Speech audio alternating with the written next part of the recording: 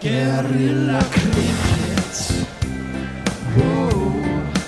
Guerrilla cricket. Whoa. Guerrilla. Take guard, man the barricades, patrol the cover boundary. At last the time has come, this is a cricketing emergency. Hear this call to arms for every cricket revolutionary. Take up your bats and stumps for the test match insurgency. At first they tried to silence us, but we would not be silenced. They threatened us with lies, so we threatened them with violence. Che Guevara, Sangakkara, Joseph Stalin, Douglas Jardine, Robespierre, Darrell Hare, Vladimir Lenin, O'Brien Kevin, guerrilla cricket. It's not about the winning, it's about how many rules you break. Even in cricket commentary, this is the best advice to take. Pick guerrilla cricket, it's the finest choice you'll ever make. There's so much more to cricket than rev counters and a slice of cake. At first they tried to sanitize us and clean up our act, but people like it filthy, and we know that for a fact. Fidel Castro, Lenny Pascoe, Carlos the Jackal, Umar Akmal, Mahatma Gandhi, Grant and Andy, Brendan Behan, Austin Ian, guerrilla cricket. Stick with us, cause you know we're not the kind of thing that you see on the TV and the radio. So vive la revolution. First they tried to buy us, but we would not be bought. Okay, we were, but then we ran away, and we will not be caught. Would not give up the ghost when they left us all for dead. They decapitated us, but we just grew another head.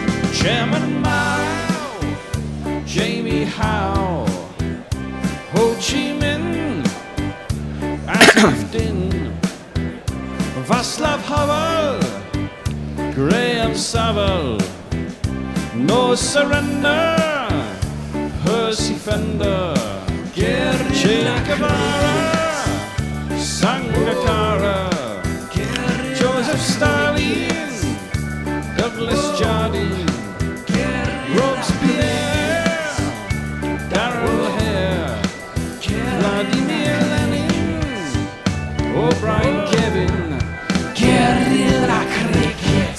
Good morning, good evening, good dawn, good dusk, wherever you are in the world. Hello, it's Guerrilla Cricket. It's day 3 of the Gabotoir, and England not quite fully in the shit, but very nearly there. Dropped 5 catches yesterday, bowled absolutely atrociously, 1 very decent catch, and they're not out of it, but it's very important that they get a wicket very early. I'm joined this morning by our very own resident Australian down in Perth. It's Messi Jez, and in the studio Jason. Good morning. Morning. G'day, Bear. I can tell you it's a beautiful day in Brisbane today. 29.2 degrees at the moment.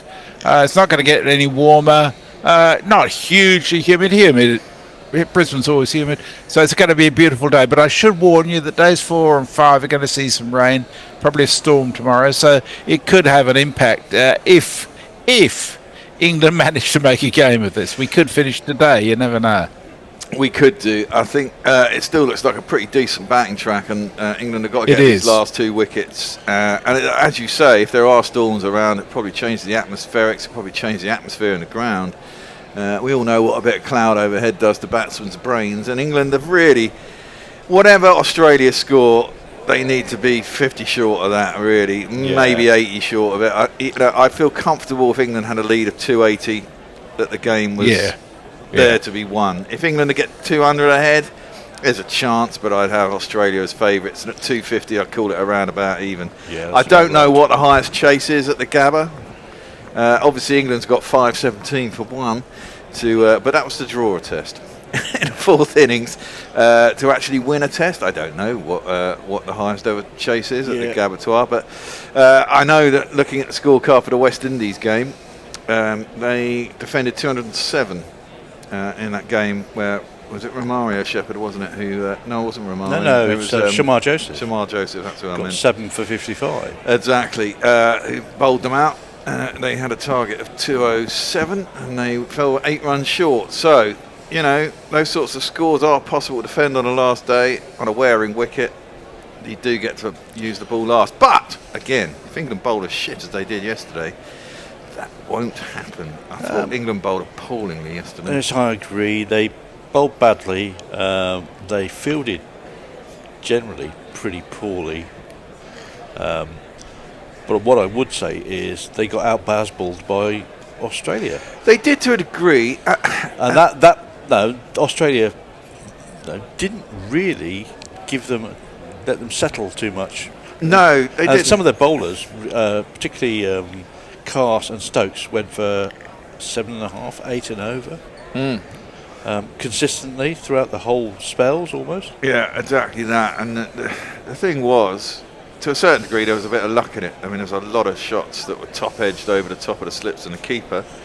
But to be fair, that's what baseball offers you. If you go hard, the old adage, if you're going to go at it, go hard. If you like to get it over the slips, not to them. So England will hope for a little bit of change of luck when they bowl next time round as well, and for some better catching, no doubt. I mean, Australia have always been assertive and reasonably aggressive, but some of them was overtly over the top aggressive. Yeah, it was. They got into England's heads. They then bowled poorly because of it. They did, and I think it all started with a drop of head. I think if they'd have caught head first up when he offered that catch, I'm not sure that Weatherall would have gone at it like he did. They'd have found themselves 18, 15 for 1, with Marnus coming in to a new ball in about the 4th over of the day, and these moments can be pivotal. I can tell you that the highest successful fourth innings chase at Brisbane was that amazing chase by India in 2021 when they scored 329 for 7. Okay. Yeah, I thought it was going to be about 315. So, high there's been higher scores than that. India scored 350 for a draw at one stage. Well, England scored 517, didn't they, for a draw? They did. Not in the fourth innings, though. That was the third innings. Oh, yeah, it's true. It was the third innings, wasn't it? Yeah. But it went on for 2 days. And I suppose the other thing that's going to be interesting is to see how England's bowlers face up after another a hard day in the outfield, just in terms of the physicality. Well, yeah, and they're going to have to get used to that because this is what they're planning, and they should be used to it. I mean, wherever you play in summer, right? And most places are pretty bloody hot. Stokes looked pretty tired yesterday. Cass took a rap on his hand, dropping an absolute goober of a catch. But he did pound in a lot, and it may well have taken a lot out of him in any case. And of course, Archer is hopefully less fragile than he has been in the past, but even so. I don't think he was particularly fragile before he got injured, and I think the nature of his actual injury is if it's done, it's done. Hopefully it shouldn't be a repeater. He didn't bowl too many overs yesterday. He's got to be able to bowl 18, 20 overs in a day. You've got to be able to do that. Actually bowled probably the best of all four seamers. He did. Well, we're going to get going. Interestingly, going to start with this guy. Well, yeah. The man who's starting is this. Well, presumably because they want the new ball for the main two, don't they? So this guy's going to open. Ben?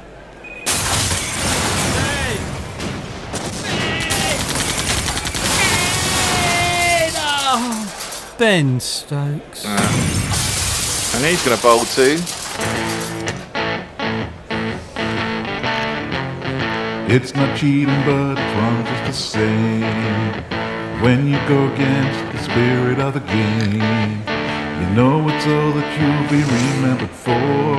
After the appeal, you could have withdrawn. You would man-cat a ball under our spirit of the game. And the first ball is just clipped to mid-wicket. There's no run. And even if you It's already a bit sharper in the field by Crawley. Yep. Hell is that? Oh, Alex Carey, you're a cheating twat. There you go. Thought I'd play that one for Alex Carey. Yeah, long memories and all that. The other end for these guys will be Michael Neeser's here in town. Michael Neeser's here in town. Hi-ho, diddly-i-ho. second ball is chopped square on the offside. They get through for a single. Morg's a fucking genius. Oh, it can be, yeah.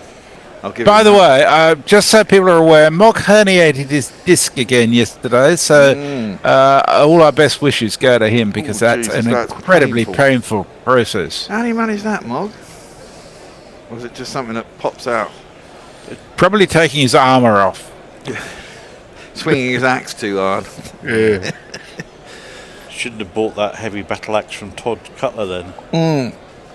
He bought it the other day. We should say there's quite an amazing game going on in the Kiwi land as well. The West Indies are somehow still there with, 20 overs to go?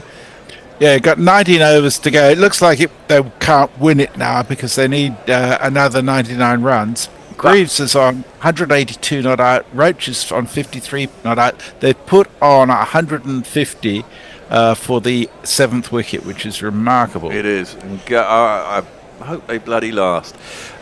Anyway, Stokes' next ball to Nisa is just defended. Back down and track. There's no run. The Barmy Army in full voice. I presume there's some lubrication has already happened as it's 2 in the afternoon or whatever. Probably would have got themselves up for it by singing Jerusalem already. Yeah, probably. Yeah.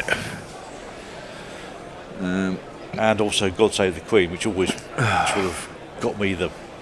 Probably the king now. Yeah, but it's not that the sex of the thing that's the issue. It's the actual fucking anthem itself. Anyway, it's defended. Yes. Well, no, it's the changes to the anthem that they made as well. Oh, did they change your anthem?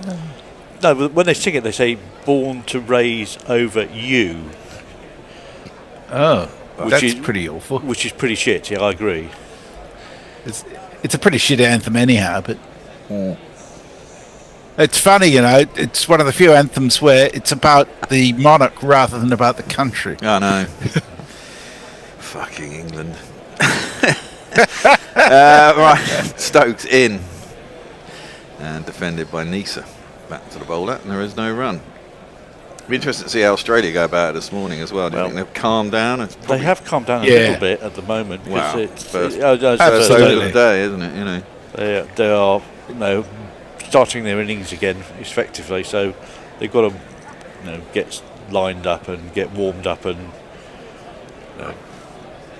get moving and get in the right position to play the shots. They've got to earn the right at the moment. Of course, when England come to bat again, what are they going to? They've got to fucking keep out bloody Mitchell Stark. Anyway, Stokes is in, defended. That was the offside. I mean, to be fair, this ball that's the 75th over. Of this ball. It's doing fuck all. Nice doing what Nisa does, which is basically he's holding an end up and allowing Alex Carey to just score what he can. And Alex Carey should have been out for naught.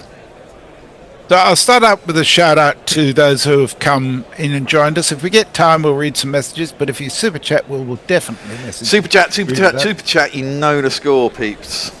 So we've been joined by Beer Batter Gummy Shark, that's Damned Double C, Marlon Brown, LCNR, and Extra Fluffo. I love the handles. Nick Vickers is with us. Nick. He's just stumbled in for a night on the lash. Mayank's with us, but he's following the New Zealand test at the moment. STZ027. And that's about it for the moment. Kiwi by day, too. Around the wicket, first ball of the next over. It's just dabbed into the leg side. Carey's head off like he wanted to, but there is only one. The bowler for England from the other end is... Stick your hopes of victory up to broadcast. Your hopes and dreams are flying at half mast. When the Brighton comes a calling, all your blues will be falling. Stick it all right up your Brighton cast. He's going at about 6 and over. Yeah, just over 6 and over. But he has got 3 wickets. Dropped a fucking goober, as Jay said. at the end of yesterday's play. Probably the easiest of all the catches that went down. Probably. I mean, I think there was a I don't know. Smith's was pretty fucking straightforward. Yeah, it was for a keeper. Short, and Nisa ducks underneath it through the keeper, and there's no run.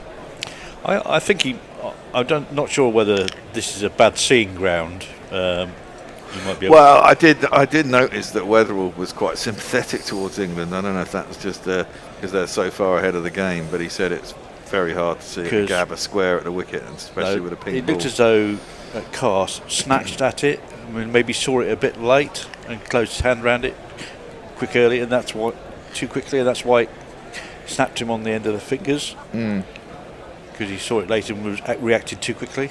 In again, short over the arse of Nisa through to the keeper, no run. But thankfully, there doesn't be any lasting harm at the moment. There's a bunch of stormtroopers in. Oh, Jesus Christ. It was Tartan Army yesterday. Today they're stormtroopers. And people in pink. Is there a charity day today? Do we know? No, I don't think so. I think Sydney's the only place they do that. But haven't the broadcasters fallen out with Glenn McGrath for some reason? Have they? I didn't. Oh, only over his he couldn't commentate, can he, or something? That's oh, bless me. That's clipped round the corner, or clipped square by Nisa out to square leg, and I get themselves a single. It was only the ABC that did that because he's promoting some gambling company, and they said that's not appropriate. But the other broadcasters are no doubt still going to be promoting the Shoot an Elephant Day. Yeah. Well, if they allow Michael Vaughan to self-publicise everything he does, then I don't think that Glenn McGrath will necessarily... Vaughan talks a lot of shit sometimes for the media. Cast around the wicket, short, wide. I mean, he's a smart guy through to the keeper. There's no run. When he's not clickbaiting, he actually talks a good deal of sense. Exactly, but he does too much fucking clickbaiting. Yeah. If I were England, I think I'd be attacking Nisa more. He seems to be finding it too easy to get singles and rotate the strike. I think I'd certainly have a man in at square leg where they seem to have a big wide open space at the moment. I guess they're trying to get someone to play across the line and edge it somewhere. But yeah, it's bowling too short for me as well. That's a better, is it a better length? It's an easier length to cut, which it is. It's thrown to the bowler's end. Carey will remain on strike and get a single, three off the over. 382 for 6 after 75. Over to you, Messi. Okay, Nick Vicker says Jerusalem should be the national anthem. Mike says yesterday 78 overs were bowled when you include the 2 overs lost from changing England innings. When Australia reach 80, England will be deducted 3 points for their 11.8 overs per hour rate. I don't disagree with that, but it's ridiculous that Australia didn't lose any points. I know. Nisa needs just 2 drop chances and is a shoe-in for 50, says Pierre Paddock Gummisha. And STZ 50, 024 says, from what I heard prior to the Ashes, the England bowlers' pace is about average for Australian seamers. It's been disappointing. Archer, I think, was getting it up early yesterday, but whether he will today. Defended by Carey off Stokes, and there is no run. And when I say getting it up early, it's in the best sense. Yeah. Well, I don't know, you regard what's the best of getting it up early? Well, getting anything up early at this time of night over here in the UK. I was quite lethargic, having had 2 hours sleep tonight to get on the bus. And then I had a doze for 2 hours while I was here. Yeah, I didn't go to bed till about 11:30. And I couldn't sleep, which is fucking strange because I only had an hour's kit when I went home from here yesterday. Anyway, Stokes around the wicket. That's better. Fuller. But Carey just knocks it square down towards third man. And then gets himself that's a single. His 50. That is his 50. Well batted. Shouldn't have got there really, but hey ho. He's had a good match, hasn't he? And you know that can't be bad. Gets 50, and you know you should be glad. Yeah, if you compare the keepers, he's had a great test so far, and poor old Jamie Smith has had a bit of a shocker. And Smith's not a bad keeper either. Yeah, he had a bit of a howler. Stokes in to Nisa. That's a decent ball, decent length from Stokesy. Gets it through to keeper. Yeah. I think England's bowlers are generally a little bit quicker than the Aussies, to be fair. I think on the whole that's been right, yeah. Well, certainly Bolland is probably the slowest of the lot. Well, I'd say Doggett is... Nisa's the slowest of the lot. I mean, he was bowling at high 120s at one point towards the end of the day to England. It was real sort of military medium. Doggett is, gets a fair amount of bounce, but he's not... Pacey. No, he's... And this is it, I mean... It's better ball from Stokes straight. Well defended by Nisa though. And there's no run. I mean, there's nothing. The ball's doing nothing. No. Well, we looked at it yesterday when you said that ball is shagged. Yeah. Oh, it totally was. No, So even the replacement one was shagged. Yeah. No winners of the GPL yesterday. Get your guesses in for today. Cricket.com competitions. Indeed. 144 quid we're starting at. Yeah. That's a good pot, actually. And Hombre Nuevo's already in. Excellent. Stokes in. Full! Driven! Oh, I thought he got an edge to that. But he hadn't. That was a good ball. The tempter. It was a little bit fuller. That's the right length for a tail ender, I think. Yeah, definitely. And on the right line. Tempting the drive. Could have quite easily snicked that. As always, Hombre ends in the 7s. 327, 357, 397 for him. I'd like to see Harry Brook get a score today. I mean, they're saying that moves, but it doesn't look like a move to me. It's straight, very slightly, because it was angled in, and then it angled in slightly less off the pitch, so it moved away comparatively a touch. Yeah. Edged, gone. That's it. Brilliant. England get a wicket. Nisa has gone. Opens up an end. Stark's dangerous, obviously. Can smash it around the park. And then hopefully you've got a couple of bunnies at the back end. But Carey will probably then let loose. England do get an early wicket. That'll cheer them up a little bit. And it's a straightforward one. Similar sort of line to the previous ball. Maybe just a little bit wider. Yeah, a little bit wider, a little bit shorter. And Nisa was trying to force it off the back foot through the offside. Got a little nick. Jamie Smith will feel better, and that's a simple one straight into his arms. England get the early breakthrough, and that'll make them feel good. The crowd says, the crowd says, the crowd says you're out. Well, couldn't have gone much better for England so far. No. Kept them quiet. Got a wicket. They just need to follow through now and don't let the grass grow underneath Stark's feet. Aye, indeed. Lots of discussion about the anthem. Perko reckons it should be London Calling. Oh, that'd be a good one. That'd be good. Yeah. What about looking for a New England?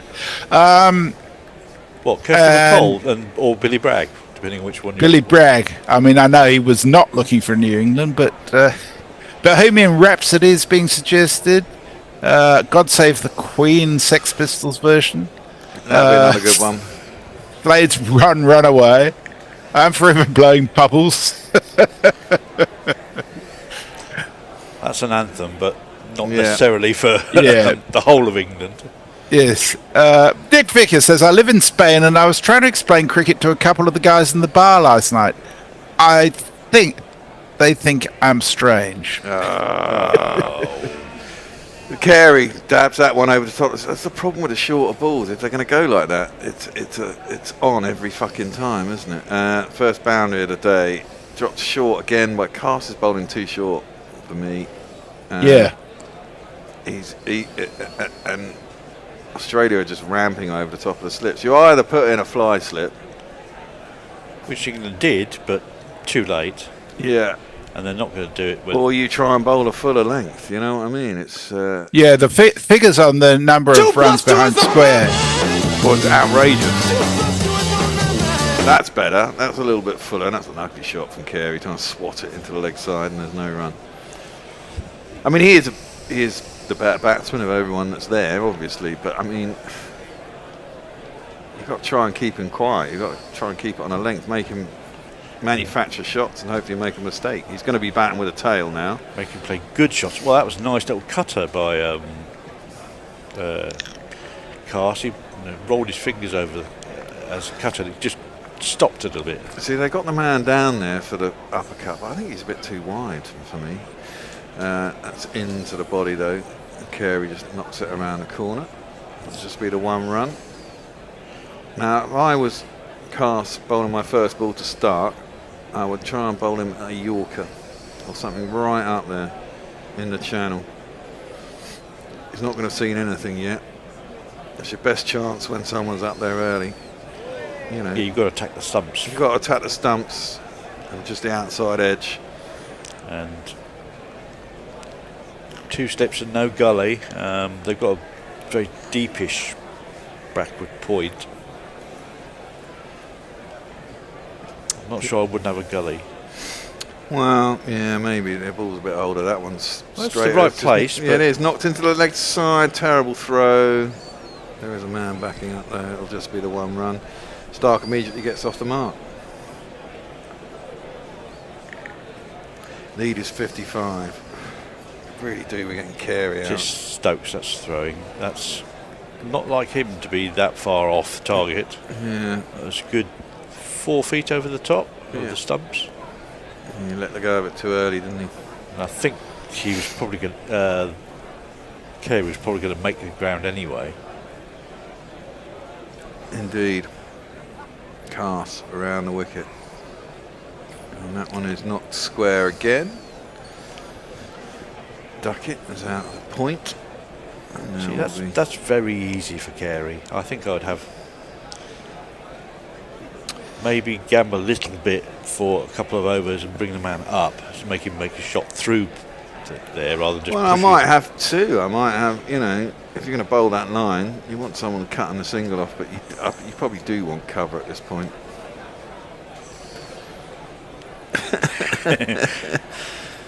Stokes just dropped the throwback to him. And then swore at himself. Yes. Cast. Last ball of the over. Driven nicely. Good bit of fielding, though, by cover. Which is Stokes. Just Stokes. It bounced before him. There wasn't a chance for a catch. No run.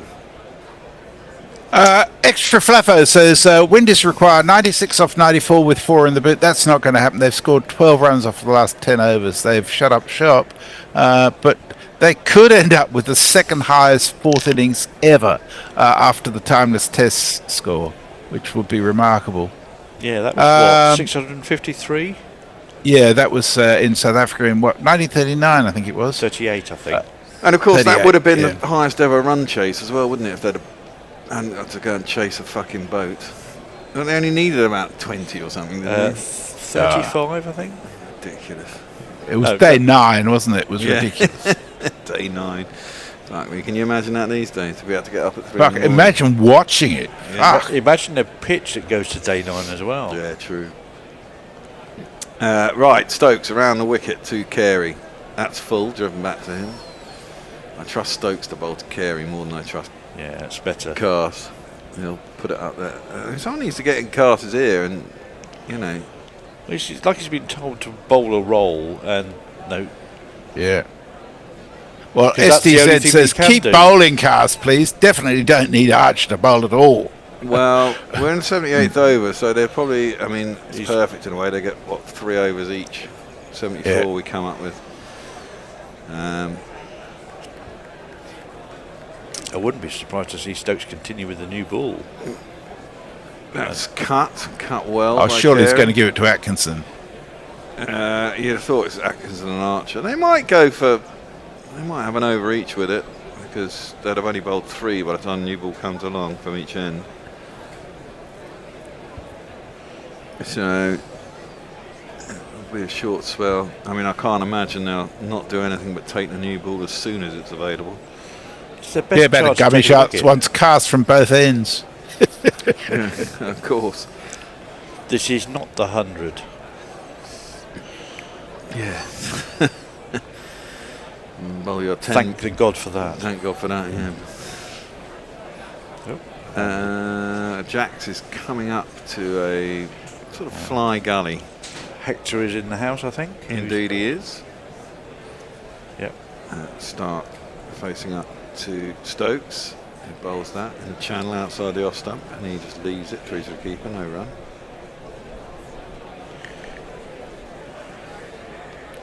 Need to get through these two, Doggett and what's his name? Botland are the only guys left in a hutch. And neither has pretensions of being much shakes. No, exactly.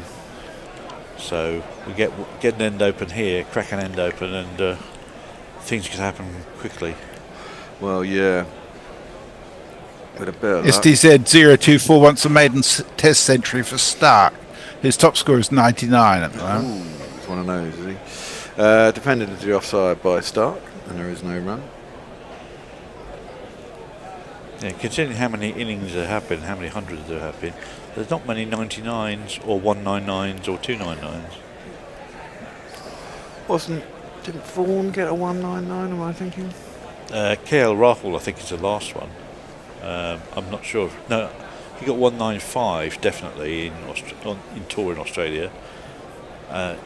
He got 2 big hundreds in that series. Stokes around the wicket. Oh, to start. That's a bit of ball. That's a good ball. Line of off stump, could have quite easily nicked that, but he didn't. Speed's good as well, 139. Got a fade feeling of VVS Lexman. 199? I don't know, I'll check it. Maybe a little bit of movement there. Not a lot, though. And of course, the only 299 I know of is Martin Crowe. God, that's annoying, isn't it? 299. Was he out? Yes, he was. Knackered, I imagine. Yeah, not surprised. Last ball of Stokes' 20th over. He's gone for 96. He's got 3 wickets. He's around the wicket to Stark. He just pushes that into the offside. And he'll take strike going into the next over. Fielded by Ollie Pope. He's also got to do something with a fucking we want bat. That. Yeah. Of the two, I think. Indeed. So batsmen are on 199. Mudassar Nazar, Azharuddin, Elliott, Jayasuriya, Steve Waugh, Yunus Khan, Ian Bell, Steve Smith, KR Rahul, Dean Elgar, Faf du Plessis, and A.D. Matthews. There you go. So quite a few of them. Yeah. I remember the Michael Elliott one. That was poor old Mike Smith's test. Round the wicket, cast into Stark. He lets that through to Smith, and there is no run. When he got dropped on for nothing, I think, and poor Mike Smith didn't get a test wicket as a result, because he only played the one test. Mike Smith, Christ. Wasn't surprising, really. Well, it was a very workman-like left-arm seamer. Yeah, exactly. Yeah. Shot. 392 for 7. One more over after this one, and then England will get the new ball. Casters around the wicket. Smashed by Stark. It's too wide from Cast. Too short. It's too wide, too short, and too wide. Exactly. It's easy to pick off, and Stark does, and he gets himself 4 runs. 1, 2, 3, 4.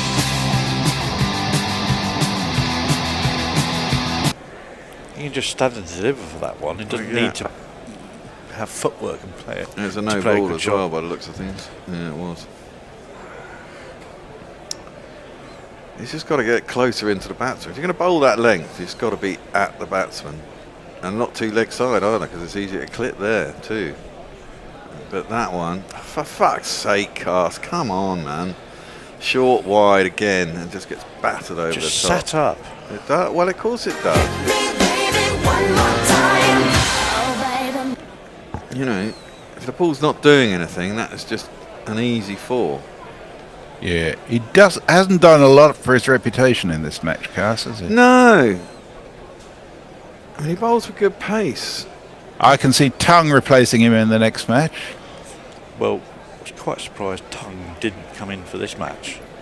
I mean, exactly. I mean, Tongue's going to go for runs, but at least he bowls wonder balls, and he does attack the stumps. He takes wickets. He takes wickets, exactly. He actually bowls for a tall man, he actually bowls quite full. Yeah. With that got awkward lifting. And he's got an awkward action as well to pick up. That's better. And funnily enough, it doesn't get a run. It's just defended by Stark up to mid-off, and there's no run. That's the length, but I'm not sure he has. That's not in his natural rhythm to bowl that length. I don't think. I think it's an effort for him to push it up that far down the wicket. You've got to be able to bowl that. I mean, look, everything's short from Bryden Cast. There's nothing on a good length. One ball that's not. That's full, yeah. There's nothing in the good. The good length. Yeah. Just needs to be a tad fuller, doesn't it? That's better. Defended out to cover, and there's no run. I mean, if we're being charitable to him, we'd say maybe he's finally loosened up after a stiff day yesterday, and his back is working well enough that he can actually bowl it where he wants to now. I think that's being. But that'd be very charitable. I think that is a bit charitable. 400 that, by the way. Yeah, I was just about to say. 401 for 7. Lead is 67. 3 wickets still left. So I think you got to add whatever whatever Australia's lead is to at least 280 for England. That's another decent ball. Fuller driven at by Stark, doesn't time it particularly well up to mid-off, and there is no run. Well, this is the 79th over, so one more over, and then it'll be interesting to see Archer on. Well, exactly. And also, how has he pulled up overnight? Well, that'll be an interesting one, won't it? Yeah, it'll be the first test. I mean, we've actually got to a third day. Yeah. And there's still 2 innings to go. My God, we should get to a 4th day, unless England really fuck it up today. Another decent delivery, and I'm not sure if he got an inch to that, but it dropped short. No, he was off pace, and I think he threw the shot a bit too early. Dropped short, Smith, anyway. So he ended over with 4 dot balls, with 4 better balls that were on a better lane.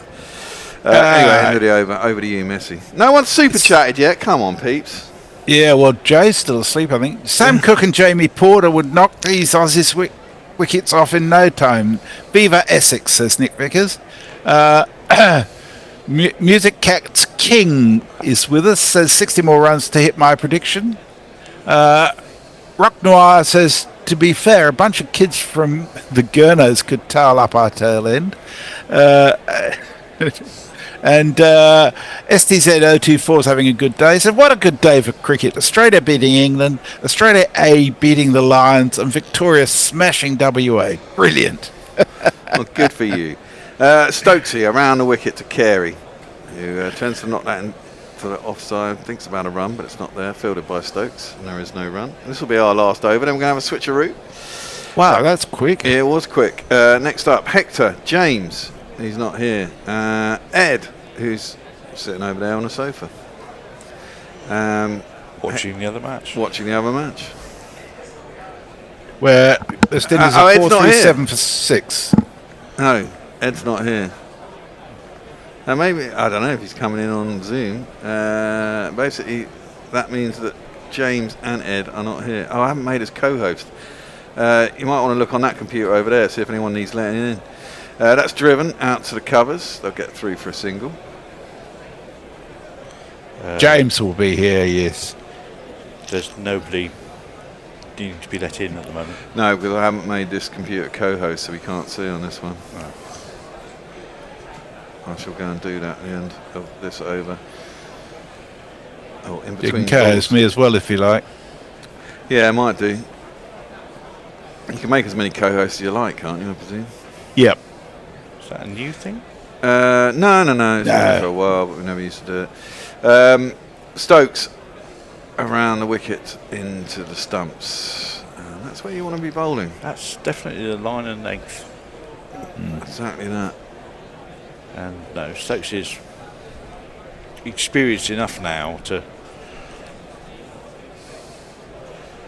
know what to do, even if his body telling him you're a bit stiff. Presumably we're going to have to knock Mog out of all his spots on the rotor, even though there aren't that many, I don't think. Yeah, he's not on the radar for today. Well, he's on the overspill. Oh, right, yeah. Well, I mean, he may be able to do it he from may bed. reappear. I don't. Yeah.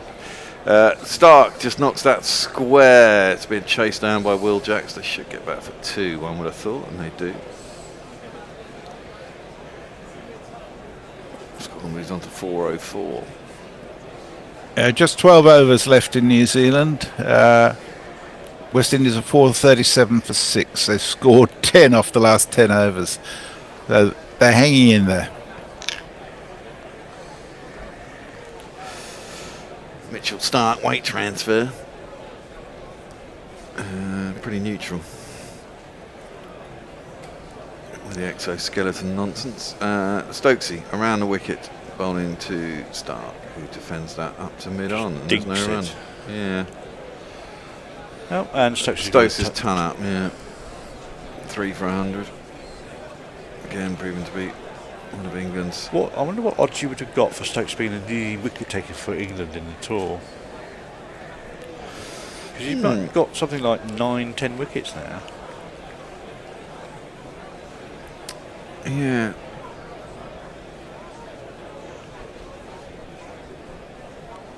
Well, we shall see. Stark's going to face up anyway. Last ball. Hector will get a new ball. Isn't that nice? Someone has joined us. Yeah, James has joined us. That one's worked into the leg side by Stark into the vacant mid-wicket area, which will bring up the end of 80 overs. Oh, and look at that. Just as we go, there is a super chat. There's a super chat. Brilliant. Which are from Lockie6, who sends us $2 Australian saying, "Pale J impersonation. Hey up, you bastards." Thanks, Lockie. I'll do a couple of messages while we change over. Larry Prince says, "From Antigua and Barbuda with love.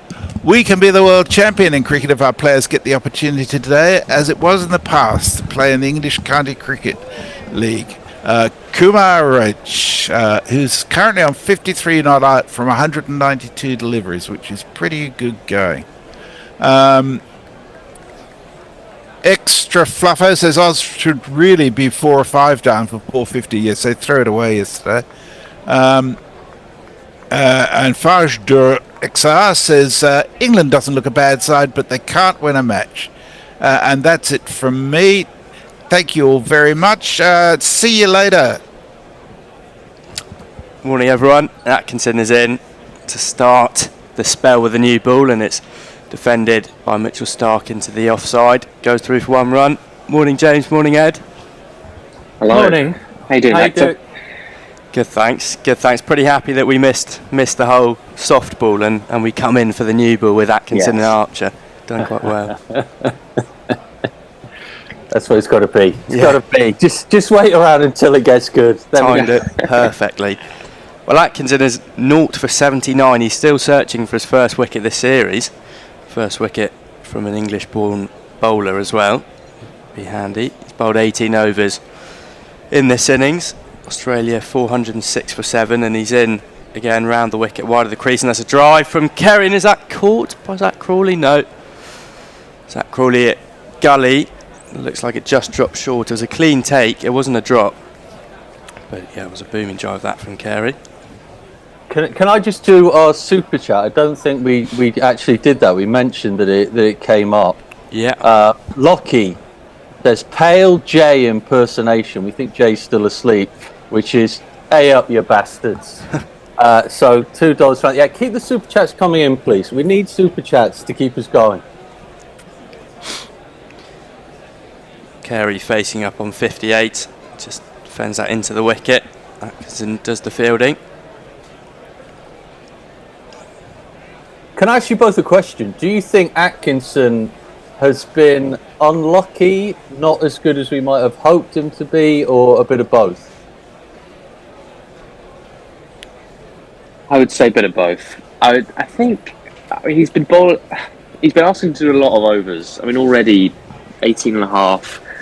I think he's a bowler that kind of prides himself on keeping things fairly tight. He was very economical in series against India when he played. In this, he's been a bit more loose, but I think it's just part and parcel for how things have gone in this innings. defended into the offside. They'll run through for a single. I wouldn't say he's been particularly threatening. He's had decent overs and maybe 2 over, 3 over spells, but for the most part, he hasn't been generating the number of chances that even someone that's been getting pumped like Cass has been generating, which is probably a bit of a concern for him. But even with that, I think he's still doing a decent job for this England side at the minute for what they need. Yeah, I think England's best combination has been when Atkinson and Archer have been bowling in tandem, but maybe that's more helped by Archer as Atkinson's in again for his penultimate ball, defended by Stark. But I think he's bowled pretty well this series. Maybe a little bit too full yesterday, but he hasn't really had any drop catches off, so for that reason he can't be unlucky. He's got to be doing something wrong. Yeah, it feels like he's by and large been pretty good, but maybe the situation we're in, we need a bit more than pretty good. But I think you can probably apply that to a few of them, really. Well, yeah, Bryden Cass has 3 and he's bowled pretty poorly. Atkinson's last ball and it's a waft outside off stump from Mitchell Stark. Goes through to Smith, 407 for 7, end of the over. Right, well, we've got a few things coming here on social. So STZ24 says, there's a couple of things in here, my God. If Will Jacks is not going to bowl, why not just pick a genuine batsman or folks to bat at 8 and keep? Yes, it's the Will Jacks debate adding into the folks debate. How do we feel about the whole Jacks thing? I'm pretty happy with it. I mean, we saw what he did in the field yesterday, and you can't be picked for fielding, but it certainly does help. And for picking an out-and-out batsman, well, if Will Jacks isn't a bowler, then he is an out-and-out batsman. He opens a lot in white ball cricket. He bats a lot for Surrey, and he scored a lot of runs. He scored 100 in the IPL, batting with Virat Kohli. He knows how to handle the bat, and you do need that spinner in, I think. Maybe he won't bowl, but I think it is just handy when, say, Stokes was to break down and this Test Jofra was to break down, you can give Will Jacks a 5 over spell. Jofra Archer begins his first over, and that's gloved by Alex Carey. A short ball angled into the body. Carey tries to avoid it, gloves it, but drops short of the slip cordon. On the folks debates, I feel like people calling for folks now weren't really paying attention to the county championship this year. I know he's a brilliant keeper, but goodness, he had a shocker. And even in the One Day Cup when he was batting with the Surrey second 11, basically, he was still really struggling to get anything going. I think it might just be a closed door on him with that, unfortunately. As much as I think he did a decent job for England. Archer back in short, and this time Carey gets a bit more bat on it, but finds Harry Brook at second slip. Yeah, I think Folkes he's certainly the best keeper in England, potentially in the world in terms of behind the stumps. He's such a good wicket keeper, but would you pick a keeper? Well, I suppose if he's batting at 8, then it's all right. But yeah, I agree with you, Eddie. He hasn't had the best season with the bat. Maybe if he has a couple and McCullum leaves, then he could be back in as Archer's in. Down leg side, and Carey helps it off its hips. Down to fine leg. They'll look for 2. And then they'll just take a single. If I was folksy, I might be clinging on to the last thing you said there. If McCullum leaves, I'd be watching this and think, if this keeps going like this, maybe McCullum will leave. Yeah. Maybe I will be back. What do you reckon the series score would have to be for Cullum to walk? It's got to be a 5-0, right? Yeah. I don't think he will walk, to be honest. I was thinking about this, and say it was a 5-0 and everyone was calling for English heads. Archer comes in for his 4th ball round the wicket, and another swipe from Stark through to the keeper. Then you can't. So say Stokes resigns from the captaincy, then the captain-elect will be Harry Brook, who is just more of the same, really, if not a bit more than Stokes. So I don't think it's a case of England have a bad series and that's Bazball done. I think they're going to have to find a way of nuancing it slightly. But yeah, if Harry Brook's the captain, then McCullum seems like a coach that will fit his style of play as well. Another slash outside the stumps from Stark. He's looking to tee off against Jofra Archer here. Goes through to Smith. It's interesting, isn't it? I didn't think they'd take this approach with Archer. I thought Stark would just kind of dig in for a bit and then pick off bad balls from Atkinson. But he seems to just be swiping at anything on that's even far too wide to have a look at, really.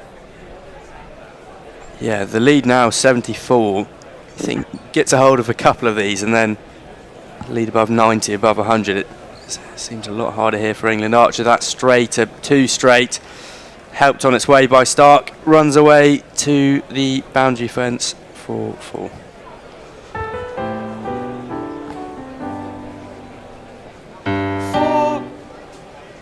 Right, over in the social sphere, Dean Hoskins is asking if we're praying for donations. I don't know if praying is the right word, but we are certainly down on our knees doing something.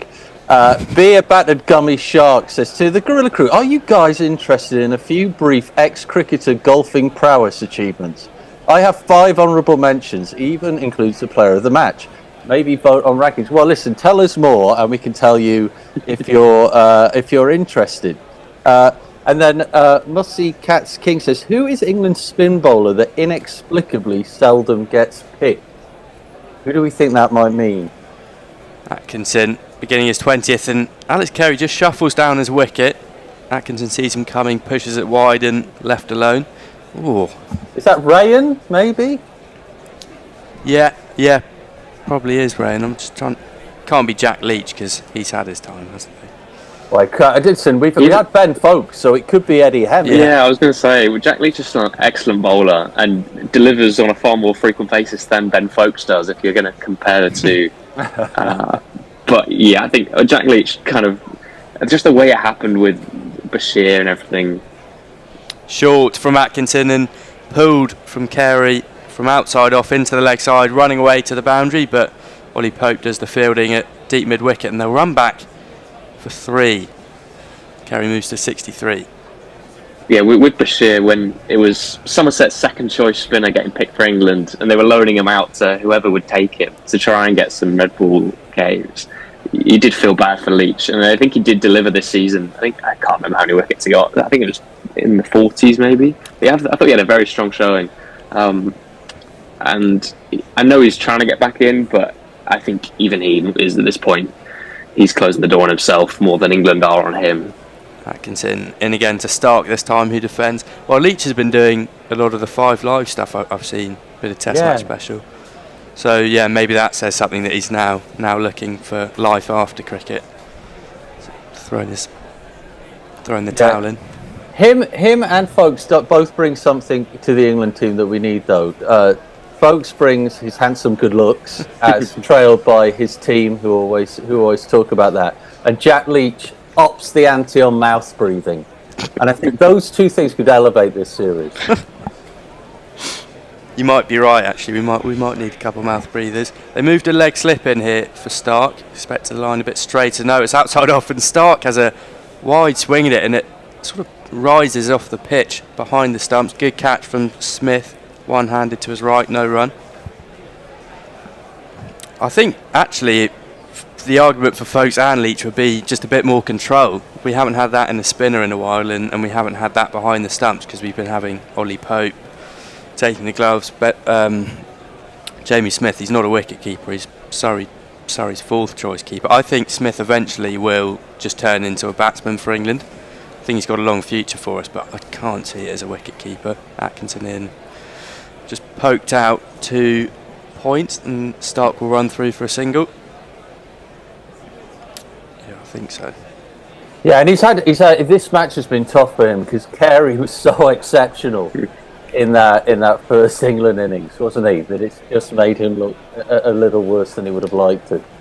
Well, and I don't know if you guys did this, but I was doing all the sort of combined 11s before the series, and I actually went for Smith because he's so raw and you don't know sort of what he can do, but I think Carey's just gone miles ahead just in this test match alone. Last ball of Atkinson's over, and it's another wild slash from Carey. Looked like it might have been an edge. No run through to Smith.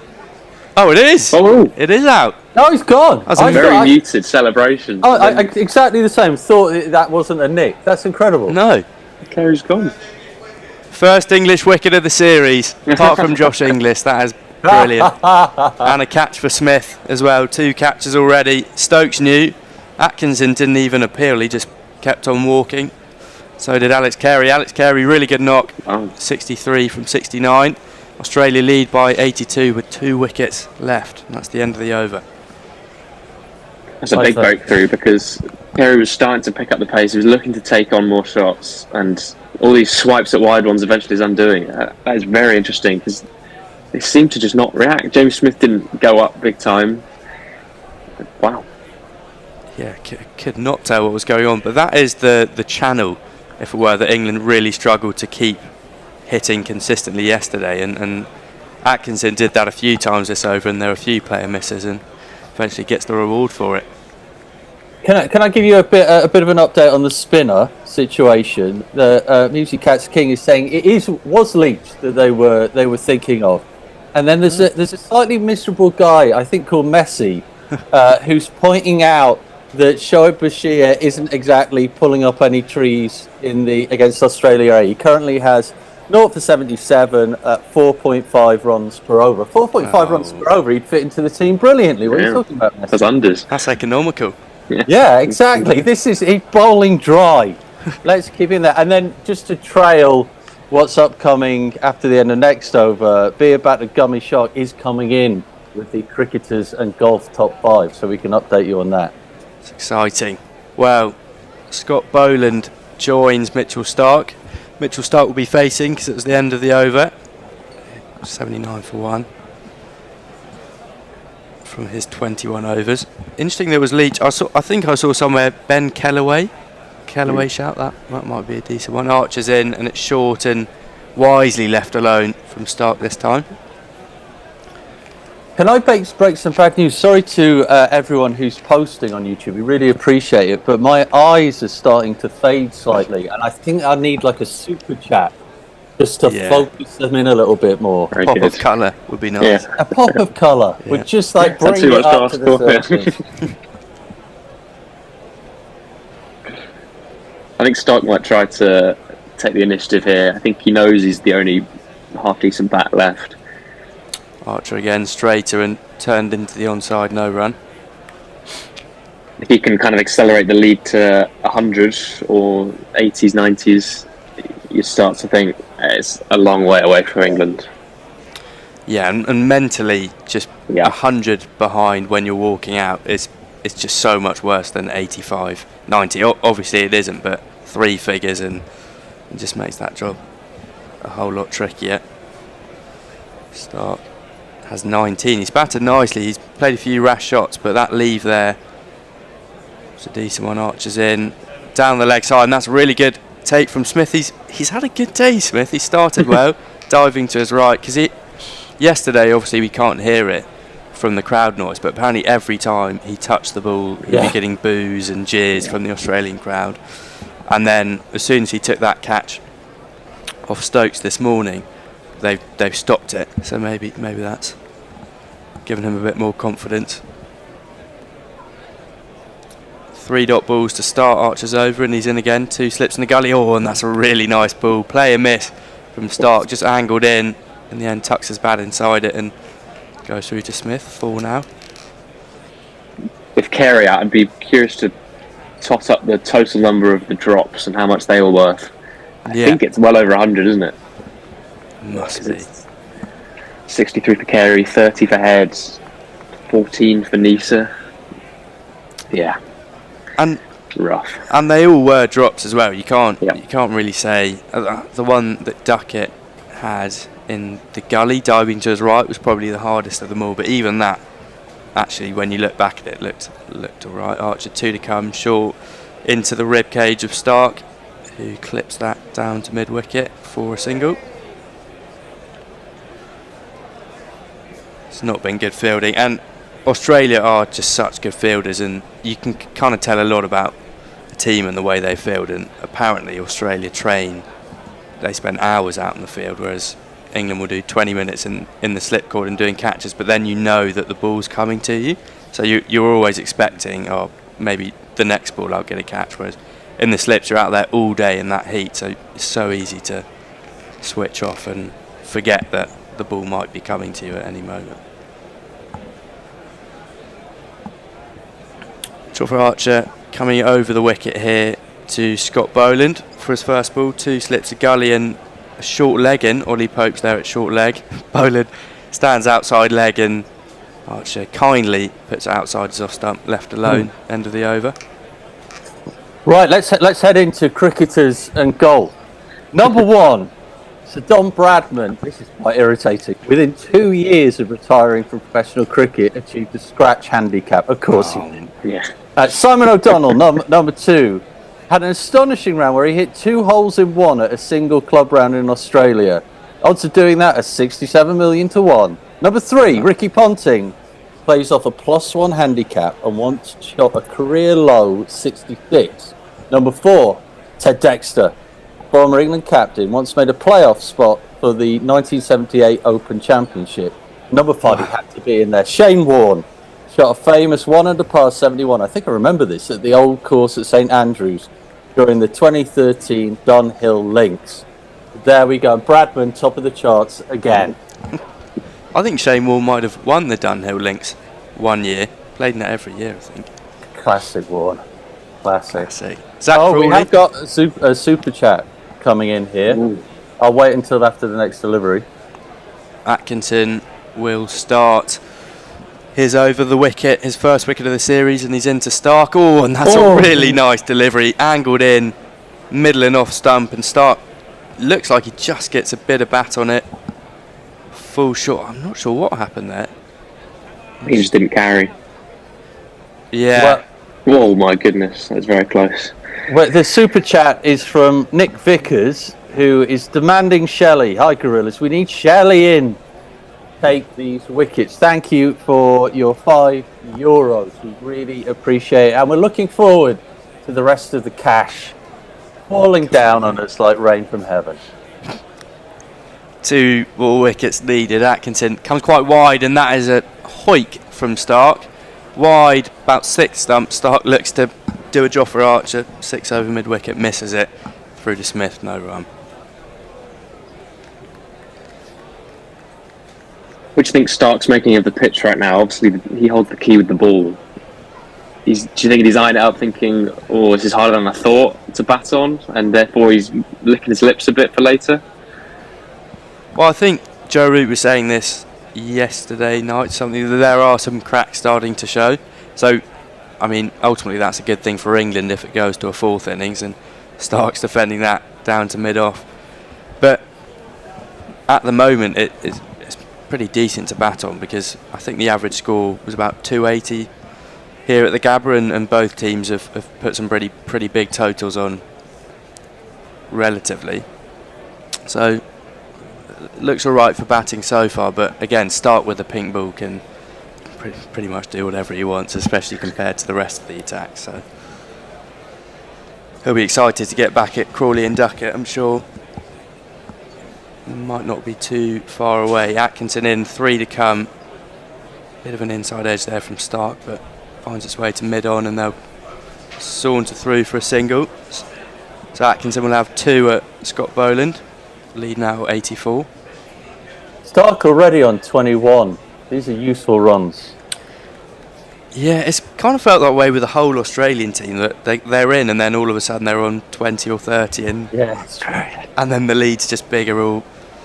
It's been quite demoralising, and the partnerships as well. They always have a decent enough partnership. Gus Atkinson today, we're just looking at the graphic, he's pulled his length back a lot, which is good. As I was saying, he's a bit too full yesterday, and he's bowled a bit shorter today. 3 slips and the short leg in to Scott Boland, who crouches down and tries to work his way down to the leg side. It was short and into the ribs, full short of Ollie Pope at short leg. I think that's a good kind of area to bowl and just to press him and cramp him up and see what see how he fends it off. Having Ollie Pope in there is a good move. We felt like we didn't use that a huge amount yesterday, and could have maybe benefited a little bit more, especially when we were bowling a bit shorter, as you were saying. Definitely, and then there's the mid wicket covering Pope just behind him. Atkinson in again for his last. It's Fuller, and it's swinging away, actually. Looked like it moved away. Boland just tucks his bat inside, no run. 418 for 8 at the end of the 85th over. Yeah, and Atkinson actually, speeds are getting up now. We're over 140. So back on the socialist, one of the greatest questions of all time, a great philosophical question from old Mankin. What does pink ball mean? What does it mean? Now, Cole, who is here, hi Colin, points out that the ball is pink. But I think that's going to be one of the great philosophical questions of our time. Now, STZ24 says on Scott Boland, he can't do much with the bat, but he can do something that the Aussies haven't done this inning so far, which is he can block. Oh, yes. Yeah, of course he can.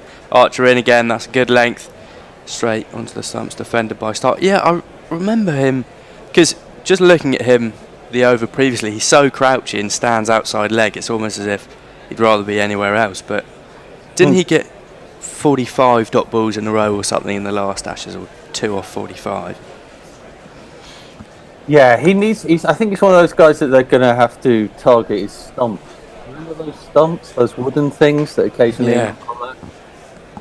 Archer, and again, that's short and just pushed out to cover from Stark. He won't take a single. Yeah, yesterday I think 25 balls from England were hitting the stumps out of about 400 and whatever. Yeah, it was a horrendous percentage, and the average of the balls that were going on to hit the stumps was something like 10, and the average of the balls that wasn't was about 100. Yeah, I think they could have done with knowing that data during the play. Although that being said, just to give them a little bit of leeway, as Archer's in, and he just completely squared Mitchell Stark up there. Goes through to Smith, goes over his middle and leg stump, it looked like, through to Smith, and Stark just wafts a bit of bat in it in a forward defence, just misses that outside edge. Misses everything, to be honest, could have hit the stumps. I think that delivery is actually quite a good example that it's so hard to hit the stumps at the Gabba, because it is there is just that extra bit of bounce. So I know 25 is bad, but I think it sounds a lot worse than it actually is.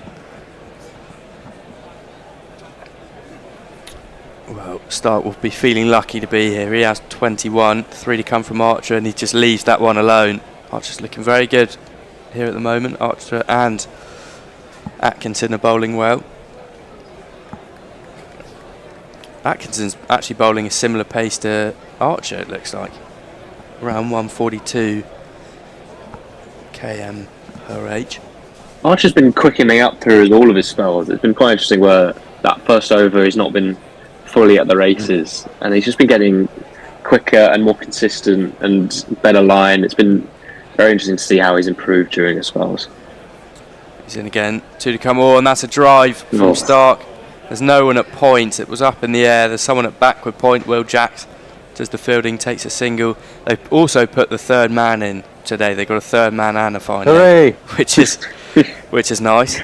It's one of the ugliest wagon wheels you've ever seen in Test cricket from yesterday. I think that's got to be a record, doesn't it?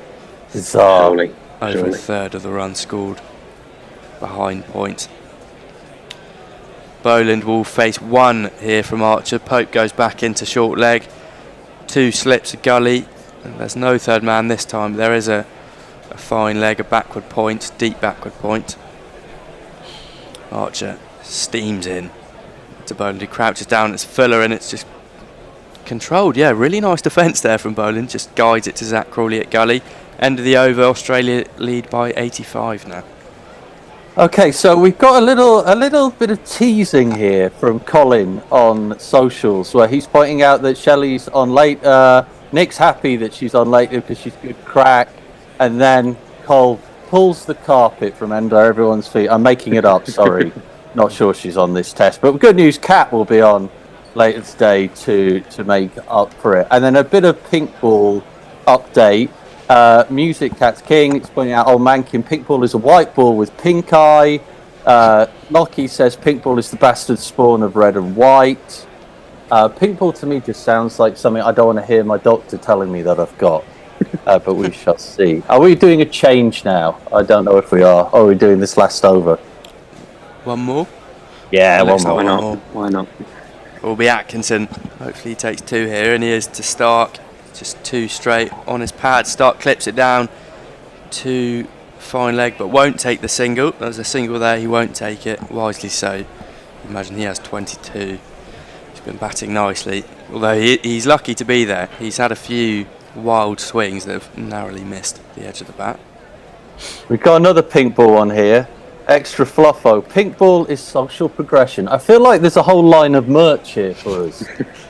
It's a new thing for the day-night test once every 4 years. It's a niche sales item. Atkinson in again, very wide from the crease, defended nicely from Stark to cover, no run. Yeah, it is quite niche. Have we got an update on the West Indies test match? All-time chase.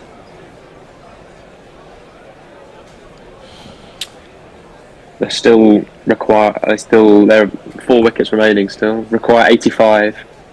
Greaves 193 not out. Roach 56 not out. That is remarkable. That's exactly what they need as well. 4 to come from Atkinson, who's in and swings away from Stark. 2 wide, easy leave. Yeah, these two have put on close to 200. Wow. Yeah, I mean, brilliant for Test cricket, brilliant for West Indies cricket. Not great for the New Zealand bowlers, but Matt Henry is injured. Shy Hope also with 140. He has just seemed a class above for the West Indies players throughout, really. 3 to come from Atkinson into Stark, who has another slash at it, gets a bit of bat and just carves it out to deep point. Ben Duckett's there, won't take a single again, so you'd imagine he'll take that single in either this ball or the next ball. 2 to come. And I think he is trying to accelerate the scoring rate even further, isn't it? It's just that he said there's more wild slashes than a alcoholic out in the big market on a Saturday night. Quite enjoying watching Mitchell Stark, a fast bowler, batting with the tail and sort of manipulating the strikes. Quite ironic. 2 to come. Atkinson with his first wicket, 1 for 85, and short ball ducked underneath down the leg side from Stark. So he'll have to get a single this ball. You hope that Ben Stokes will be moving the field in now. Try and don't give him that easy single. Give Archer 6 balls at Boland next over. Bits of the field are coming in, but deep squares staying there. Fine leg, third man. Men at mid-off and mid-on now and cover. But no one in close on the leg side. So there's an easy single there if Mitch Stark wants it. Oh, bringing in deep square. It looks like Atkinson and Stokes just having a bit of a conversation. Looks like Atkinson wants them in.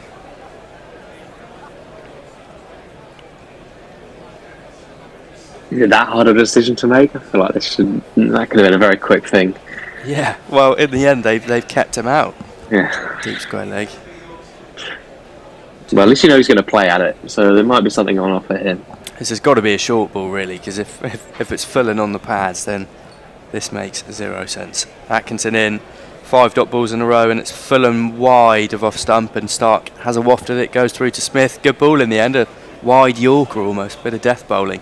Maiden over, and is that change time? Or? Yeah, I think it's changed. I'll just do a couple of socials whilst we're changing over.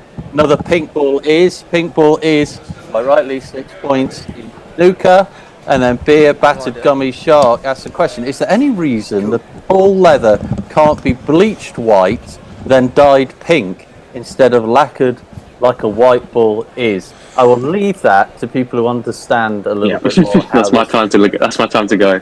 Yeah, exactly. I'll drop out of this Thanks, point. guys. See you later on. Welcome, Ian from Melbourne. Hello there. And how are you? I'm okay. I've just been scrubbing down a fence, so this is welcome relief. Yes, this is time off for good behaviour. Yeah. Well, it's been an interesting hour to start off with. England have been largely in control. Cast apart, I think. He's been the weak link in the attack. They've taken 2 wickets. They've exposed the tail. Stark is now trying to manipulate the strike, and well, I'd say it's probably succeeding at the moment, but because of England are not quite closing the field in early enough in the over. But he's not scoring that many runs after that little boundary blitz on Cast we had at the sort of like 30 minutes in, just before new ball. What do you think, Hector? Well, he isn't, and it's interesting. England will need these wickets quickly for obvious reasons. One, so they can start batting in the daylight before it gets dark, and two, if Jofra Archer and Gus Atkinson run out of puff, then Brydon Cast comes back into the attack, and maybe that's a few freebies for Mitchell Stark. Well, I think the other thing about getting the wickets quickly is the sooner they get the wickets, the sooner they get to the ball being shagged when it gets to the changeover period where it starts going round corners. Have you noticed it going round corners in this match in the twilight, though? Because I haven't really. The main problem seems to be not so much for the batsman, but for the fieldsman seeing the ball and catching it. Yeah, it seems like the twilight doesn't do anything to the ball. There's just so much more chaos when it starts getting dark. Like people struggling to pick it up because their eyes haven't adjusted yet. But in terms of the ball, it hasn't really seemed to be doing too much. Didn't seem to do anything particularly different, to be honest. But I mean, I'll take the point about you wouldn't necessarily want to be batting against a fresh ball in those circumstances. Well, a ball that's still hard and not like a shaggy old piece of leather that a 50-over ball might be by that point. Jace, we've got quite a lot of social. Shall I just go through? Yeah. We are on a drinks break. All of these pink ball explanations have worth and merit. There's some talk about what's happening in the West Indies. Only 85 needed. If you want a really exciting test match, you might want to quickly have a look at that one. I think they're playing for a draw, though, unfortunately. Oh, that is a shame. There's only about another 10 overs to go, I think. Oh, is that right? Oh, in which case they are then. Stay with us. David Brent says we miss Jimmy and Brody. Well, you say that, but we've had Jimmy and Brody available for the last 3 Ashes down under, and have a look at the results. So it's not like Marshall, Garner, and Croft moving on, and then gosh, what comes after that? We haven't actually done that well in the Jimmy and Brody regime. Archer's back now, and he's going to come in. 2 slips in the gully to Bolland. That's down the leg side. That's a freebie for Bolland. He's got off strike. He's just worked it down to fine leg. Archer's pretty peeved with himself, I think, for allowing him such a get out of jail shot. He's going to be very happy with that. Scott Bolland, bit of a freebie to get off strike. First ball, 6 balls at Bolland, and you'd imagine Jofra Archer would take that wicket. It was an interesting field. I think when he's been remonstrating with somebody, presumably with himself, saying, "Why did you bowl it there?" or "Why wasn't the fielder there?" I'm wondering whether he asked for a leg slip as well as a leg gully, and it wasn't there. Anyway, Stark is now coming to face round the wicket. That ball swings in, but it's wide of the stumps, and Stark shows some restraint and leaves it. Yeah, he's had to calm down a lot. He started really quickly when he was out there with Carey, but now that Boland's in, yeah, he was like 14 off 10, and he's now 22 off 47, which just shows you how much he's played and missed in the latter part of his innings. Well, exactly, and he has started to leave and defend a bit more, just try and soak up the balls at the beginning of the over and then rotate. Archer with that fluid action, and that's chopped nicely off the back foot. That's too close to Stark, and he's managed to get a good bat on that. That's raced down to third man, and it's gone for one of these.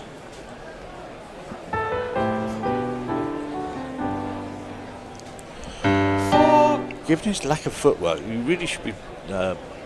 England are kind of stuck a little bit because the best way to bowl to Stark would probably be to bowl it wider with a bit of so make him fetch it a little bit. But That also plays into Stark's leaving the ball. That's a better ball. That's a Yorker swinging in, and that's dug out by Stark.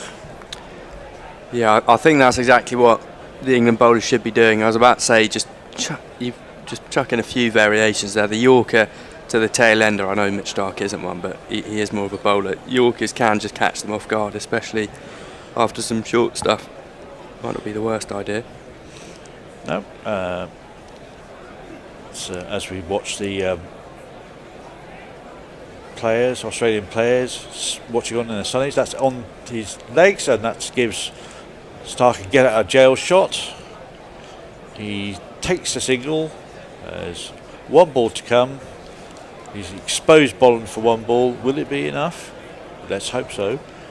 And the field changes massively between the number 9 and the number 10.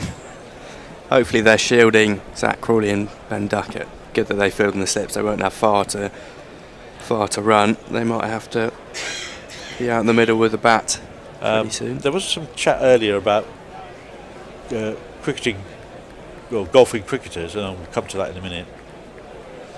It's outside off stump, and Boland leaves it be. Yes, two people they didn't recognise in their potential golfing cricketers. One is Brian Close, who was, I think, famously scratched one hand with one hand and two with the other hand.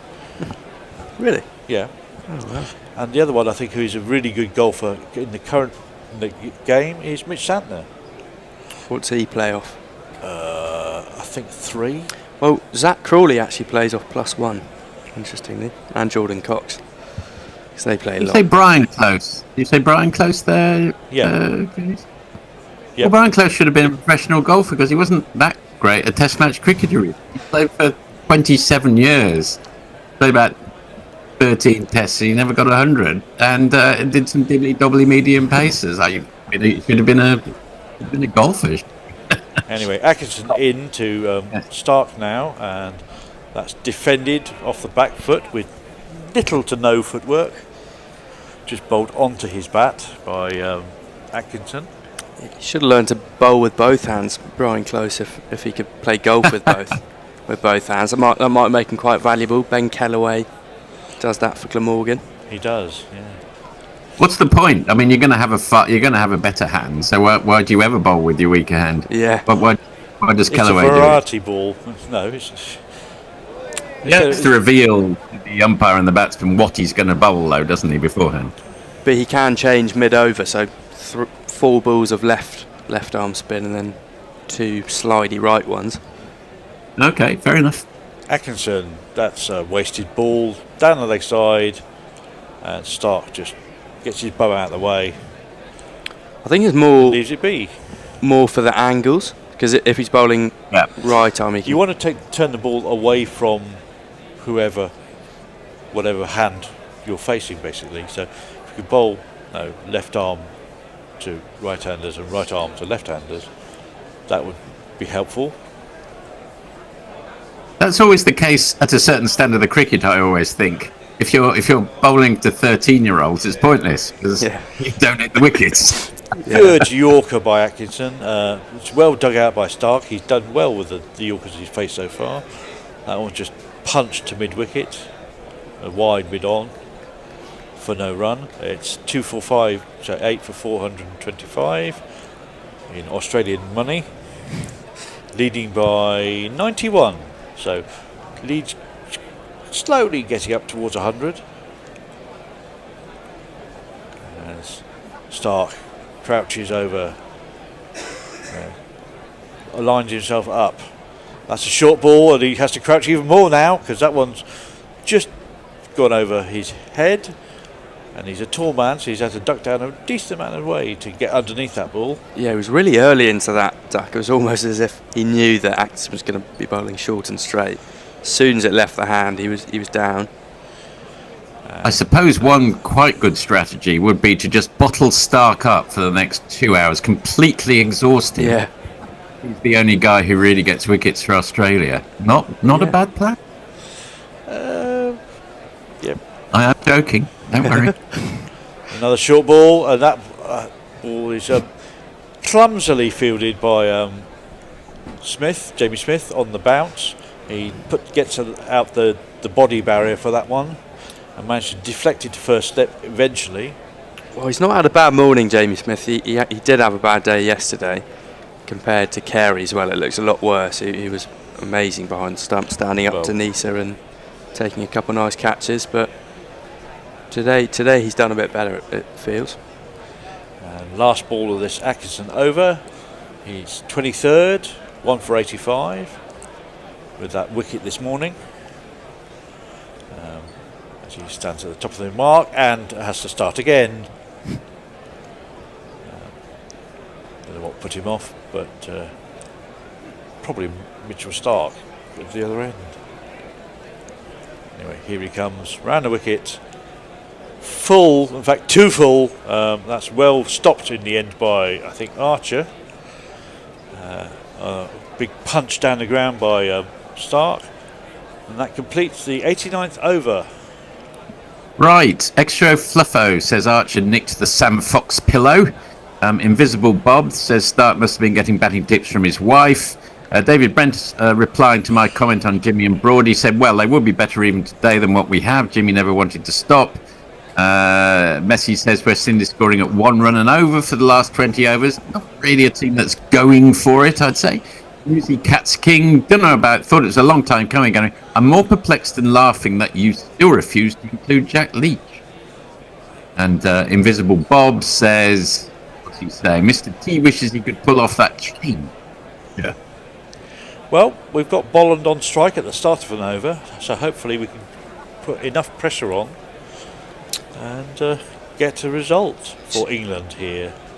It's just got to be a lot tighter here from Archer. He's got the short leg in his protection, but he gave him the easy single. It's a fine line for Archer.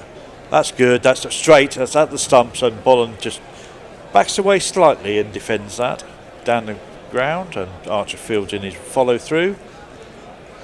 Justin Graves has his double 100 for the West Indies. Yeah, 202 not out, 385 balls coming at 6. That's wonderful. You don't see many 200s at 6. No. That's very true. All from the West Indies. Well, I think where did Paul Collingwood come in 2006 in the test that must not be named? Did he come in at 6? He did. That's short and rising, and Bolland does well and knocks it into the offside. There's no short man on the offside, so there's a nice safe area for the ball to plop into. Maybe Ben Stokes might think about getting a person into that area. Jason Gillespie. He was a night watchman. I know, but he was below 6. On the card. I suppose he doesn't count because he was night. That's outside off stump, and Bolland gives it the big pad forward and leave. Just getting more and more frustrating for England, actually, and that's probably one of Boland's strengths with his defence. That it seems like he's been out there for a while now, and England should have it wrapped up after Carey was dismissed. But he's got 1 off 9, so he's only faced 9 deliveries. Stark's done quite a good job of shepherding, taking time out of the day for England's innings. Another ball that Bolland has to play just outside off stump and chops it down with a half defensive shot. There is no Ben run. Stokes got 258 at number 6. I was there. Playing it. Well, there we are. Where was that? That was Cape Town, Newlands. That was his highest score. Johnny Bairstow's first 100 in that match, and a double 100 for Hashim Amla, and there was Temba Bavuma got 100 as well. It was a run fest. Bad wicket. That's rising by Bolland to Bolland by Archer, and that's defended into the offside. I really think they need another man in front of Bolland on the offside here. Well, he's getting so far back in his crease, he's almost stepping on his stumps. They were just showing us there. So he's clearly pretty uncomfortable against this pace. It might not hurt to have 2 under the helmet. And then bowl him the Yorker. Yeah. Just getting his ear a bit more as well. He's got very wide stance, as we see from the spider cam. I mean, his back foot is maybe a foot and a half at best before the stumps. There it is. There's the full ball. I'm so amazed he didn't get bowled by that. Well, it's missed the edge. If I'm England, I'm going upstairs here, because if it's missed the edge, it's hit the pad. And it looked like it was going all right there. It doesn't look like Stokes too interested, though. I think it just missed everything, didn't it? He's had a couple of those so far. Too high. Oh, that was hit the pad, but maybe too high. Yeah. Yeah, it's a very bouncy pitch. A couple of other examples. Doug Walters got 250 against New Zealand in 1977, coming in at 6, and Javed Miandad achieved several double centuries, often batting in the middle to lower order, according to AI. I don't know whether they were 270 against England at the Oval. I don't think that was at 6 though. No, it was at 5, I think. He batted a lot at 5. He did. Leah has got a somewhat scatological point to make, which you can read if you want to. We're going to have a change of bowling. It's going to be a big burly South African turned Englishman. Stick your hopes of victory up to broadcast. Your hopes and dreams are flying at half mast. When the Brisbane comes a-calling, all your blues will be balling. Stick it all right up your Brisbane cast. Starts as he means to continue, I think, with a short rising ball to Mitchell Starc, which is just chopped into the leg side for no run. It's of limited interest to me, but was Gus Atkinson's wicket the first by an Englishman in the series, i.e. born in England, just to be technical about it? We think it was. Yes, it was, apart from Josh Inglis's run out. Yeah, which doesn't count in the score. No. All right, let's get that out of the way and move on. Another short ball, and that is ballooned. Tennis ball bouncy over Mitchell Starc, who is a tall man. Well, Castle's got 3 wickets in this innings, but he's been very expensive, gone for 132 runs so far. He really hasn't bowled at his best, and he'll know that, so this spell for him is very important in terms of momentum for the second innings and for the rest of the series, potentially.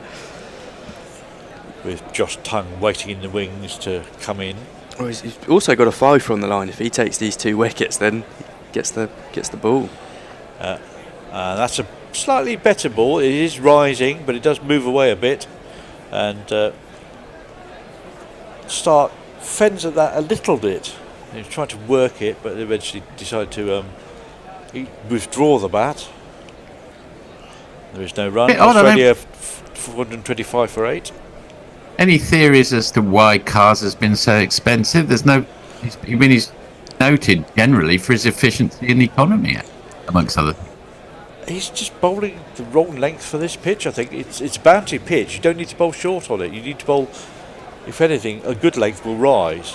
And that is rising again and just flicked off the pad to mid-wicket, and there is no run. I think yesterday Cast was he was so erratic. He'd be bowling full one moment, and then for 2 balls it wouldn't be working. So, all right, I'm going to bowl short, and then he wasn't hitting his short balls well enough to make them effective. So he was going sort of back and forth in the lengths that he was trying to bowl. He didn't really settle into a rhythm all day, it seemed. And then even his wickets at the back end, they were slightly gifted to him. Yeah. Around the wicket, and then now that's hit the crack, and it's turned square. That was angling in towards middle stump, and that hit the crack and went away towards first slip. Lost all pace as well. Just died. Good pick up from Smith, diving forward on the bounce. Not really what the English batsmen want to see. No. Hopefully it'll stay off for a bit longer until England are at the back end of their innings, and then many cracks will start to emerge for the 4th. That's gone straight up in the air and just short of Archer at mid-off, who takes it one-hand, one-bounce style, and they complete a single. Starc keeps the strike for the next over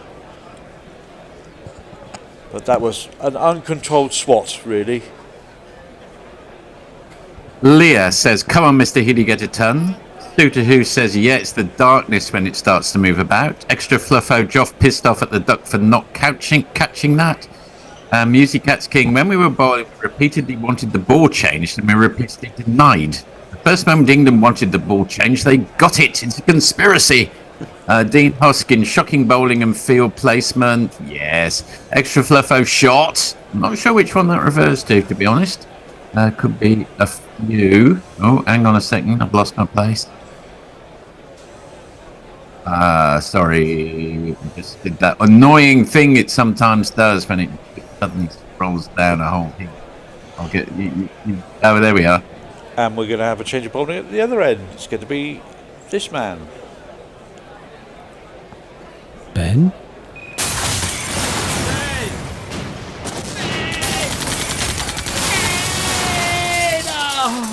Ben Stokes. Full and on Stark's legs and just punched to mid-wicket for no run.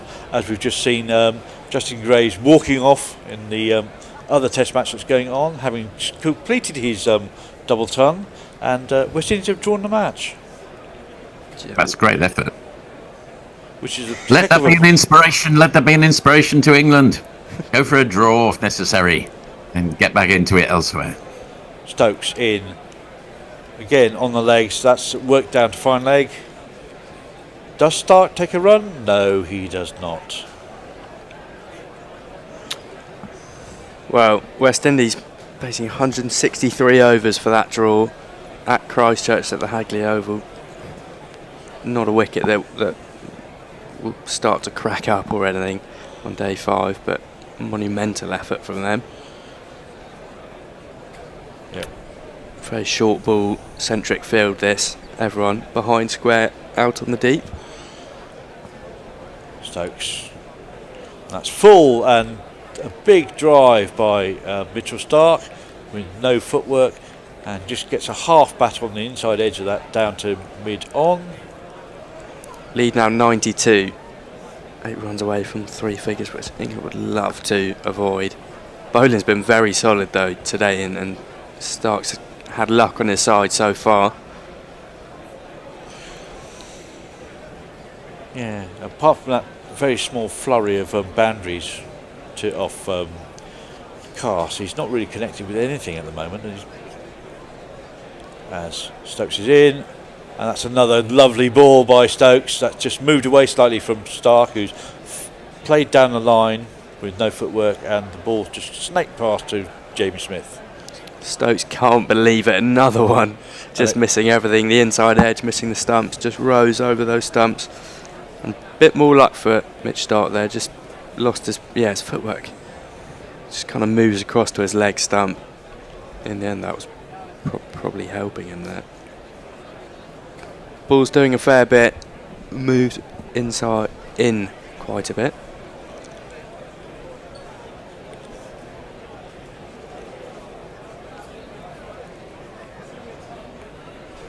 Stokes trundling in, round the wicket, and that's an edge, and it's short of first slip, who parries that down to the fairly fine third man.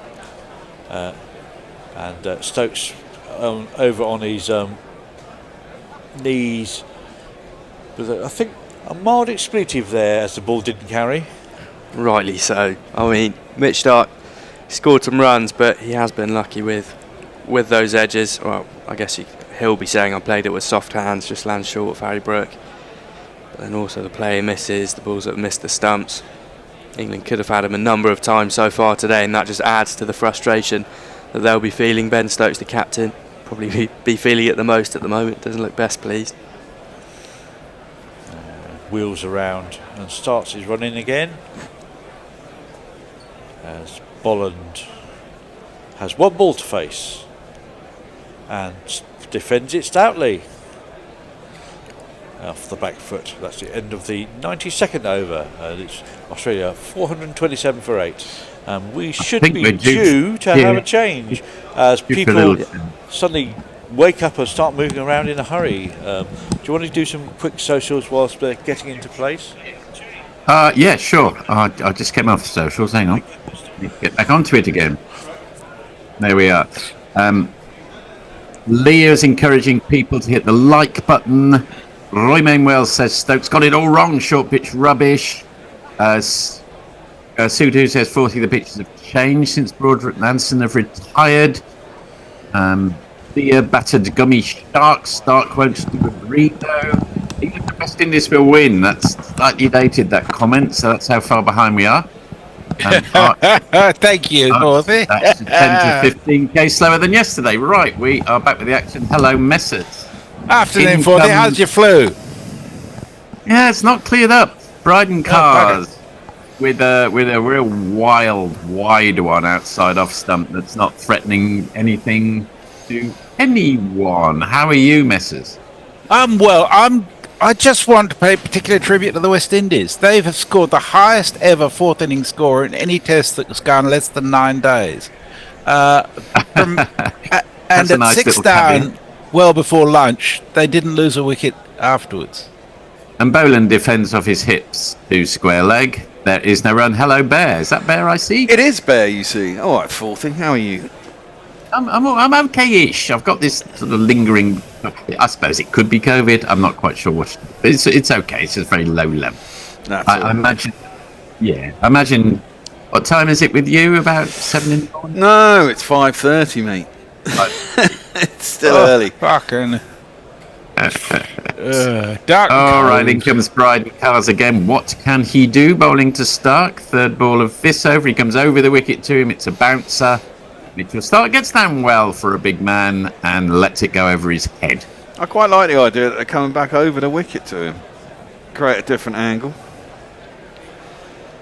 There's not a lot in this wicket, is there? There really isn't a lot in this wicket. I mean, England have got to believe that they can get a score on the board. I was just sitting there thinking, you know, this is the day for Harry Brook to come to the fucking party. If there is a day, if England get a decent opening partnership for a change. They've also, when they come into bat, they've really got to think about Stark and go, exactly as you were saying earlier, 40. He's the only one who's really taken any wickets for Australia.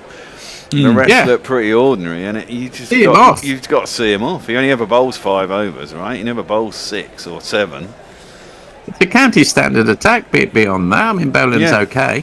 Boland did really well in the second innings in Perth. Sorry. He did, yeah, that's true. Stark jerks his head back and lets that one fly by. Got to get these last 2 wickets first, of course. But like England, I mean, at international level, how many balls do actually end up going on to hit the stumps? And especially here, I mean, we've seen 2, 3 go over the top of the stumps from pretty straight. That could have bowled, maybe would have bowled someone in England, but aren't in Australia. So the fact is that you can probably leave the majority of his fucking deliveries. I think they showed an analysis. We'll just see Cars bowl this ball. He's had 4 dots so far, which is an unusual statistic for him. Comes in to Stark, who just pushes down on it and first bounce the Pope under the helmet. I think they showed an analysis. The first session for England, 1 session with England bowling, 4 balls would have hit the stumps. Yeah, but it's not uncommon, is it? I mean, most wickets are taken edge slit. I mean, you know, the odd LBW, but mostly caught behind, caught slips or slogs into the outfield. You know, so at international level, you don't often get that many that are going to hit the stumps. The point is to tempt the guy into a drive or whatever. And that's defended off the back foot by Stark off Cars. There's such a small little window of opportunity, and that's the end of a maiden over from Cars. Let's rejoice. I'll come back to the more cricketing points in a minute. Hand over to Messi at the end of the 93rd over, 427 for 8. Messi. David Downey, 23, says it's possibly unsporting for all the Australians to be scoring runs, don't you think? Man of the match was Justin Graves, who scored his 202, I think it was, not out. Was his previous highest first-class score was 125 not out. Kemar Roach also scored his highest ever first-class score. I just think they did a fantastic job. I have to agree. in circumstances where, defence is not something that you see a lot of in this game anymore. No. Is it? Not at all. Magnificent achievement, really is. Hats off to them.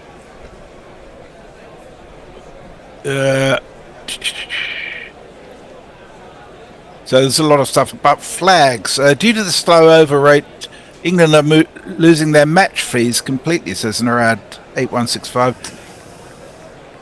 No, okay. The sort of thing that spectators don't care about very much. But I'm sure the players care about a lot. STZ, STZ 24 says generally between 10 and 15% of deliveries hit the stump. Yeah, generally, but not on this surface because it's so bouncy. Yeah. Stokes is coming into Boland. He's going to have a crack at him. Let's see whether they can finally fries him out. Oh, he backs away, and he's going to come through for a single. That'll frustrate the Englishman. Wanted to have 6 balls at Boland. It's not to be. Stokes is furious. I assume that the fieldsmen were not. Well, no, I think he just hit it into that open space that if you tip and run, you can get the run, can't you? I mean, you can only have any number of fielders in a place. I don't think you can have a go, Stokesy. You set your field. He's knocked it in. He's knocked it 5 yards wide enough of cover that if you set off straight away, it's a comfortable single. I mean, we see it all the time in fucking white ball cricket. I mean, ODIs. It's tip and run, and you can do it in a test match as well, I get the feeling with Stokes he's bowled well, but his captaincy's been a bit off this series, I think. Comes round the wickets to Stark, who just rocks back onto his back foot and doesn't take the single available. I do think they're missing a little trick here. I think you should go over, cramp him for room, and try and get it going across him. Try and see if you can get the edge that way, or maybe get one full enough that it's going to get LBW. Hard on a tour of Australia for your mind not to get befuddled. I know Freddie Flintoff is very clear that he got completely when he was captain down here. Stokes comes around the wicket. That's full. It's hit the pads. Adrian Holdstock's not interested. And Stokes throws his head back. And it would have gone down leg side, I'm pretty sure. Yeah, it's going down leg. Pretty certain of that. Yeah, it's hit him outside leg stump, probably. Good effort, though. I mean, a right sort of decision. Yeah, it's the right thing to do. It's a sort of moral LBW, if you'll excuse. We love moral shit on this show. I mean, he's completely bowled the batsman. He's missed it completely. He should walk, frankly. Stokes bowls again to Stark. Comes in round the wicket. I'm going off the TV now, and he plays and misses just to add insult to him. He's fucking lucky not to have nicked one of these through the keeper. I mean, he doesn't really move his feet. I mean, he is a number 8. That's fair enough. I mean, he is a clean striker of the ball too. But obviously, Boland and Doggett aren't going to score many runs. And to be fair, we haven't taken a wicket, but they haven't really scored any runs either. It's kind of. I think the gods must have seen Mitchell start being very nice to old ladies or something, because they've certainly blessed him during this series. Yes. In comes Stokes again. He plays that off his hip. Stark down to fine leg. There is a fine leg. Round. And that's Atkinson doing the fielding. They do come through for a single, and Bonan will have to face one. Do you identify Alyssa Healy as an old lady in that? No. Don't get me into trouble, Messi. You can usually do that all by yourself, Forthy. That is true. I usually manage to upset either Jay or Colin by now, completely inadvertently. I don't know how I do it. I mean, this is the last session. They've only scored 40 runs. They came out with a lead of 45, 50 runs. Yeah. In the entire morning so far. They haven't got away. They're there at about time. They just want to try and make sure it's as close as possible to twilight when England bat. Well, let's hope that Stark pulls a hamstring. I mean, I don't wish an injury on anyone, but on this occasion, You lying hand. A play and a miss, the last ball of the over from Boland. 429 for 8, the end of 94th. Messi. Mike Black 622 says the reason most wickets are catches is because no one aims at the stumps, he says. Yes. Bear in mind, Mike, that particularly this century, in my view, balls aimed at the stumps are no longer seen as balls to defend, but balls that are scoring opportunities. Yeah, if they're too straight, they generally get whipped into the leg side. Yeah. I mean, you bowl straight at Piggy Smith and it's infuriating, you know. Yeah. Anything on the stumps is leg side fodder to most Test match batsmen, isn't it? Yeah. Punter 181 says England, and in particular Archer and Stokes, absolutely having a meltdown in the day 3 Brisbane heat. It's not actually that hot in Brisbane. It's really quite a pleasant evening. And they're not having a meltdown, and the fact is that Carey's out, so I mean, this is it. You've got two guys who aren't really going to score any runs in Boland and Doggett probably at the other end.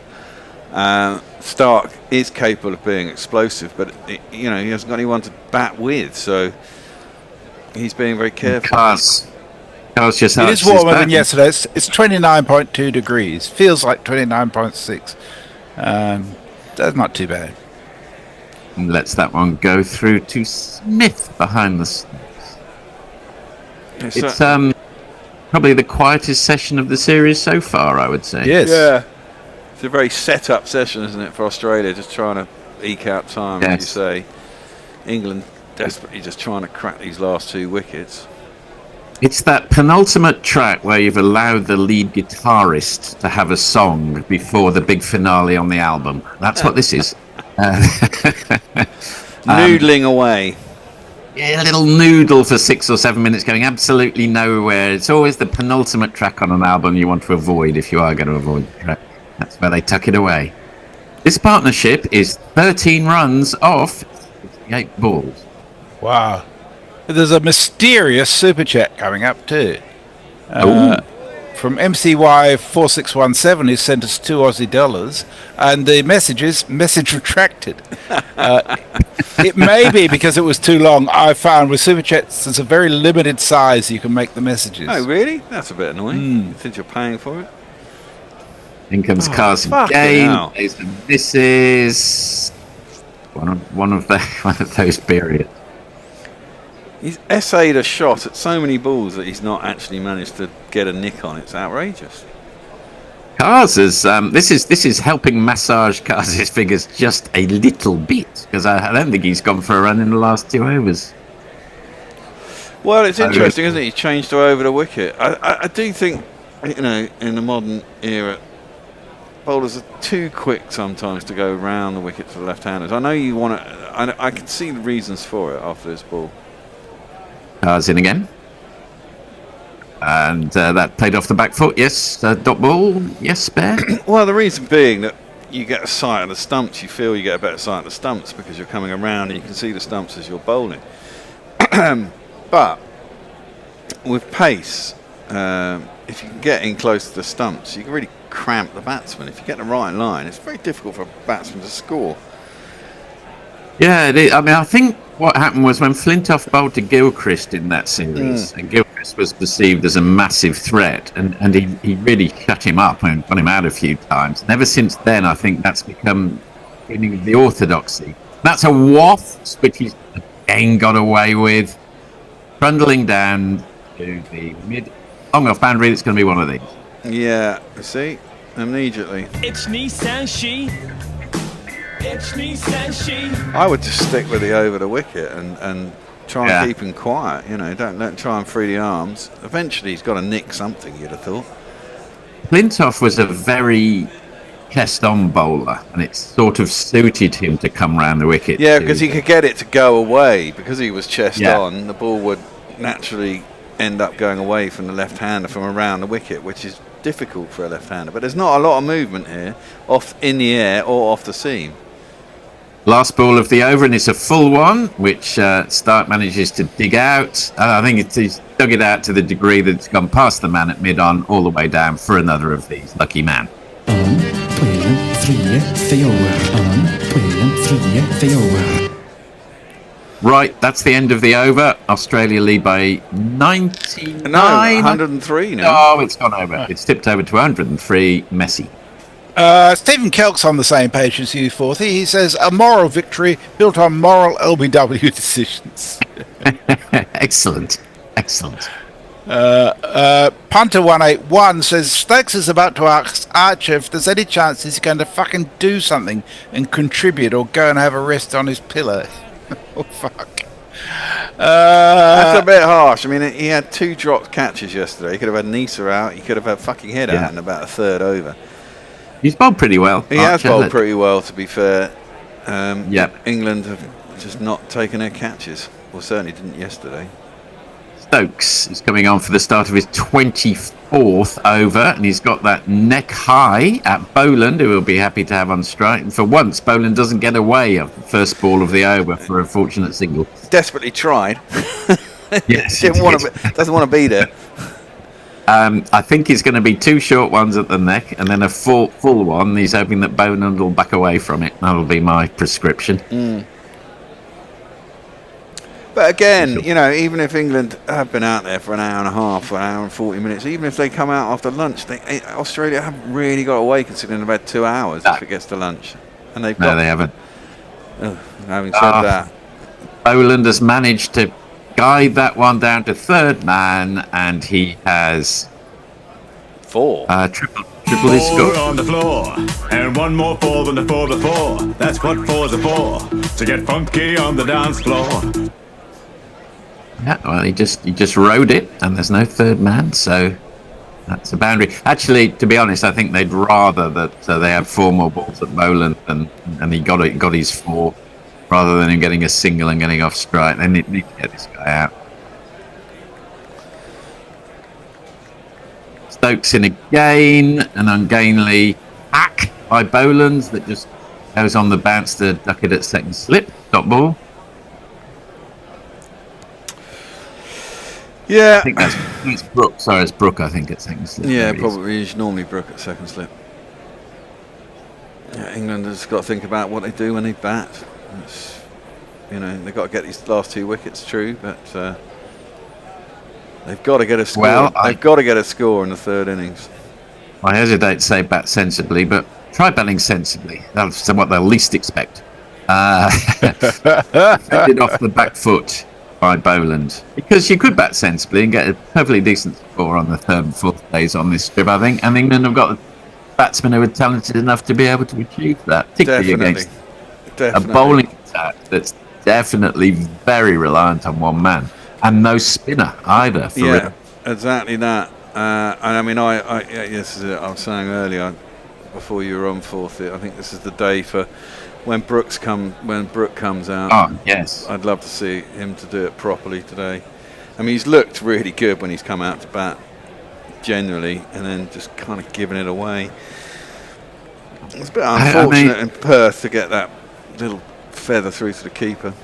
Oh! Again, and that they've put a leg slip in, and it just eludes his grasp. Oh, frustrating. That's that. I mean, they worked to a plan. The plan came off, and it just didn't go to hand. It wouldn't have carried either, I don't think. I think it might have just carried, but no, it didn't. It's good, actually.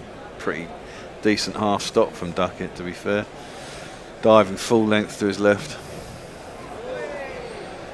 Yeah. Yeah, it's just not going to hand this morning. But on the other hand, I suppose Australia, as we say, they're not getting away. It's just somewhat frustrating. But it's old school Test cricket in a way. We just don't see it very often these days, sessions like this. No. Apart 26 off 77. Last ball of Stokes over. Stokes looks... I wouldn't want to... I don't think he's in the mood for a bit of happy banter at the moment. He looks like a furious... a ring has encircled Stark to ensure that he doesn't get a single. Will he get a single? Gets a 4 instead. Well, it's not a complete disaster for England. No, not a complete disaster, but we don't want too many of these. 4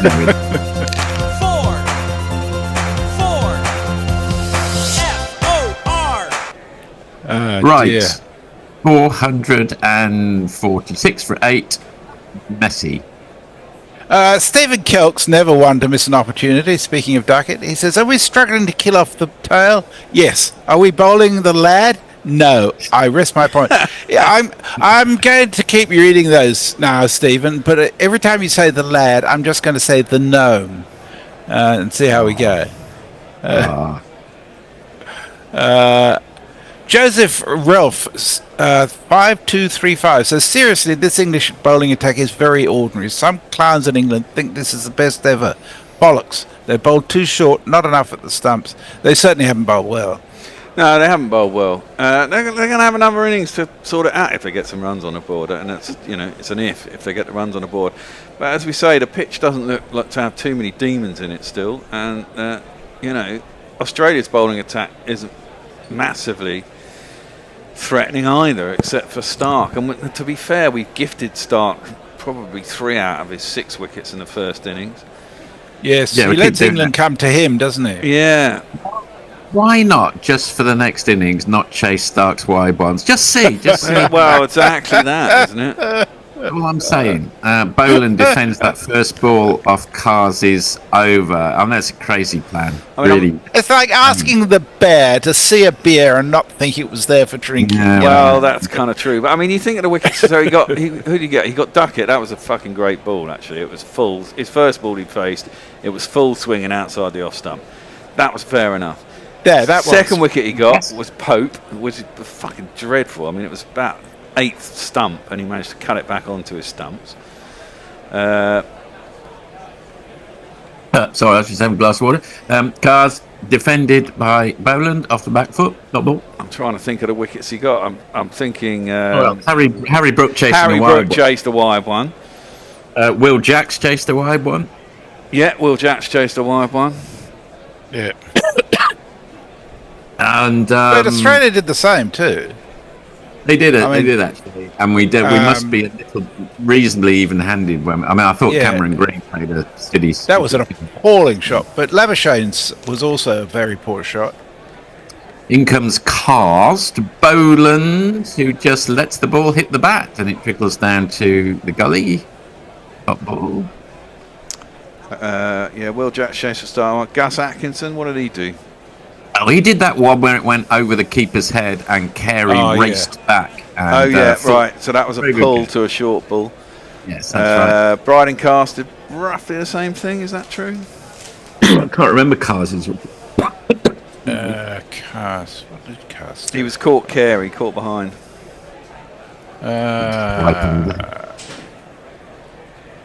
Can't picture. In comes Kars to Boland, who rocks forward and defends quite nicely to that ball. Well, do you think?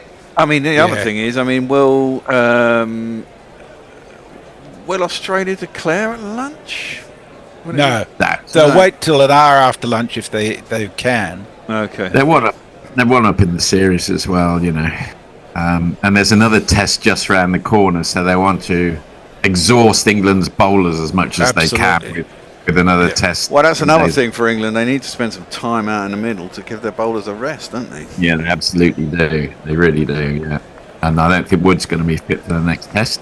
In comes Kars, who just sort of... I mean, he didn't know what he was doing there. No, he definitely won't be. I saw him interviewed yesterday, and he was saying possibly Melbourne, more likely Sydney, I think. What, for Wood? Yeah.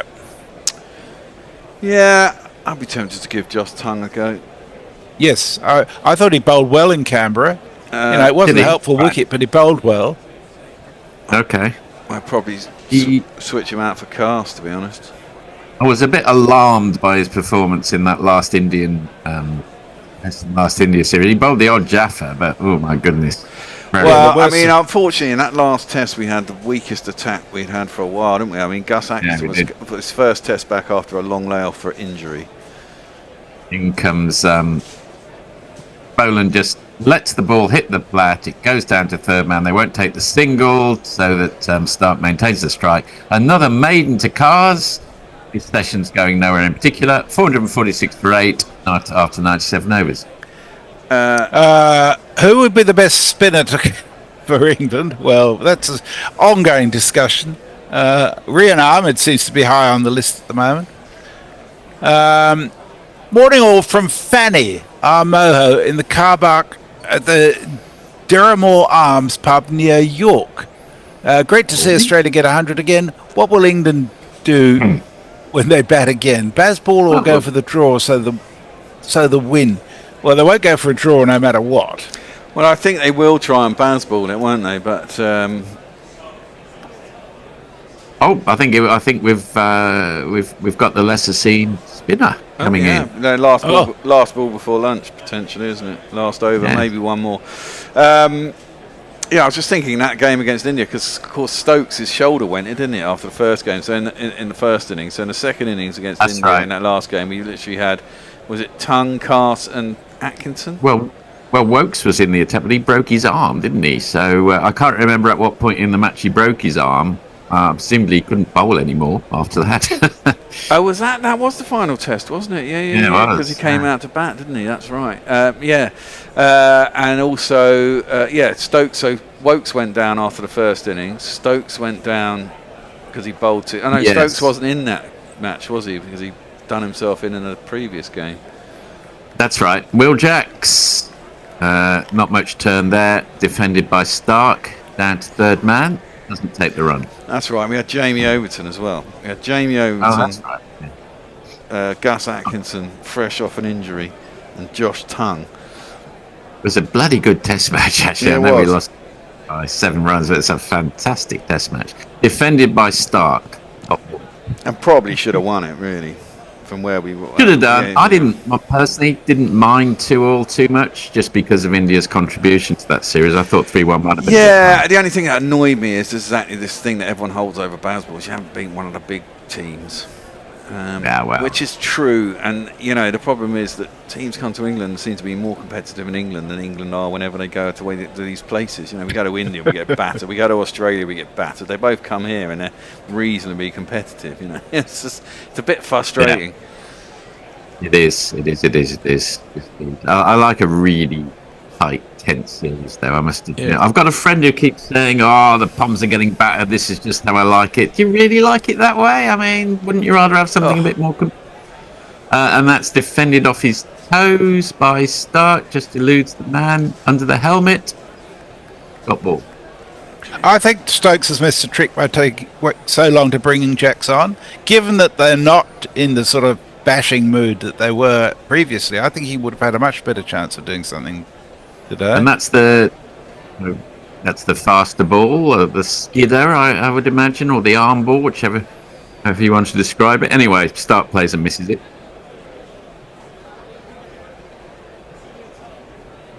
Tongue tries to get a bit more purchase on that one, and there's an attempt at a run out from Pope, and they'll have a quick buzzer. And that just means that he'll have 1 ball to bowl at Boland, I imagine. Is that correct? Yeah, and then we might well get another over in. Yes, I think we will. It's 2 minutes to lunch. His foot never left the crease, so why did you even throw out the stumps, Popey? Well. Having a great game. Well. Hope and Duckett, come on now. We're looking to you in the second innings, guys. Well, we had 4 ducks, didn't we? Looking at the scoreboard card, it's fascinating to see all the double figures in the Australian thing, and the England one with a big century, a couple of decent innings, and then fuck all.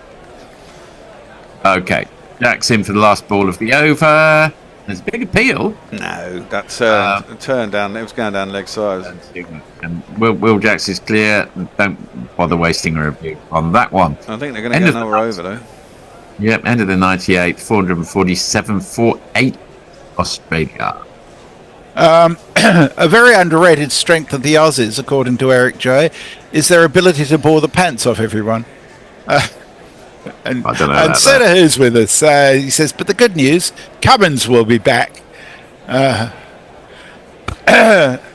Music Cats King saying, are we back? No. Go on. Sorry.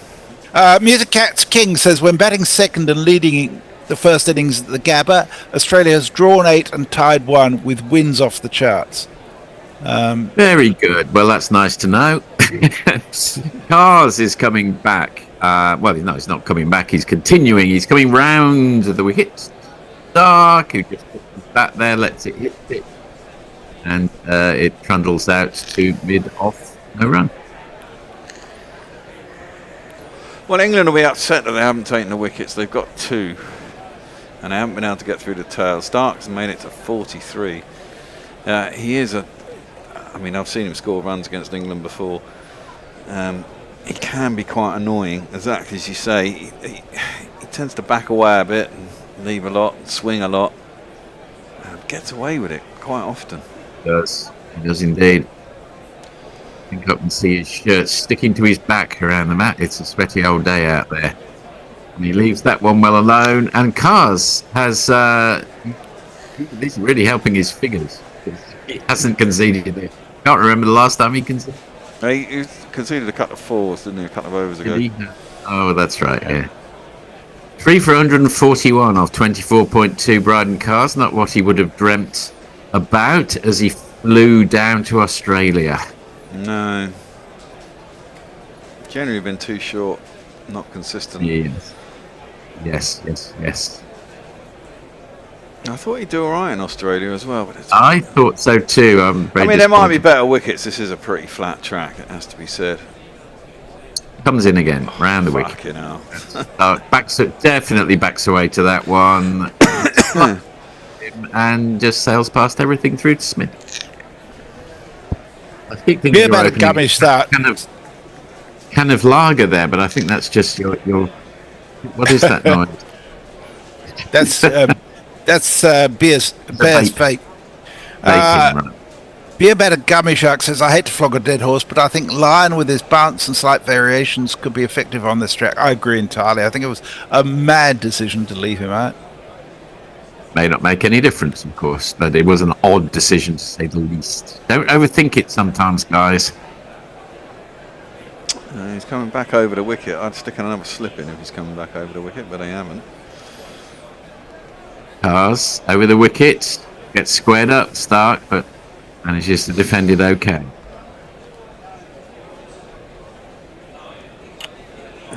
In relation to your comment that Boland's done nothing, he's got 7 for 27 against Ben Duckett 0, Ollie Pope 0, Jamie Smith 0, Bryden Cars 0, and Gus Axton 4. Yeah. Yeah. True. Yeah.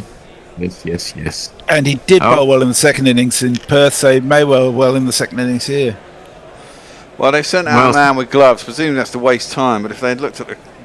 It's already 2 minutes past. Exactly. They wouldn't have had to bother. They were going to go off anyway in 2 balls time, but now they've just got a bit less lunch, I think. No, because they still have 40 minutes and they just come out. They still have 40 minutes. They didn't used to, did they? But at some point they changed that. All right, well, there's been a change of gloves. Very good. Okay. 2 balls to go. I'm sure it'll make all the difference. Oh, maybe. But maybe he'll glove one with his new gloves. Cars in, and it's a full one on the toes, but wide of leg stump, badly directed. Just trundles out on the leg side. Got 1 ball to go. I suppose it's called we've got about 26 overs in this session, which I think is the fastest rate we've had in any session in this Test match. Well, because there haven't been any rounds, have there? Well, not many anyway. Yeah, true. Also, Steve Smith hasn't backed away 17 times. It speeds things up. Oh, Messi seeing the future again. What's he seen in the future? In comes Cars to Stark. And what he's seen is a great wahoo from Stark to a half volley outside off stump, which has been cut off just inside the fence. I imagine they'll probably aim to take 3, so Stark can be on strike. Is that correct? Yeah. Quick look. It is. 450 for 8. The 450's up for Australia. They're in control of the match. They lead by 116 runs at the end of the 99th over. That is the first break of the day. Over to you, Messi. Thank you. Joseph Ralph says, I live in Australia, guys. If we go to 2 down, it's over. The tracks are pretty flat these days. Yes, I tend to agree. And frankly, unless England can do something about their bowling, I don't see how they're going to win any other tests. I really don't. They've got to do something. They bowled very poorly yesterday. I mean, they bowled brilliantly at the start of Perth, and then obviously Head really took it away in the second innings, but you expected more from them. Yeah. I mean, this is it. They started badly, didn't they? And it kind of set the tone when that drop went down from Jamie Smith. I think everyone thought, I think that was so important because Head would have been out early, and they talked up what he'd just done in Perth and all the rest of it, and he only ended up getting 30, and he gave his wicket away, but it had already let the cat out of the bag as it was, and then it all just went downhill from there. I think you should blame New Zealand, to be honest, because New Zealand have a shocking record of playing against Australia in Australia. And, you've got a New Zealand coach, New Zealand captain. That's the problem here. Yeah. Well, we beat New Zealand last time we went, didn't we? 2-1. So, we did, yeah, that's true. We've beaten most people away. Apart from, weirdly, the West Indies have had a hoodoo over us away. Other than that, we've done really well. England have clearly got the best batsman in the match, so morally they're really ahead. Let's leave it at that. And the straws are feeling incredibly clutched at today. Theoretically, I mean, we've got number 1 and 2 in the world batting. Yeah, I've got 1 and 2. I mean, Harry Brooks' test average is in the 70s, for fuck's sake. I mean, he just needs to be a bit more smart when he's out there occasionally, because he's got all the talent in the world as Harry Brooks. So in short, with Australia having to bat last on this track, it looks very much as if it's England to win this one. I will. I'm not on this afternoon, so you enjoy the afternoon session. You go back to cleaning your fences. Indeed. That's exactly what I've got to do now, yeah. Okay, see you guys. What have we got on for lunch today? Well, it'll be the same old podcast, I imagine. We had a patrons lunch yesterday, didn't we? So we'll go back to giving you our breakdown of Perth, basically, with our journalist friends from Brighton Uni. And we'll see you in about, 40 minutes, I suppose? Yeah. Okie dokie. See you later. Bye.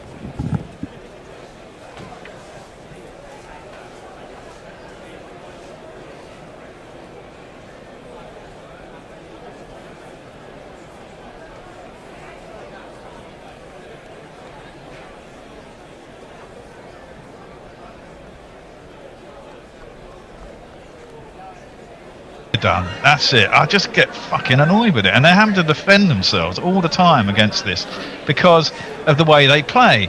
And yet we're all very happy when they go out and they do it and they win. And if it comes off, but there's no good saying that, Tony. You get pissed off when they lose. If it comes off, yeah, I know, but a lot of people give them so much shit when they lose one test. And then they go and win. Look, I get it. Against India in the summer, we threw it away in the last innings. And again, I'll go back to this. It's a real fucking bugbear of mine, is that Harry Brook did throw that away on that last day. You needed 70 runs to win with bloody 7 wickets in hand. And he thought he'd done the job and spewed it up to someone at cover when he was on about 130, which is pointless. Just should have seen the game through. That's the way England play. And you've got to take the rough with a smooth when they play like that. I do think they can come back. I'm not sure they will do it at the Gabba. I think it's going to be a tough ask at the Gabba, actually, just because it's a day-night test.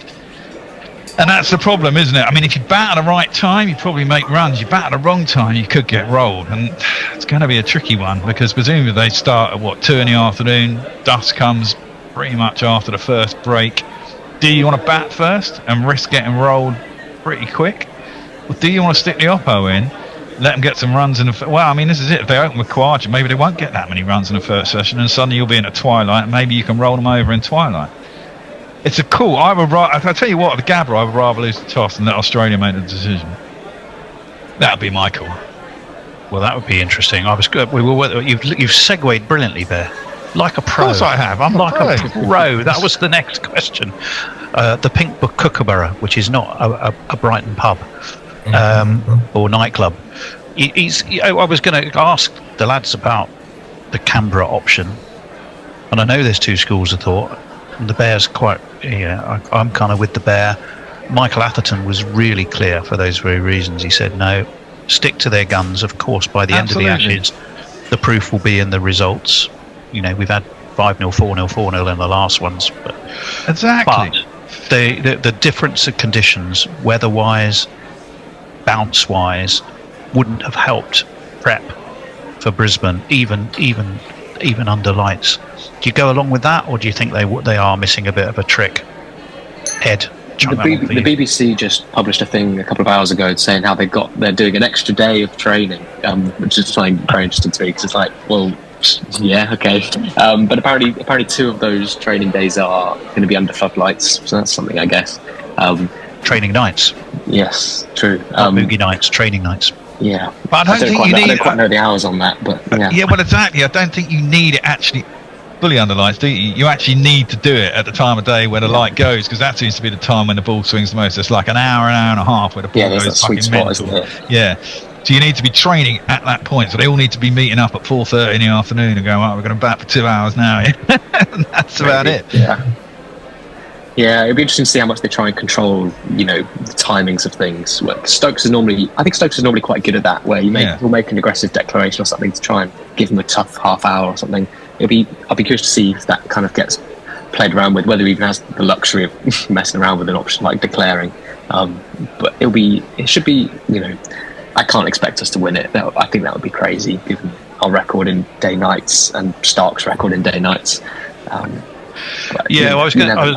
We'll come on to let's look for some reasons to be cheerful, but before we do, let's refresh our memories perhaps on some reasons to be less cheerful if you're English, to be very cheerful if you're not. Australia played 14 day nights, they've won 13, they've lost 1, but here's a reason to be cheerful: the only one they lost was at Brisbane.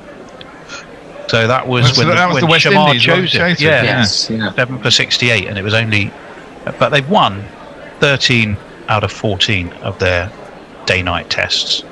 England, as you alluded to quite rightly, I think have lost 5 out of their 7, and they've lost all 3 in Australia, Adelaide twice, and Hobart last year.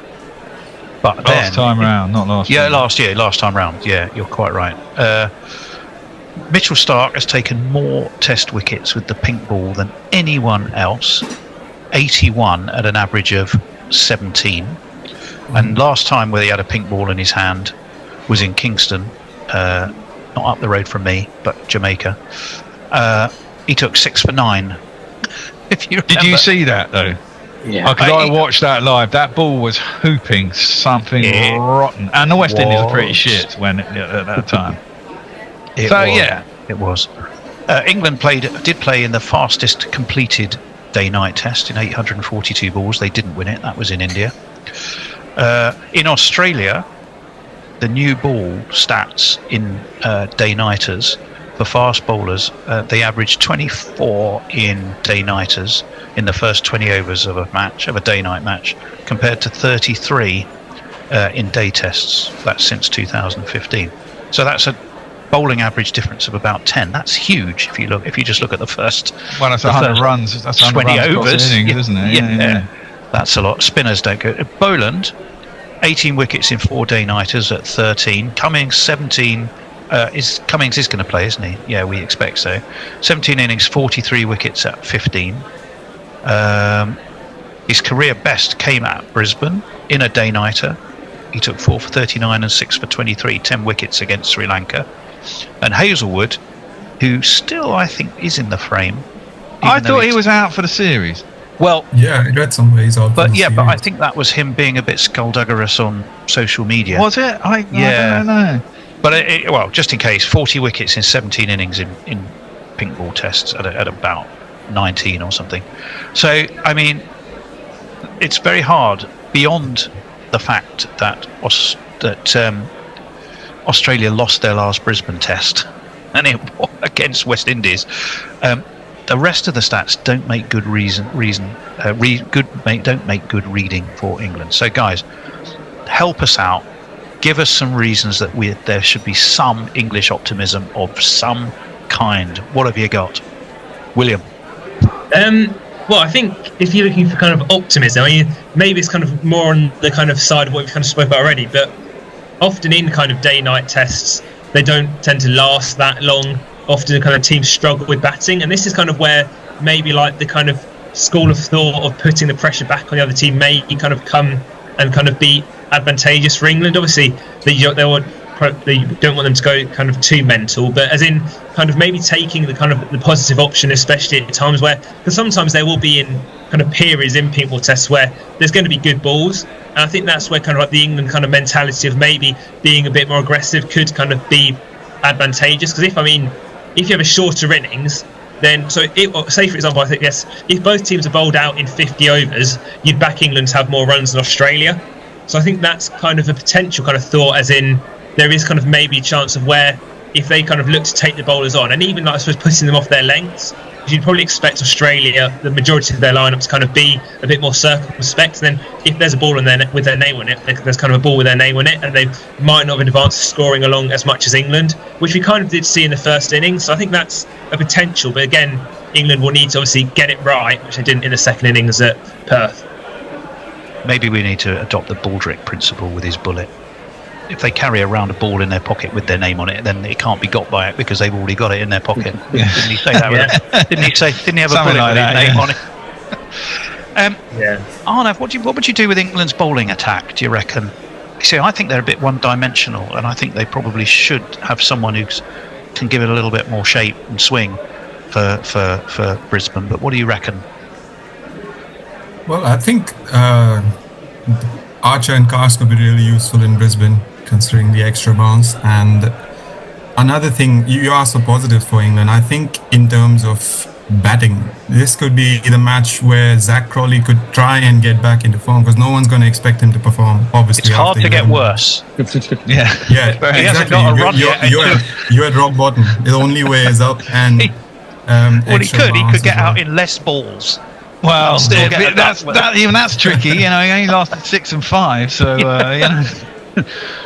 or 5 and 6. He could use this as a turning point for himself, because you can't go worse than 0 runs. So this could be a match for him as well as Archer and Cars, I feel, to turn it around. And in terms of other bowling options, well, I don't see who they can replace. I think they're going to go with the same lineup.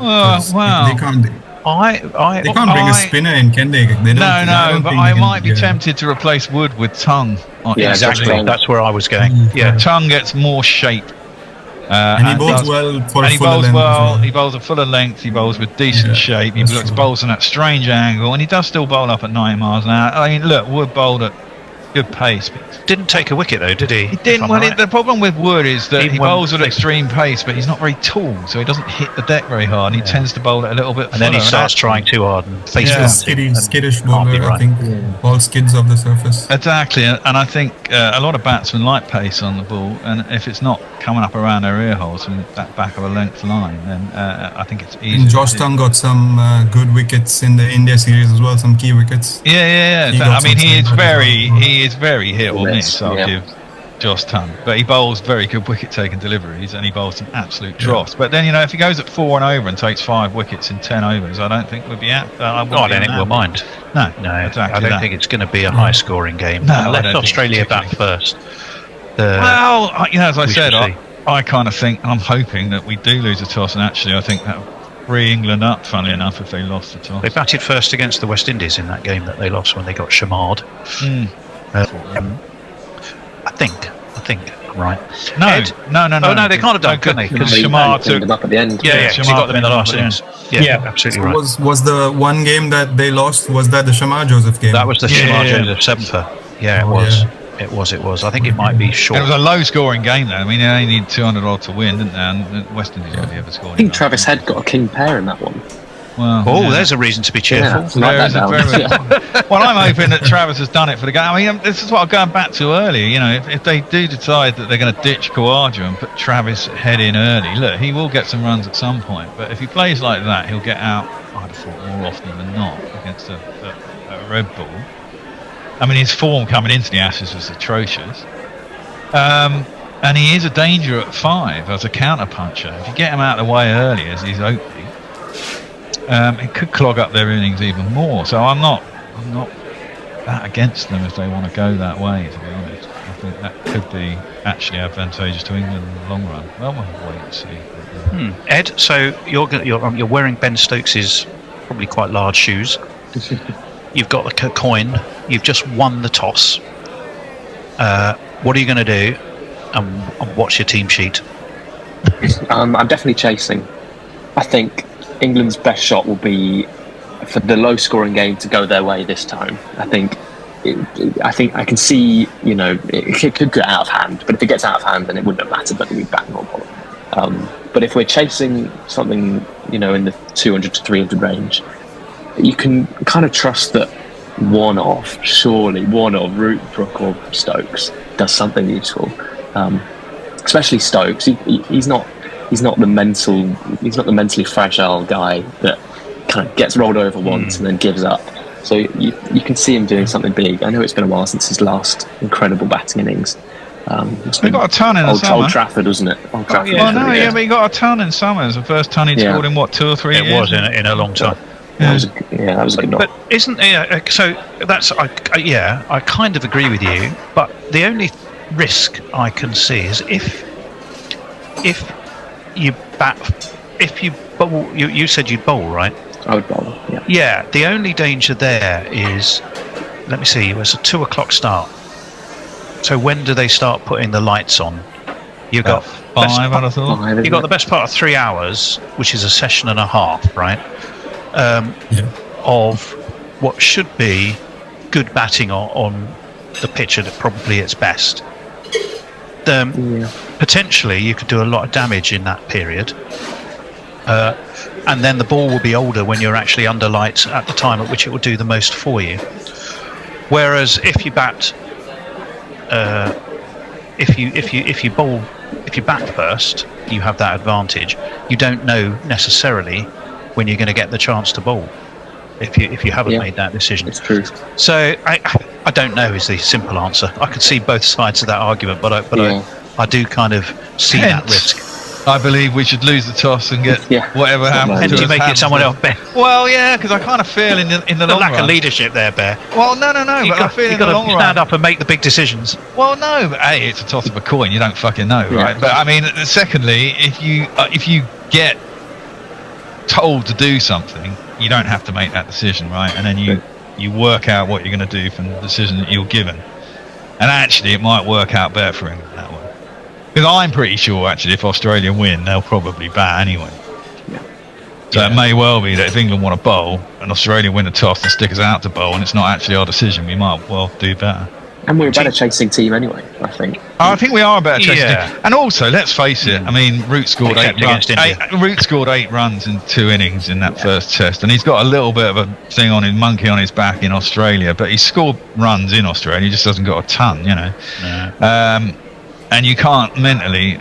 Root's the best batsman in the world at the moment. Harry Brooks supposedly second, or one or the other. I mean, they can't. I'd hope they can't go through the whole series being absolutely as hopeless as they were in Perth.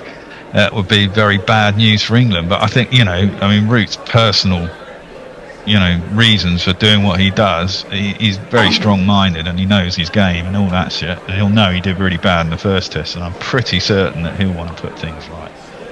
And I can't, if he scores some runs, you'd imagine the England team will get something close to whatever they need to get. I'd have thought. If I heard that right, then Ed's going to bowl because that's England's best chance. Bear's going to abstain. Bear's going to give him a loaded coin. Someone else's decision. And I've got a feeling 3 of us are thinking still bat first. I don't want to put words in anyone's mouth, but I think the way that one has pretty much shaped up. By the way, very short. Talking of short tests, and I think it will be. Do you guys know what the shortest test of all time was? England versus West Indies in Durham? No, not Durham. Oh, no. So it must have lasted. Not necessarily lasted a day. Oh, no, completed or non-completed? Not completed. Any test anywhere. The shortest test that started. That started but didn't finish when it's not really a shortest test. Well, it went 5 days and didn't finish. I can give you 2. They were both in the West Indies. There was Antigua at North Sound. Do you remember that, Bear? When was that? 90.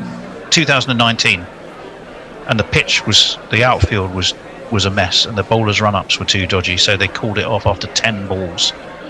You had 10 balls of a Test match, and then the other one was also the West Indies. That was the one with Alex Stewart. Oh, that was at the Viv. The Viv Richards new stadium. It was basically the new stadium was 2019, where they then had to move it back to the recreation ground. That was 2019, and then Sabina Park 98 was when Atherton, Butcher, and Hussain got skittled by balls that would suddenly leap up and hit their chin, and it was Walsh and Ambrose bowling. And I think that lasted 61 balls. Those are the two shortest, both called off for slightly different reasons. Anyway, that was a diversion. Shall we move on? Yes. So we've kind of tried to find some optimistic things for England. I'm an optimist. I'm there. Yeah. Good. Let's move on to. Have we been following? I hope we have. I'm sure we have. Yeah, I know we have because we've been live blogging it. South Africa winning not just one test but two, and the second one hugely convincingly in India. So I mean, I probably should throw this one to Arnav, I guess. What's going on? What has happened? Why are South Africa so good? And what has happened to India, mate? Well, South Africa have been good for a year now, and with India, I said to you on WhatsApp the other day, there's one man who's throwing us to the wolves. It's the coach. Too many changes in all the formats, too many ins and outs, people not being sure, unsettling the seniors. The way Ashwin left the Test team, I think the downfall started from then, because as someone who's followed his entire career, I think a player of his caliber and how much he meant to us in home tests, especially with obviously Jadeja, the pairing of them both, breaking that apart and just it happening in the middle of the Australia series, it just didn't sit right with me. And well, I don't think. Arnav, was he dropped or did he retire? He was. So what happened was, I think it was the third test, and he was dropped in favor of Washington, and then he threatened to retire, and Rohit asked him to stay. He stayed back for one more and then retired after the third test. So interesting. But okay. So Ashwin. So we're talking Ashwin, right? Ashwin was dropped. Yeah. Is that what we're saying? Yeah. And then retired. Yep. He's not available. He's not available now, is he? No, he's not. Now he's gone. He's retired. So did the dropping hasten his retirement? Is that what we're saying? Yeah.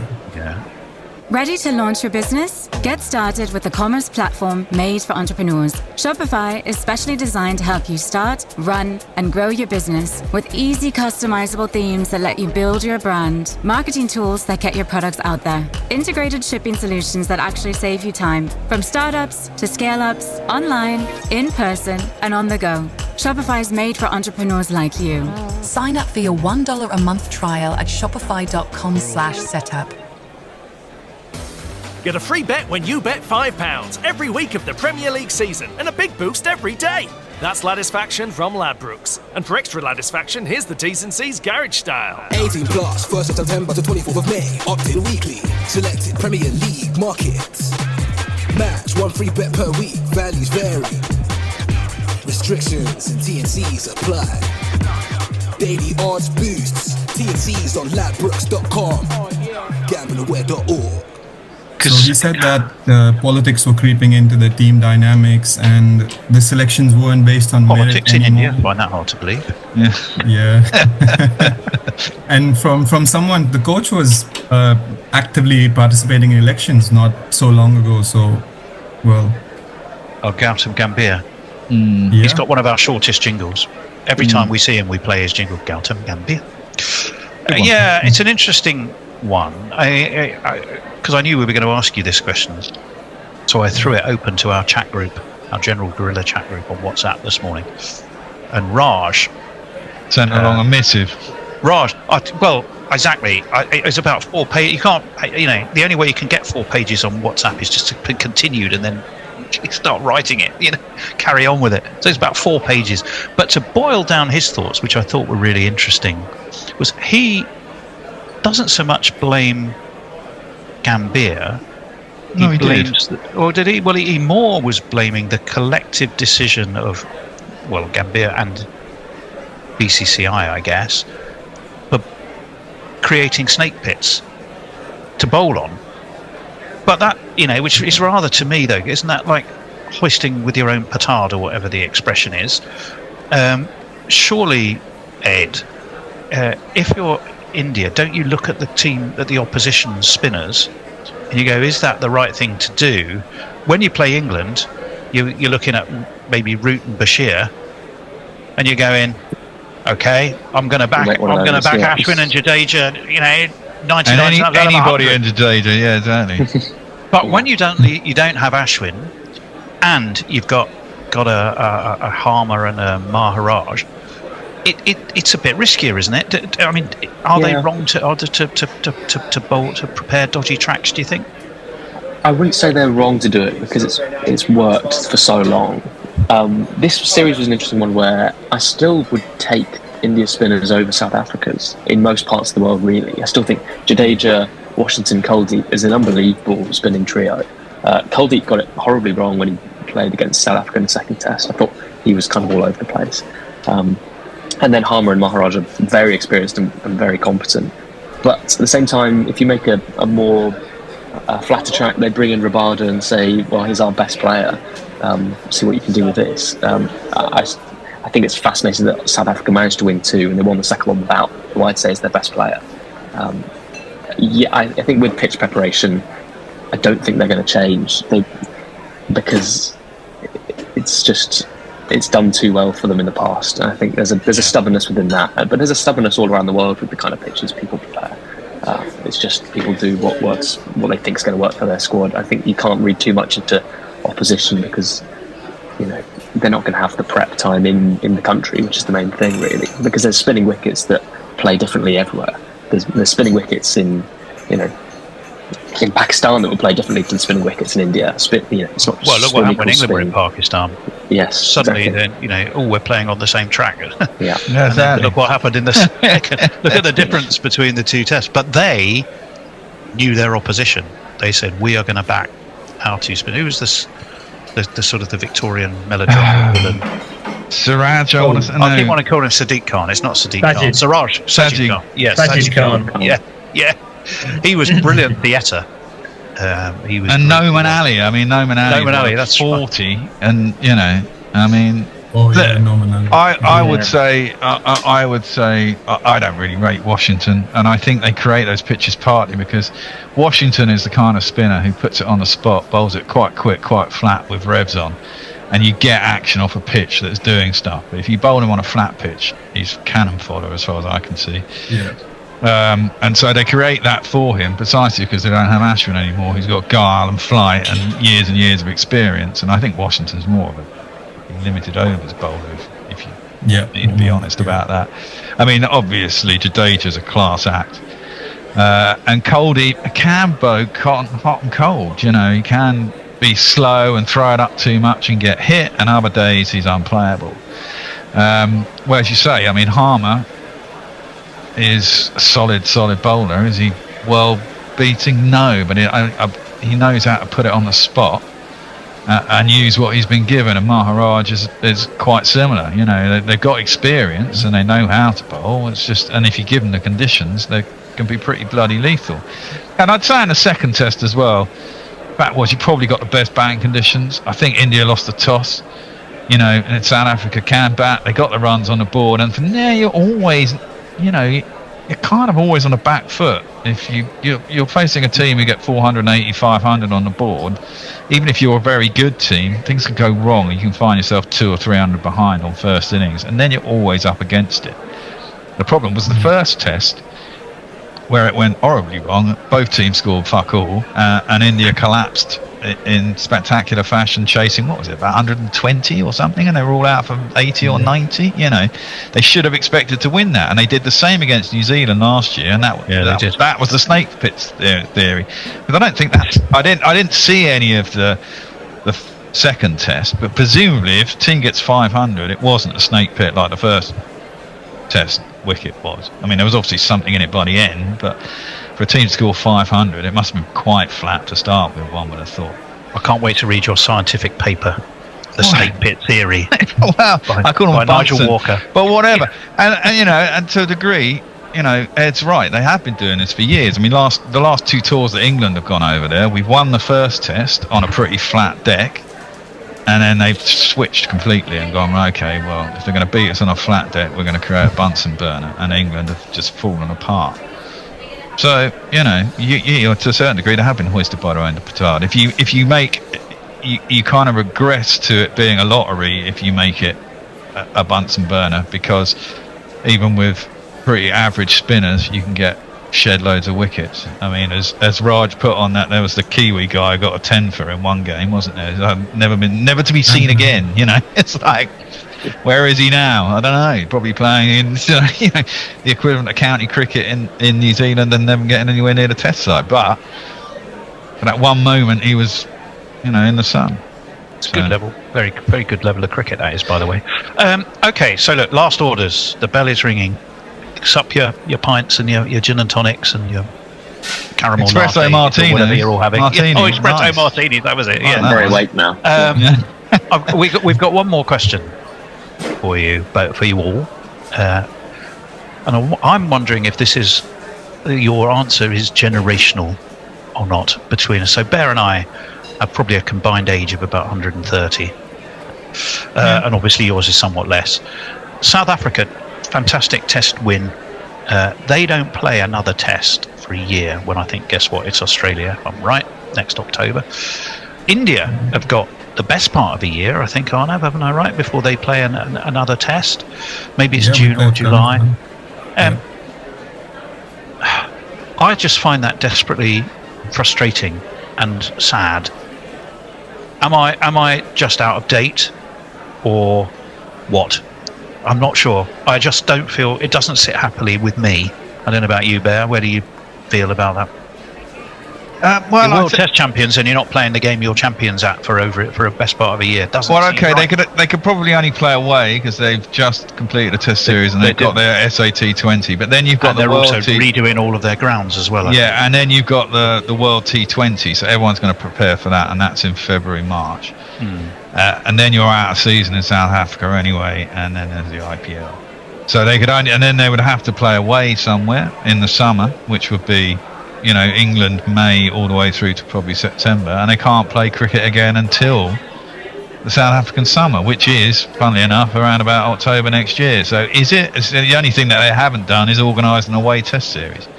Which how many teams? Too much. Well, it costs them too much. Although aren't the ICC changing the regs so that away teams get some money out of away tours now? Which it seems, well, it certainly should. It should have been doing it for years. It seems ridiculous that the away team doesn't get any money out of what they're providing through the contest. But hey, that's another thing. Let's get the lads to answer though, because I'm keen. I think we're saying the same thing. There are practical reasons, but I'm just curious. To me, it just feels it leaves a yawning gap. So I don't mind who wants.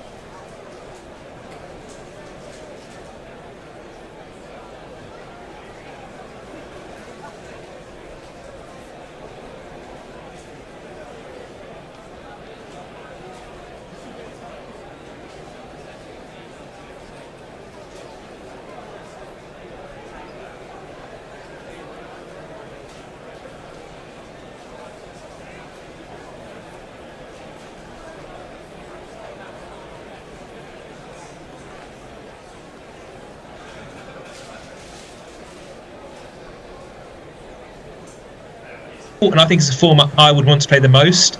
So I'm thinking for these South African Test players, especially some of them who are either kind of in the form of their lives or probably coming towards the end of their Test careers, I think I'd be wanting to play.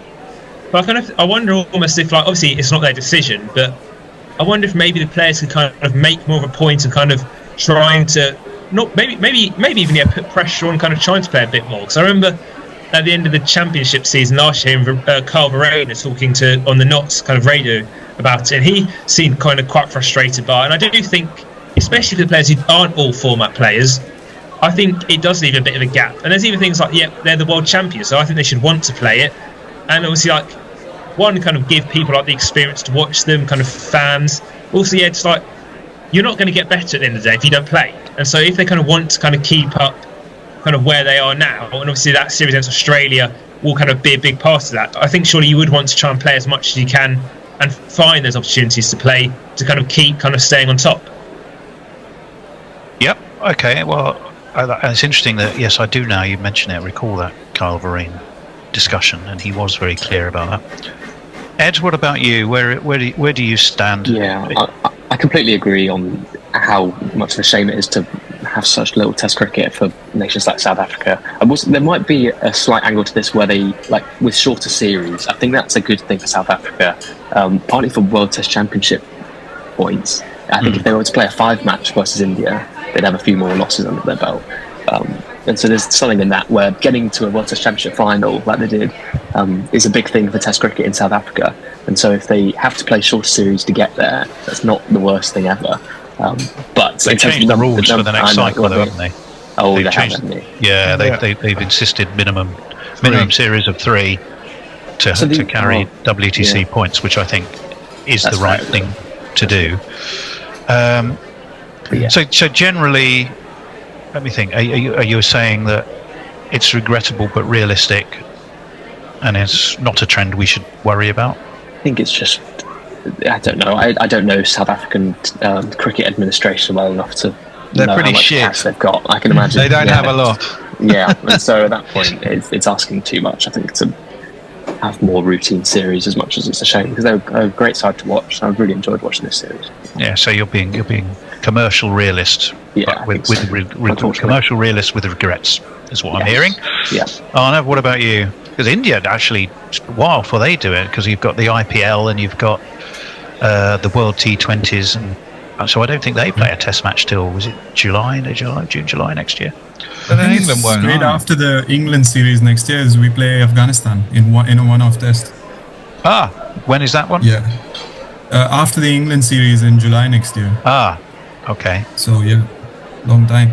But yeah, I mean, in terms of Test cricket, it's disappointing because obviously you want to see the best nations go at it. Well, not even if not against each other, you want to see them play regularly in different conditions, different times of the year.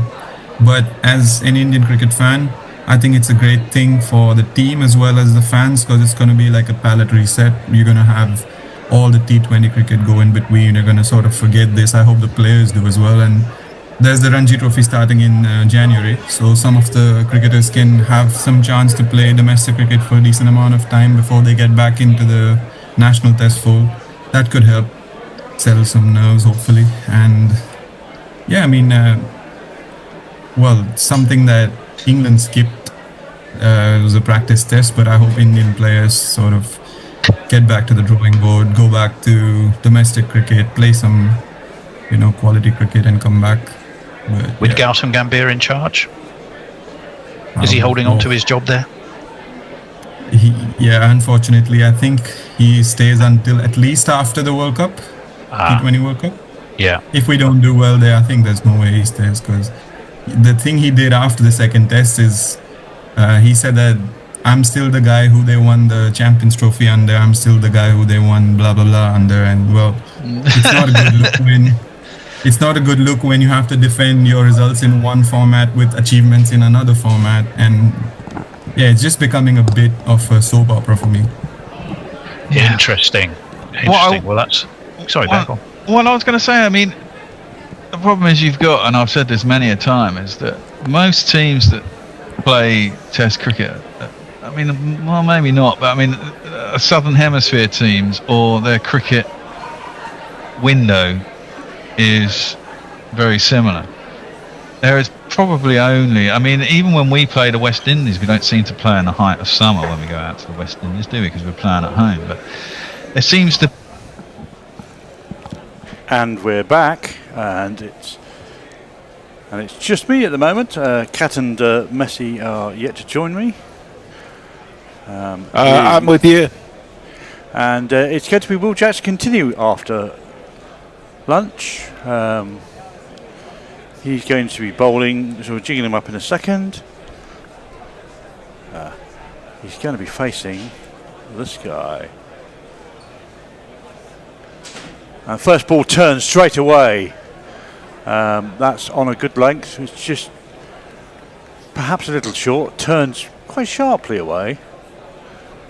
So this pitch is definitely starting to take a bit of spin. So maybe Australia might rue not picking their spinner. Second ball is full and speared onto the legs of Stark, who just kicks it away almost to the leg side. Here comes Will Jackson's third ball round the wicket. That's nicely played. It's a Mitchell Stark actually gets a stride in for a change and stops that. And here we go. Fourth ball, just outside off stump. Doesn't turn as much as the first delivery, and Stark watchfully lets that slide by to Jamie Smith.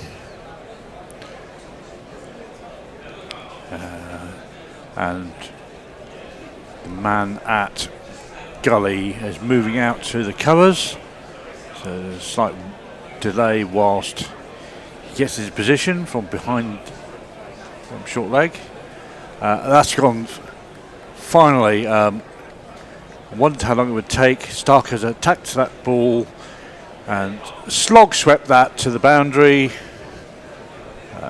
Goes for 4 runs.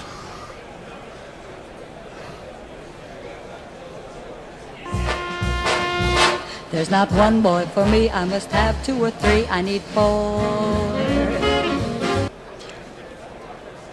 And into the wide open space, there's nobody there. And that is Mitchell Stark's 50. We'll celebrate his after this ball, which is chopped into the offside, takes a single, keeps the strike, he moves to 51. Well played, Mitchell Stark. Milestones. There we go. Yeah, he's not bad for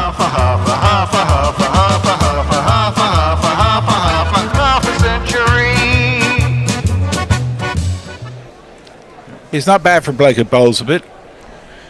Yeah. It's got to be pretty demoralising for England, this. In fact, it's just I think you're right. I think that Jacks did turn the ball well that over, and it may be that spin is the way to go from here on. But whether either side's actually able to take advantage of that's a different question entirely. Yep, I mean that was the first real attacking shot from Mitchell Stark onto the leg side. It's going to be Atkinson who's going to start the bowling from the other end. Here he comes in now with that pigeon-toed stride. That's onto the pads of Stark, who just drops that into the leg side. There is no run. And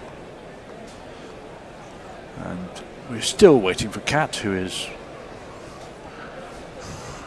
She's not in the waiting room, I take it? No, she's not joined us as yet. Maybe she's just got the timings very slightly wrong. No, she did put a message up saying she'd be 5 minutes late. Okay. Second ball was on a good length, outside off stump, and Stark just watchfully lets it go past. Beer Better Gummy Shark's got a good suggestion. He says, Stark just played a shot that the English should re-watch on loop before the next innings. A watchful leave. Ooh. Yep. There's a certain degree of triumphalism in some of the Aussie messages, which, is understandable, I suppose, but not all that much fun. Again, Atkinson angled in onto the pads and just drops the bat on that, and it goes out to mid on, and there is no run. Stark doesn't want to expose Boland, and to be fair, why would he? He seems to be doing very well, Scott Boland, with the limited amount of balls he's having to face. And plenty still of opportunities for him to get a signal towards the bottom half of the over. Again, angled in and almost a rinse and repeat shot down to mid-on. Nitish Pandey says that Australia will win, ? 150 runs lead is more than enough if you bowl out route. Could someone let Kat in? She's just joined. Oh, actually, I can do that. I'm a co-host now, so there we go. Got it. He also asks which team will have the chance between India and South Africa in today's final 50-over match. I don't know. It's been a great series to watch. Driven, that's a lovely shot by Stark. That was bowled onto the bat, and poor old Jofra Archer lumbers after that, and that's gone all the way to the ropes. Cat's with us. And Kat's with us. Welcome, Kat. Which is on mute. Hey there. No, I'm not on mute. I think I'm fine. Not anymore, no, sorry. So, yeah, sorry I was late. I know it's very difficult for you there in the middle of the night. Well, the way you're appearing on screen, it looks like you've been brought in by Halloween. I'm a ghost, yeah, I know. Ghost, yeah. That ball is defended, but there's nobody at cover or point, so they're easy to take a single. And is that the end of the over? There's one to come. There's one to come. Jason, you might ask someone I'm sorry. if they can adjust Usually the I YouTube set up. screen. Usually I set up my video, but I haven't set up my camera today, so I'm using some kind of internal camera that I think is in ghost mode. So it makes me look very. It is really quite bizarre. It's quite fun, yeah. I like it. Although most people can't see you because the YouTube screen's not set up properly. If you can fix that's all that, right then. Jason. I mean, we are an audio medium, Jason, aren't we? Yes. And last ball of the over. Bolland on the hip. Bolland just gets tangled up in it very slightly, and that drops down into the leg side. That's the end of the over. 461 for 8 over to 101 overs. How much fun is this?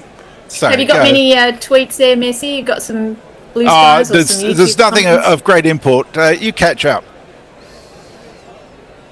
I was just going to say how much fun it is to watch the tail. This is my absolute favourite thing, watching tailenders just score runs at will. It's fantastic. I know it's not so fantastic for England, but I don't mind which team does it, actually. Yeah, it's just an exercise in frustration at the moment. Yeah. What we need is Darth Vader to force choke one of the Australian batsmen, I think. Yeah, I find your lack of faith no sense if disturbing. you're not watching it on screen. Yeah, there's There a is picture no- of Darth by the Vader way, there is- dancing, which is disturbing. That's first ball by Jax is punched down to Ollie Pope for no run by Stark. You can give Kat back her ball by balls. Yes, I can. Oh, am I supposed to be ball by balling? You are. Yeah. I'm a little bit ahead of you as well, so you're going to have to. You're going to have to sort of. I'll try and delay it a little bit, but the feed in Australia is a little bit ahead as Jax bowls again, and it spins away from Stark, but he just defends it out to the offside. He probably didn't even need to hit that one, so he's putting a lot of bat on. And the feed is quite delayed if you are watching there at home in England. Anyway, 3 dot balls so far in the over. Jack's figures, he's halfway through his 4th over. His figures are none for 15. Can he get the wicket of Stark? We have one slip in place, getting ready to face up to Jax. He's going to need to get that turning ball, isn't he? To yes. just lift very slightly as Stark tries to drive. Yeah. And Stark is on the back foot here and just sending another ball out into the offside. And not taking a run that time, and that's the 4th dot ball, so being very respectful of Jack's spin. Boland, of course, is on 7, Stark is on 56, the score. 461 for 8. Next ball in, a bit straighter, and Stark offers a very straight bat as well, but another ball just defended, back to the bowler this time. 1 to come in the over. Yeah, Stark is being very watchful, having seen that first ball of the session turn quite sharply. I'm not sure you caught that, Kat. The first ball pitched and turned maybe a good foot. Right, wow. So not so much turn on this last ball of the over, and another ball defended out to point, and they haven't taken the run, so they're a maiden for Jacks, and the score remains 461 for 8.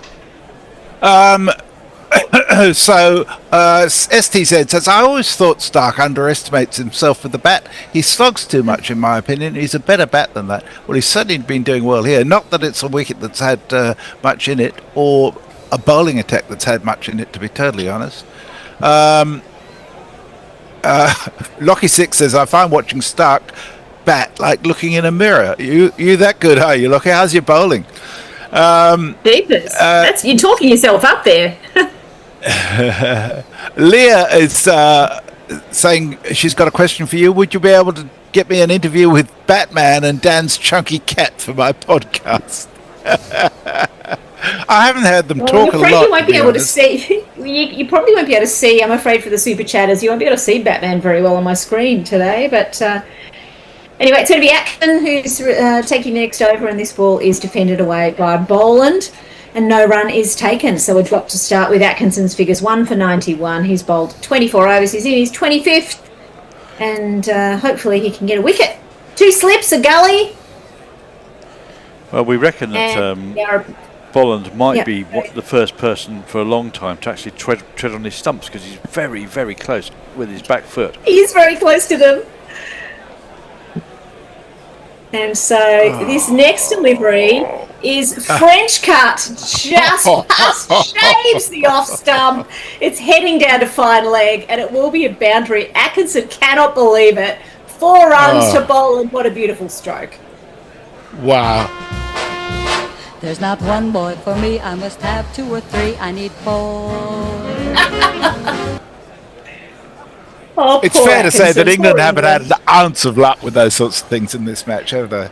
Jeepers, he was so close to playing that on, and he could have trodden on his stumps as well. I would have loved to see that. That's a Quinella. And now fine leg has gone very fine indeed.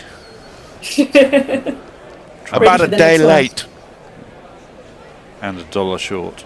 So, Atkinson steaming in again, and this one is played to gully beautifully by Boland. Soft hands, much more watchful, and he got the full bat on that one, so no run there, and no chance there for poor old Atkinson. Well, think about the pitch, Cat. I mean, looking at it now with the spider cam, it's like this crazy paving is just starting to poke through the green surface that has been there for the 2 days so far. It looks amazing. It looks like they've deliberately done cobblestones or something in a pattern on the pitch. It's beautiful, actually. Another ball to Boland. He plays it into the ground. It bounces and heads out into the offside. Another dot ball. So Boland only has more balls to negotiate here in this over. Yeah, they're like big plates, aren't they? Those sort of crazy paving cracks that they seem to have started to emerge, which does mean that, and they're all over the pitch. It's not just on a sort of good length. I'm from the Wacky. You can't call those cracks. Yeah. That's not a crack. They're not cracks, I don't think. It's not a crack till you can get your fist into it. Next ball from Atkinson played with a very straight bat. Boland doing a classic bit of defence. I don't even think he was close to treading on his stumps that time, so that's a win for Boland. Sorry, Kat. Had 102 overs. The new ball was taken at 80, I think, from memory. It was. So at the first available opportunity, pretty much. We have a silly mid-off in place now for this next delivery. I don't know who that is under the lid. That's Ollie Pope. Is it Pope? Yeah. So Atkinson, last ball of the over. Can he pop a catch up? No, he cannot. And another ball is safely defended. Well, actually, that was a bit edgy. Anyway, it's safely negotiated by Boland. 4 runs from the over, and the score 465 for 8. Oh, a mildly aggressive message from Mel, who says he's about to fire up the barbecue. Lamb chops for dinner. I've named them Duckett, Pope, Brooke and Smith. Ooh. That's fantastic. Should be Eddie Hemming, surely.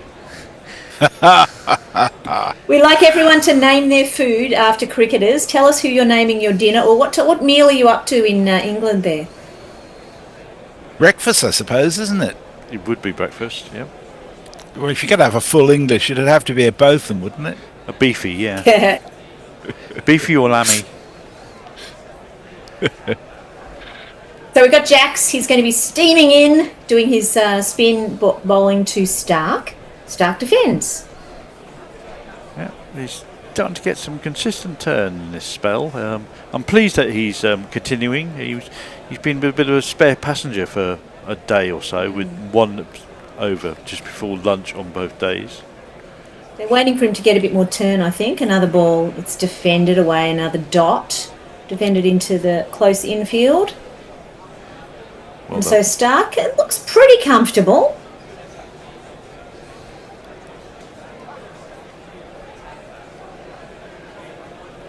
This next one is driven backward a square, and this time he's taking a run, so he's going to make Boland face up to Jax now for the remainder of the over. 1 run to I kind of like Stark. this. I think showing confidence to your partner. He's 50 partnership. Sorry, we've got to note the 50 partnership.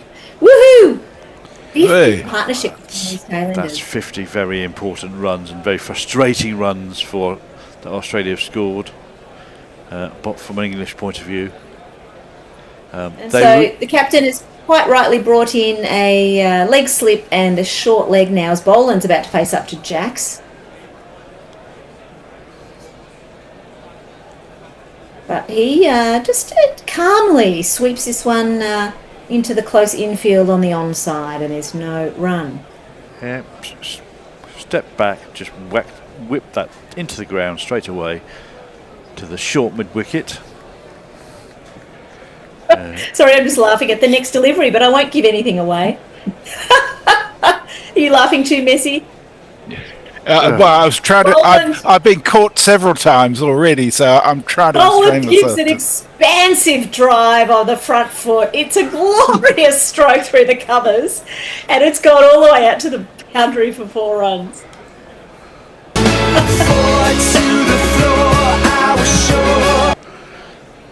That really was floated up very wide. He did well to reach it, actually. Yeah. I mean, his foot is to the pitch, but not to the line.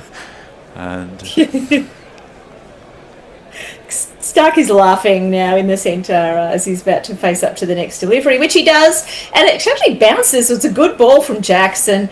Boland just sort of negotiates this by trying to get his bat out of the way of it, and it bounces to the short leg. That's the end of the over, and it was a successful one for Boland.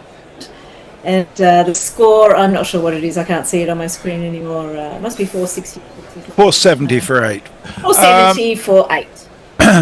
So, in response to a number of messages that have sort of been glorifying Australia's achievements, let's put it like that, Tim Wilton Davies comes back with some justification just to point out that South Africa are the best team in the world. Given that they hold the mace and that they've just beaten India 2-0 at home, I think there's some data to back that up. That's right. So we have Atkinson continuing, and he's bowling to Stark.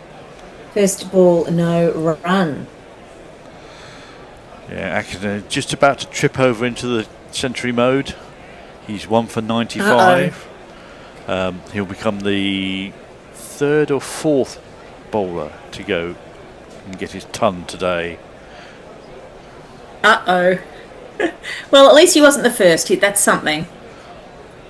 No. Atkinson steams in only again, the his third. right arm around the wicket, and Stark just sort of hangs his bat out, pushes it down to point or gully, and they do not take a run. He remains on 57, Boland's on 15. The score is 470 for 8. Yeah, walks away to square leg to compose himself after that little slightly flinchy shot.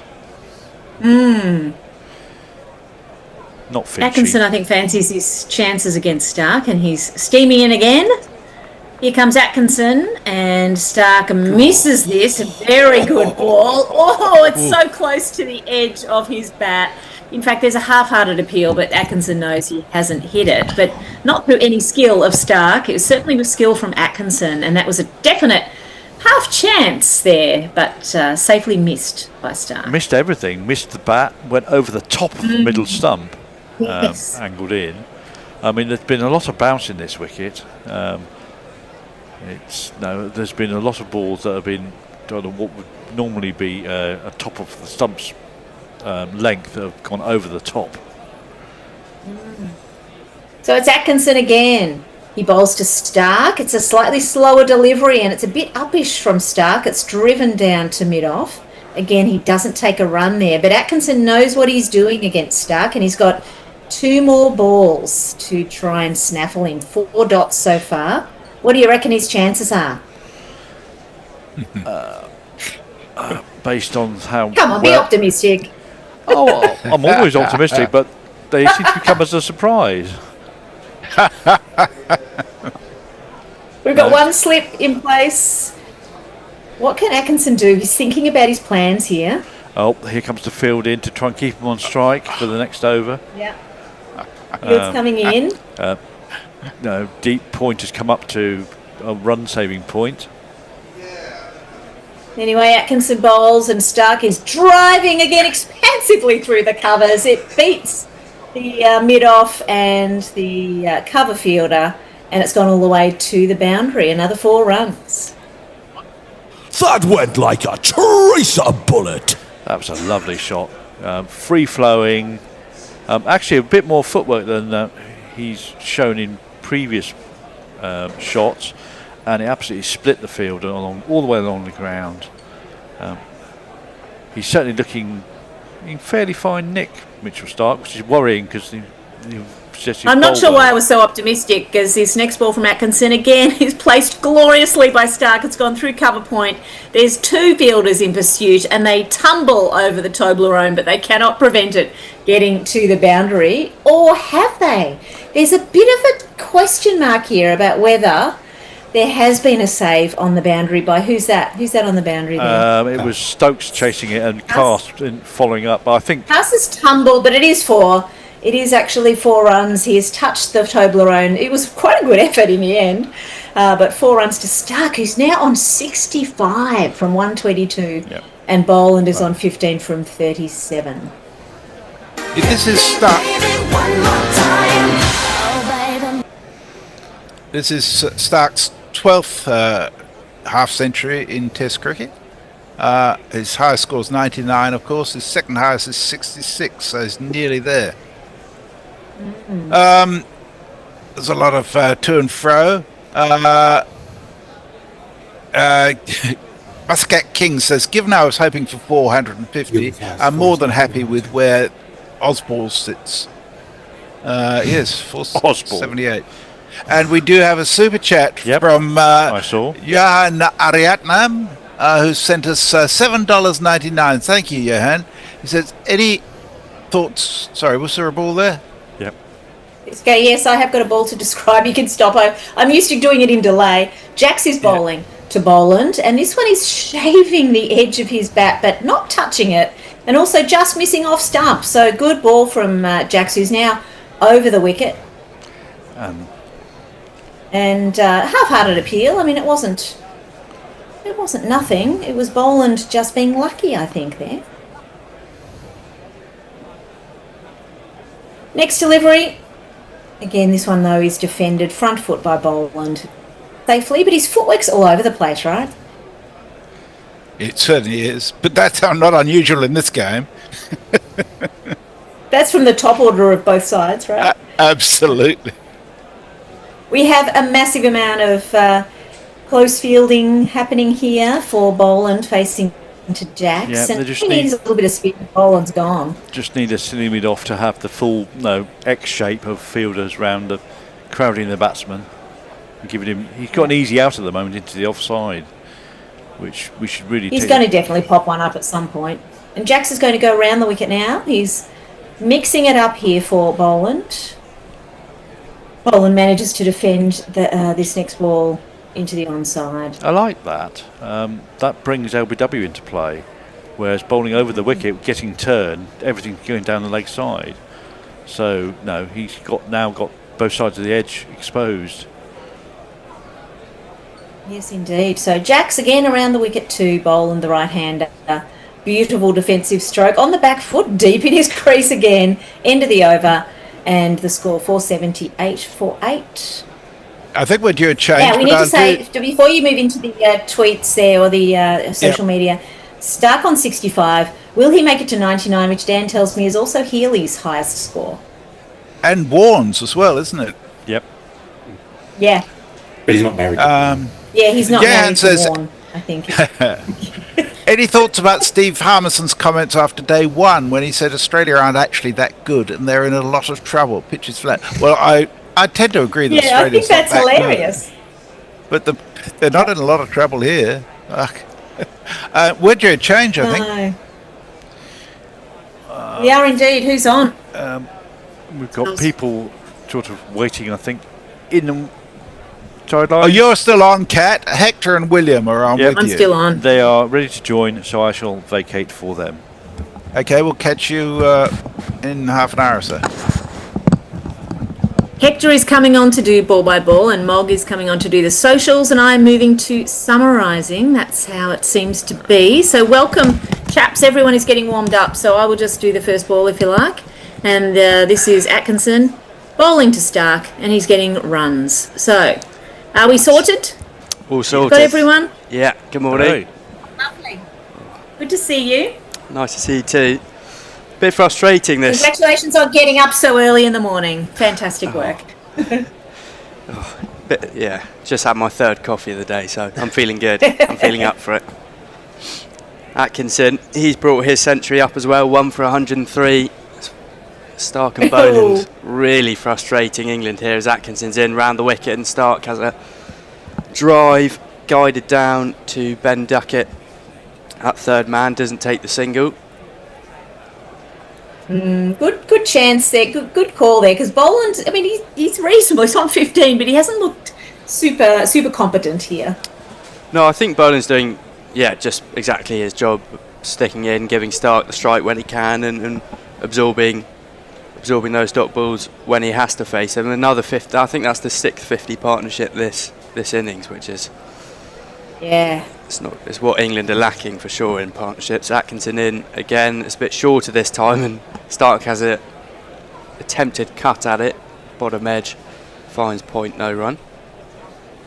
Yeah, not the last two, not quite timed, and I think I fancy Atkinson against Stark here. I think Atkinson's trying a few things, speeding up, slowing down, and I think he might be able to get Stark at some point here if he persists. Well, he's been bowling nicely. What do you think the play is for Stark here? Would you sort of settle into some defence and wait till the shadows get a little bit longer for England to bat in? Is Atkinson in again, and that's a really nice drive from Stark through cover. There's a man out there at deep cover, Briding Cars, so we'll take the single. Boland will have 2 to face.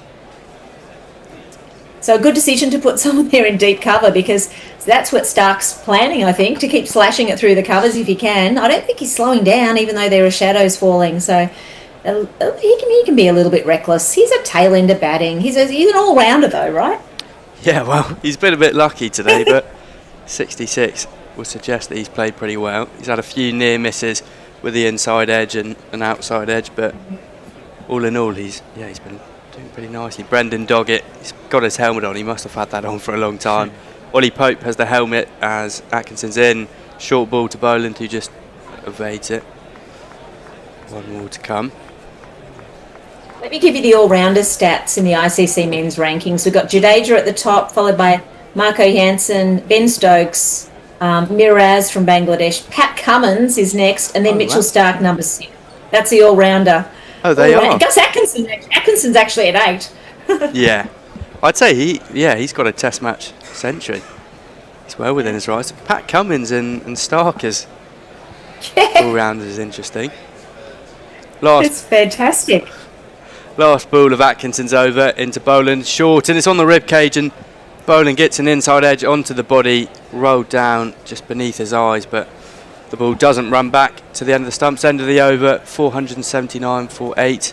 Will, are there any? Yes, we're getting some not so complimentary talk about basketball at the moment. We've got Edward Devlin saying rubbish basketball doesn't work here. Love tuning into this channel, listening to you all. Go Aussies. Then we've got Music Cats King saying England 334. Everyone's saying what's the high score? Aussies are in trouble here. Australia, hold my beer. So I think at the moment, mainly not too complimentary about England, and thinking Australia in control, which it does appear to look like that at the moment. So yeah, pretty fair observations, it seems. Yes. Although I think England's score was a good one. It's been a combination of really, really excellent batting from Australia and some pretty poor bowling. England have been off the mark for the past couple of days with their bowling. Really, after the first innings at Perth, ever since Travis Head took on the counter-attack, they've just slightly struggled. And we've actually just got here from Wino 5086. Apparently Stark has passed Stuart Broad as the highest scoring number 9 in Test history. So thanks for that stat. Nice Sounds, stat. It's a good one. Will Jacks is in round the wicket to Stark, who defends that down into the offside. I also think Such a big stride forward there. He's on his knees almost when he's hitting that ball. Yeah, it's a sign of a confident batsman when he's going that far forward. He's there forward, pressing forward and defending into the onside. Not that we've seen it either, but apparently they've just turned the lights on, is what we're getting here from Aaron92. He believes they've turned the lights on. So Scott Boland, and there is a lot of sunshine in Stark's eyes here. Yeah, as he's back in, cuts that one out there to deep cover, runs through for a single. Happy to give Boland 3 balls at Will Jacks. They've done their job in that. All it's going to take is a bit of spin, right? A little bit of spin from Jacks, one of those cracks. Yeah, definitely. And I think it is starting to spin a little bit more than it has been. 3 to come for Will Jacks. Just looking at Nathan Lyon there on the screen. He'd love to be bowling on this. Leg slip in as Boland gets back and defends quite a full ball. Leg slip and a short leg. Ollie Pope in at short leg, so that there's protection around the bat for England. Cap, would you have played Nathan Lyon going into this test? I think so. I think it's, would have been a good call, I think. Defended again by Boland, no run, 1 to come. And quite a bit more spin on that last delivery too, and a bit more bounce. So that's what Lyon would be missing, the ability to get his massive amount of bounce on this and a little bit of turn. So he'd be envious, I think. And that final delivery from Jacks was fuller and floated outside off stump, and Boland pressed forward to defend. Just missed the edge. End of the over. Any more socials? We've got a couple of people asking on here who they think will bowl spin for Australia. If they, so obviously Jacks has kind of bowled a few overs here, so maybe who do you think? We've had a few suggestions here. I think Travis Head potentially, and then I think some maybe more like light-hearted ones, just Steve Smith and Marnus Labuschagne. But Marnus nearly always gets a bowl. It's almost like he keeps asking and pestering the captain, can I have a bowl, can I have a bowl? And, Smith less likely to bowl himself. Yeah, I think Travis Head as well, he can kind of turn it on any pitch that he plays on. He can be quite expensive, but he's not a bad bowler actually. And Marnus, he could be bowling spin or medium pace.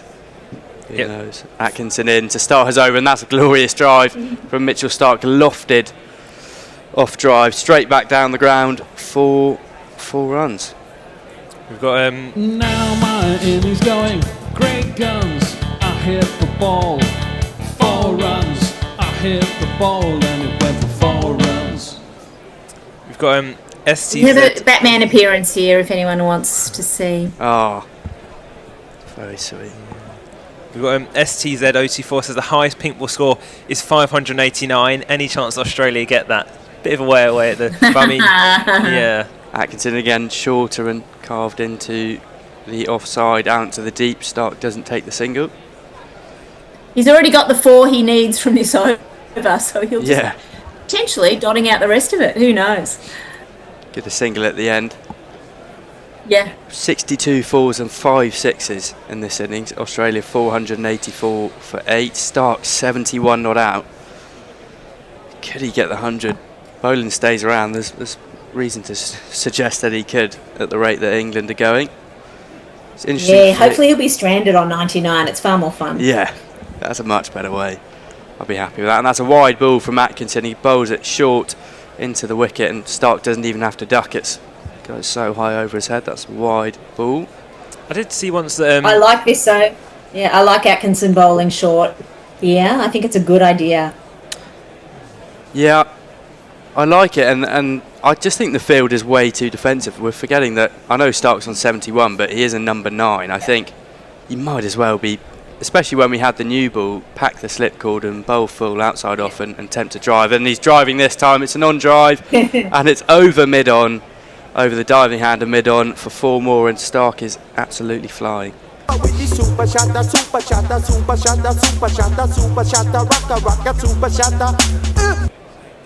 also got... that was fantastic. Another lofted drive. That's quite incredible that he can get that.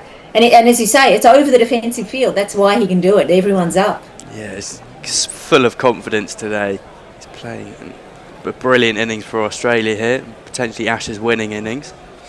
Got according to Wino586, again, apparently every Australian batter so far scored double figures. We've got here. And then some people saying that they think England should have picked Jack Leach. I know that was one mentioned earlier. Atkinson again, and that's another swing from Mitch Stark. A hoik over mid-wicket, misses it, narrowly misses the edge, and Smith gathers. Yeah, so Atkinson may be a bit expensive on the way to getting Stark's wicket, it feels. But anyway, is he almost at the end of it? How long has he been going? I'm not sure. He seems to have been bowling forever. Yeah, I think he's been going since the break. Yes. And Stark clearly looking to up the ante a bit, clearly liking how Atkinson's bowling into him. Just slightly missing his length, you feel. He's got 2 more bustling in to Stark round the wicket. Just a one slip to Stark, who defends that back to Atkinson. Australia's lead now 155, and it feels pretty unassailable now, especially as the wicket may begin to crack and the shadows are starting to enlarge and over that wicket. It's starting to creep over the wicket now. And it all depends on how long England can bat. But what do you reckon the chances are of a draw here? I'm just asking both of you, have a ponder that and answer that question when you think you've got a percentage chance of a draw. Well, I think it would be pretty low, I think, in terms of a draw. I think, I can't see a draw at the moment. I just think for England, obviously, because even now if they get, 350, something like that, that's not that big a target. So they're probably going to need to get somewhere near what Australia have got in this innings. So I think draw is pretty low, and then I think, even England win is now also probably looking pretty low. So you're saying that England can't bat for 2 days on this pitch?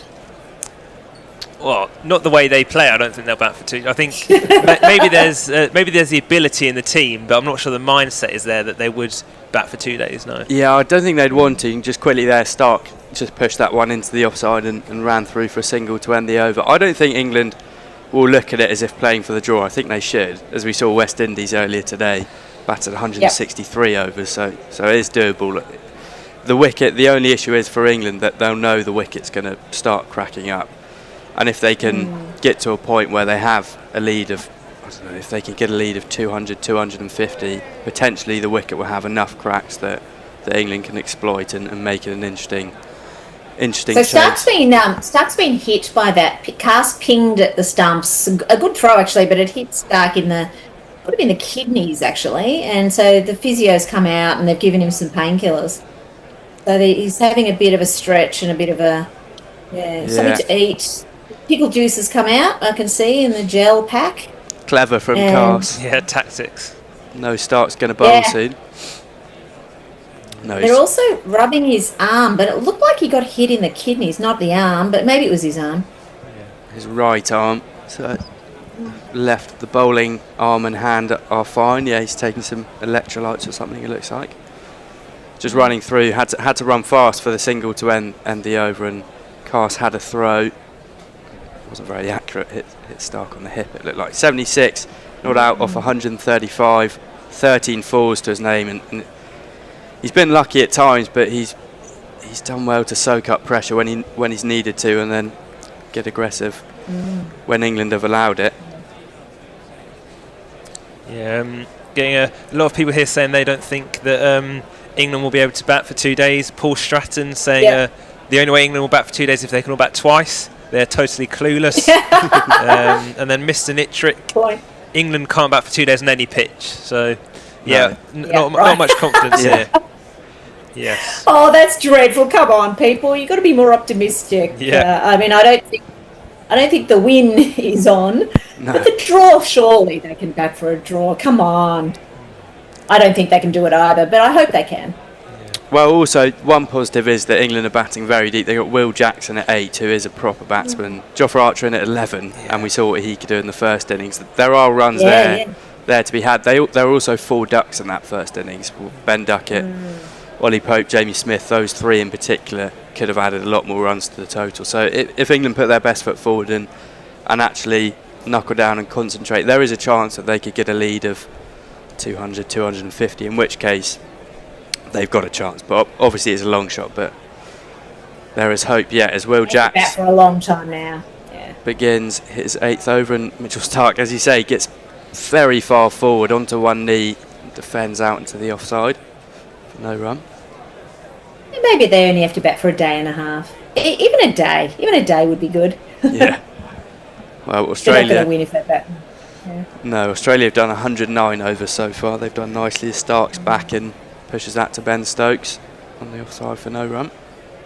The partnership now 74, and they've faced 160 balls between them. I'm not sure how many of those were faced by Stark versus Boland, but Jacks is in again and pushed outside to Ben Stokes again at short cover from Stark, no run. and Boland's been on 15 now for a good 20 minutes, 25 minutes maybe even. He's not yet faced 50 balls, and very nicely protected here by Stark, who's racing towards hopefully a milestone. That's another single for Stark, who just pushes that ball out to deep backward point, runs through for the single. Well, also Boland's, so he's faced 48 balls, 161 ball partnership so far. So Stark's done his job in batting with the tail, which is funny because he is technically a tail ender coming in at number 9, but he's definitely faced the majority of the balls here, and Boland's done well when he has had to face. 2 balls left from Jacks. Ollie Pope's in at short leg. There's a leg slip and a slip. Scott Boland turns that very professionally down into the ground, and Ollie Pope does the fielding at short leg. Got Jimmy Z2J3D who said rain dance. That's Rain dance. And then Might work. We've had something about Chris Coomer 2035. The ICC should bring in mercy rule at this point. Well, Scott Boland's there defending to end the over, 1 from it. Australia now 491 for 8. Their lead now 157. And more frustration at Jofra Archer bringing the pillow to the game. Oh, I saw this. Not Matthew Hayden wasn't happy, and Chris Coomer again has said, what kind of a precious fast bowler brings his own pillow to the game? So not happy about that either. I don't think it's as bad as everyone's thinking. No, neither do I. Yeah. He puts his body on the line every time he goes out to bowl. It's not like he's brought it out. Is it a pillow that is for his head, or is it for his bum, or is it for his back? Where's he using the pillow? I think it was just a normal head pillow. Yeah, I imagine for us when he's in the dressing room and he can just lean back and rightly so. Yeah. Bowlers should be out. They've been out for 110 overs. He should be able to get rest. Yes. When the batsmen are batting, he's worked hard for it. I know the optics aren't. He might need for his neck to keep his neck aligned. He might need it when he's getting his massage and all the rest of it as well. Depending. Yeah. Well, yeah, exactly. And the optics, obviously aren't great, but I think it's a bit of a non-starter for me. It's not a massive issue. Cars is coming into the We're going to change bowling. We do. Bryden Cars coming in, 144 for 3 from his 25 overs. He's in over the wicket to Stark, who has a look at it, has a slash outside his off stump, and again, as we've seen a lot this morning, narrowly misses the outside edge, goes through to Smith. Cars coming in for Atkinson. The luck is with them. The luck is with them, and there a lot of men out deep on the leg side, a deep square leg, long leg and a long on, interestingly, and then slip, gully, third man, deep cover, extra cover and a mid off as the field for Cars, who's bowling over the wicket to Mitchell Starc. 77 from 140. Starc bustles in, and it's shorter, and it's up in the air from Mitch Starc. It's gonna, and it's taken from Ben Stokes up in the air. It's short and wide, and Starc spoons it up, and Ben Stokes and Ben Duckett almost have a mix-up from extra cover and mid-off. Ben Stokes in the end does the fielding, comes round and collects, and Mitchell Starc brings an end to a fine innings, 77 for him, but in the end, Bryden Cast gets his 4th of the day. Who would have thought it? Terrific breakthrough there by changing the bowler, and Atkinson would be feeling quite sad about that, but finally 77 to Starc. Great innings. 9 wickets down now, 491. Great innings, almost a bit of a mix up there. Yeah, wasn't there? Well, we've also just had a super chat from Martin Rainan sending you some pity dollars thanks to the commentary. There we go. Oh, brilliant. Thank you. Yeah, actually, I think you mentioned earlier as well, Bryden Cast is now on for what would be, I mean, maybe not the most meaningful 5 of his career, but if he cleans up the last wicket here. Yeah, it'll be interesting to compare it to other fifers of his. There's been a couple of collisions actually in this game with fielders as well, because there was one with Carey and Labuschagne, but both times have managed to hold on to the catch quite impressively.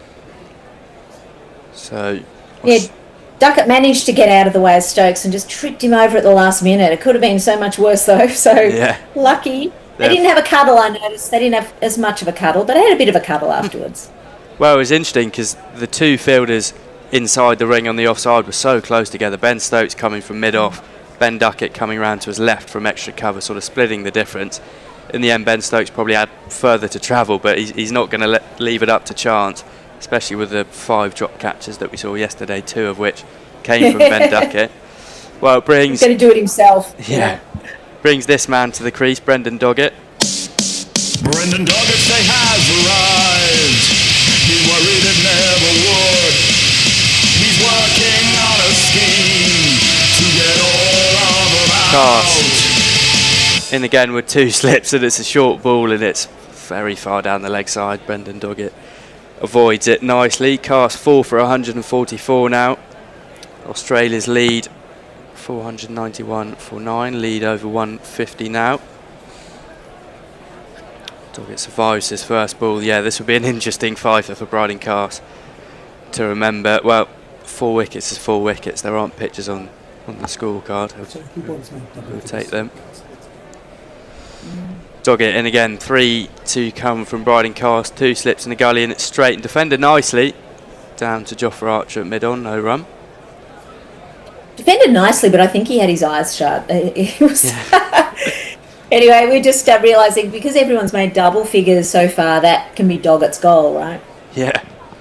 Yeah, Scott Boland just stick around, let Doggett get to double figures. Been pretty easy for most of them this innings. Yeah.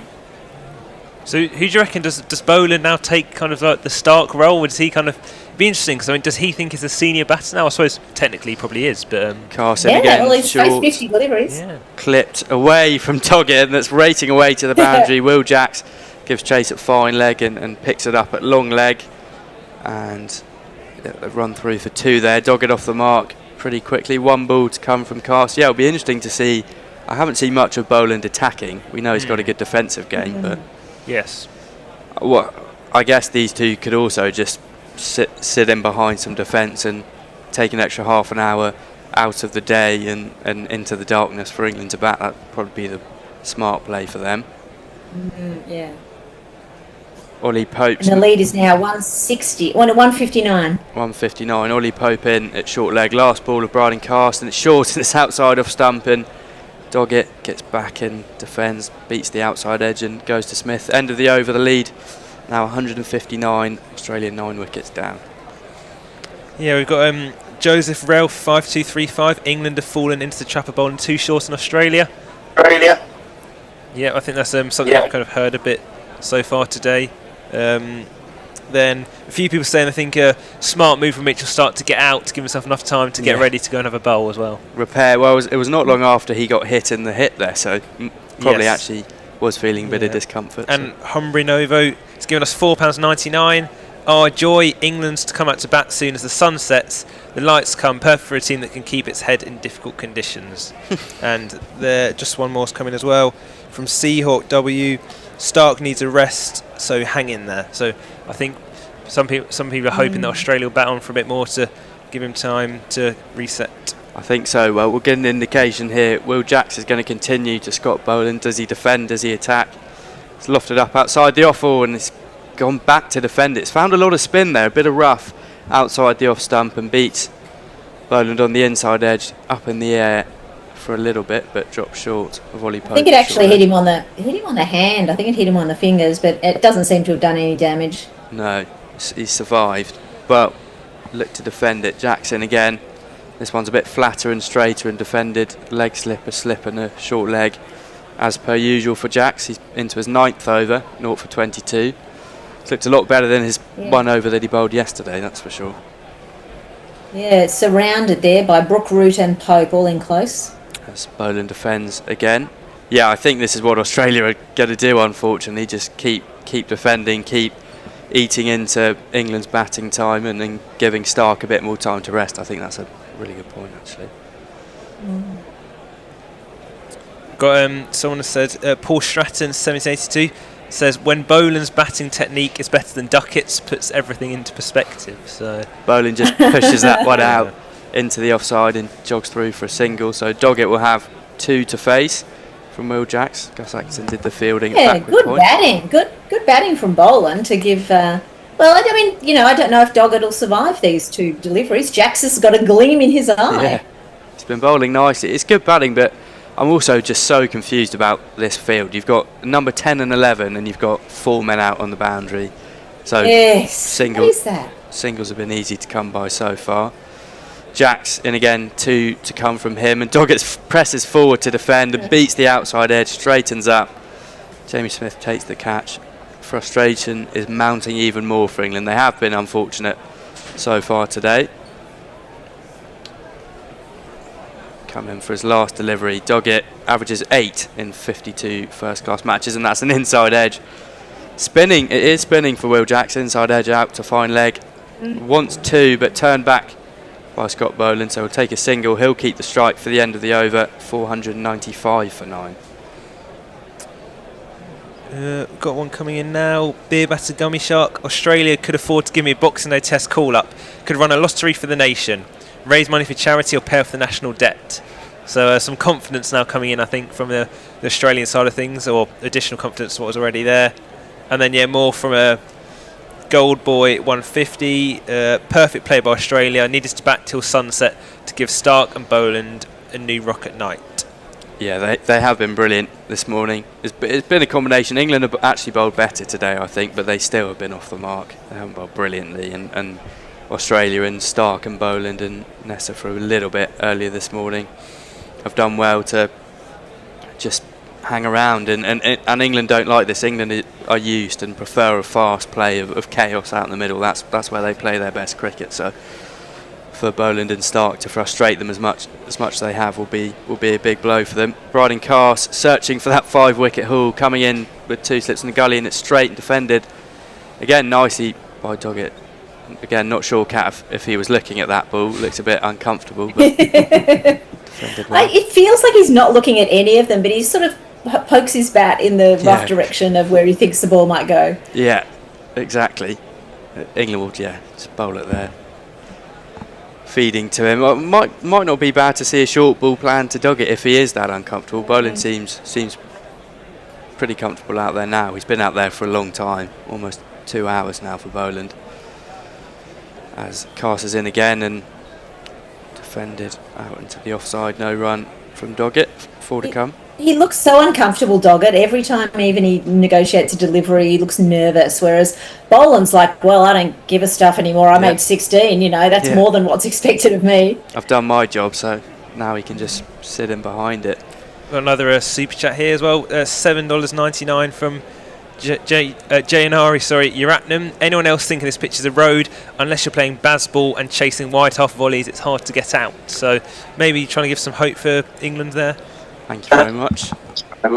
We're about to see Doggett's favourite shot, I think. Oh, and it's short and it's pulled from Doggett, well gloved. I should say, tries to pull and just helps her on its way down to Will Jacks at fine leg, and a comfortable single in the end for Doggett. So Boland back on strike on 16. Lead now 162. I did not expect him to pull out that shot, but it was probably the right shot selection for the delivery. It was a bit down, it was down leg, and he's made a late decision to play it. A little bit uppish, but it was the right call from a good batter. Yeah, exactly. And the short ball, as we've seen so often this innings, it's the right idea, but it's just not accurate enough. It was down leg side, and pretty easy pickings for Doggett in the end, and gets him off strike, more importantly. Boland facing up, short leg still in, and straight angling into the stumps, defended. Ollie Pope does the fielding at short leg. And we can see quite a lot of sledging coming here from the close infielders here for poor old Doggett. I feel a bit sorry for him. Well, it's coming from Crawley and Duckett. And I wouldn't be doing that if I were them, having to bat next. No. Not going to be bowling at you in a minute, Duckett. Just keep your mouth shut. Yeah, Doggett will be bowling to you in a second. So will Mitchell Stark.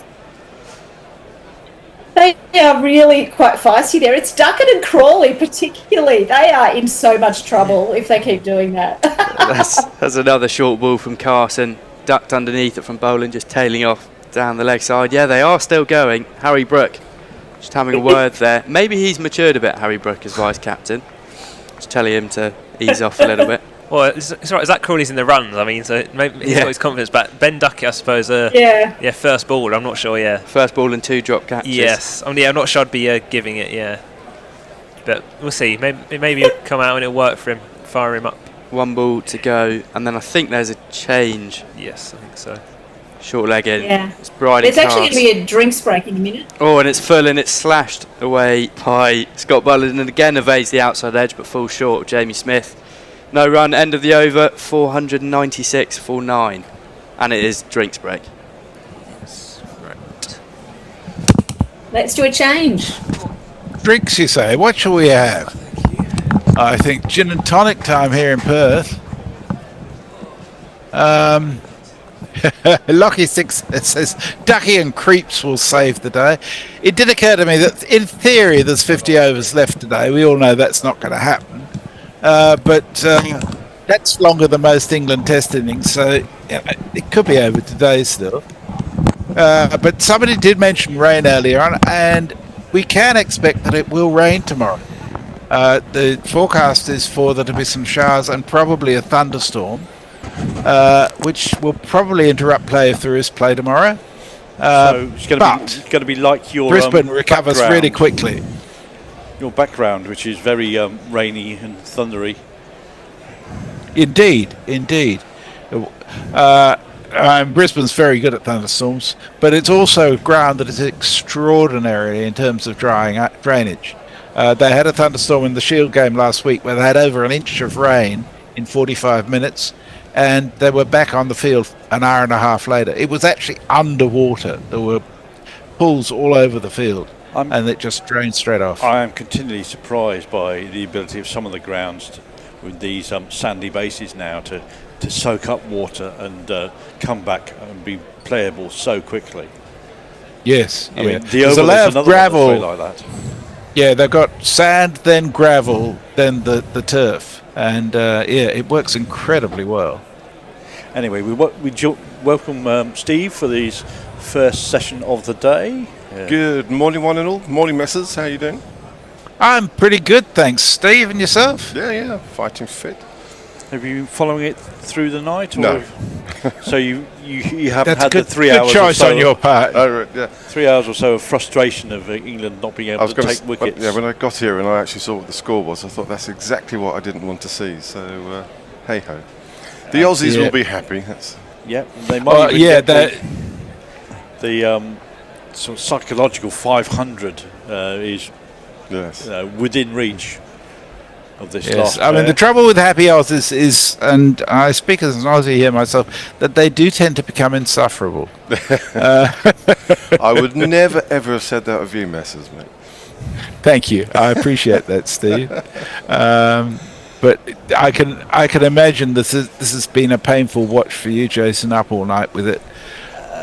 Kieran Roseblade's not happy either. He says England really need to wake up and realise that just throwing wickets away and playing golf with your mates is not the way elite sportsmen should conduct themselves. I still have a theory that you can blame New Zealand because New Zealand are shit at Test cricket in Australia, and you got Stokes and McCallum here, so inevitable almost. I'm quite happy to go with that theory, Messrs. Yeah, it's all the fault of the Kiwis. I've got another theory as well, is that it's possible that this might be one of those few occasions where every Australian batsman gets into double figures in an innings. Wow. I see Stark got 77.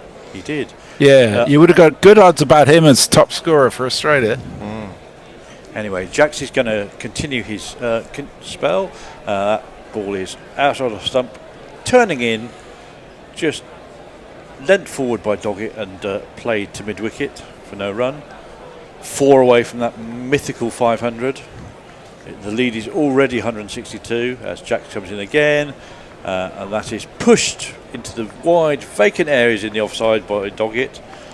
They really shouldn't be that easy to get a single. Oh, blimey, there's no one there. That's a very, very long single indeed. For number 11, that's almost criminal, I think. Anyway, here comes Jax again to Bolland, who plays that backward defensive shot, sort of leaning on the back foot, almost over the top of the stumps, and punches it to mid-on. Jax, one thing he does do is he gets to his overs quickly. He's in again. That ball turns down the leg side, but is whipped past the two fielders, catching to the man at deep square, takes a single, moves to 17, Bolland. A very valuable 17. He's probably been about 100 runs scored whilst he's been at the crease. That's short and wide, and Doggett lays back, punches that through the offside, and poor old Jofra Archer has another fruitless chase to the boundary. That's Australia's 500. They move to 502, and advantage to them. That was a lovely shot, actually, wasn't it? Beautifully played. Yeah, first really bad ball by Will Jax. Yeah. And no, poor old Archer's got an awful lot of territory to cover there. Next ball is better on the stumps, defended off the back foot by Doggett, and that's the end of the over. 502 for 9. I can bring you an update stumps and the game between England Lions and Australia A. England Lions were 166 all out. Australia A are 554 for 7. Making a Nathan point, McSweeney, who was opening for Australia this time last year, is 222 not out at number 3. Cooper Connolly made 88. Xavier Bartler 83. Gilchrist and Hull have 3 wickets each. Sherbishir none for 115. Bethel 1 for 33. Kellaway none for 55. Is that Gilchrist part of the famous Gilchrist family? Nathan Gilchrist. Nathan Gilchrist. That is... it's a not Adam's son or something like that. There's all sorts of action happening here with the first ball. That is dropped into the offside by Bolland. He scampers down the ground looking for a quick single, but Carse on them very, very quickly. Picks it up, shies at the stumps, but misses. And Bolland is safe.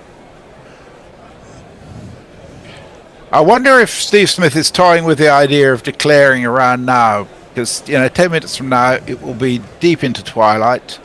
You think he'd want to be bowling then, but then at the same time Mitchell Starc is having a little bit of a rest before bowling. I'd have Mitchell Starc have as much time to rest as he needs. That is full and angling in by Carse and stoutly defended by Bolland with a textbook forward defensive. It was, wasn't it? Yeah, I'd say they're not thinking of declaring. Travis Head's still not in his training gear, not his whites. Okay, that's a good clue. Although it takes 10 minutes in between innings, so he's probably not that sluggish at getting dressed, is he, Travis Head? I don't know. Depends how much he's had the night before, I think. Wow. I guess the other part is that sportsman, nothing. Yeah, the longer they pound the Australian, the English team into the dirt, the better from their point of view. Bouncer by Carse, Bolland ducks underneath it. I don't know. I get the kind of feeling with Travis Head. He's the David Boone of the side, potentially. Really? It's not the same shape. He's a bit slimmer. I'm going to say it's not the same shape. He's a bit... no, but he's got the same sort of pugnacious, stocky nature. Yes. Yeah, I don't know about his alcohol consumption capacity. Yeah, well, famously, David Boone, 53 tinnies on the Australia to London flight. Good lad. Which is a lot, even for stubby little 250s. That is fiddled by Bolland, past the gully, off the back foot. Duckett chases, hauls it in just inside the boundary. They should take two. Might have gone for two. Yeah, and they have taken two. I have a demand. A. Ogilvy 438 demands that I read this out. He says, "Root will save the day. England." Well done. Well said. Well, they've had the example earlier today of the West Indies who batted 160 overs and saved their game against New Zealand with a double century for Justin Graves. And 50, that was superb. And 50 for Kemar Roach, batting at 8, which I thought was probably 2 places too high for him. Here comes Cass. And another good defensive shot by Bolland. With not too much footwork this time, but it's a very straight bat backward defensive shot. You got the bat in the right place. That was the important thing. He's looked very solid in this innings. Certainly belying his lower order status. He's probably suggesting this pitch is, if you play properly, it's not as full of the demons that seem to beset England. Yes, it hasn't really been that type of pitch, has it? I mean, there's 850 runs scored on it. It's not a horror. No, it's certainly not. Short down the leg side by Cass. That's a wasted ball. Bolland is not interested. That first day pitch at Perth was a little bit of a bit feisty, that one. It was, wasn't it? Oh. We have a super chat for you. If you've got the jingle there. YouTube Prime Super Chat. Logan's Bricks very kindly sends us £5. Thank you for that. Says England are the Ange Postecoglou of cricket teams. It's just the way we play, mate. He's a character, that one, that's for sure. He's very, very well liked in Australia, even though his results since he left Celtic have been patchy, put it like that. Yes, didn't he get sacked in the fairly recently from, was it Spurs or was it Spurs? Yeah, round the wicket by Jacks. That's driven by Doggett, but didn't really time it. Too wide of Stokes, and they take a single. 505 for 9 now. Doggett's got his double figures. Yep, he has.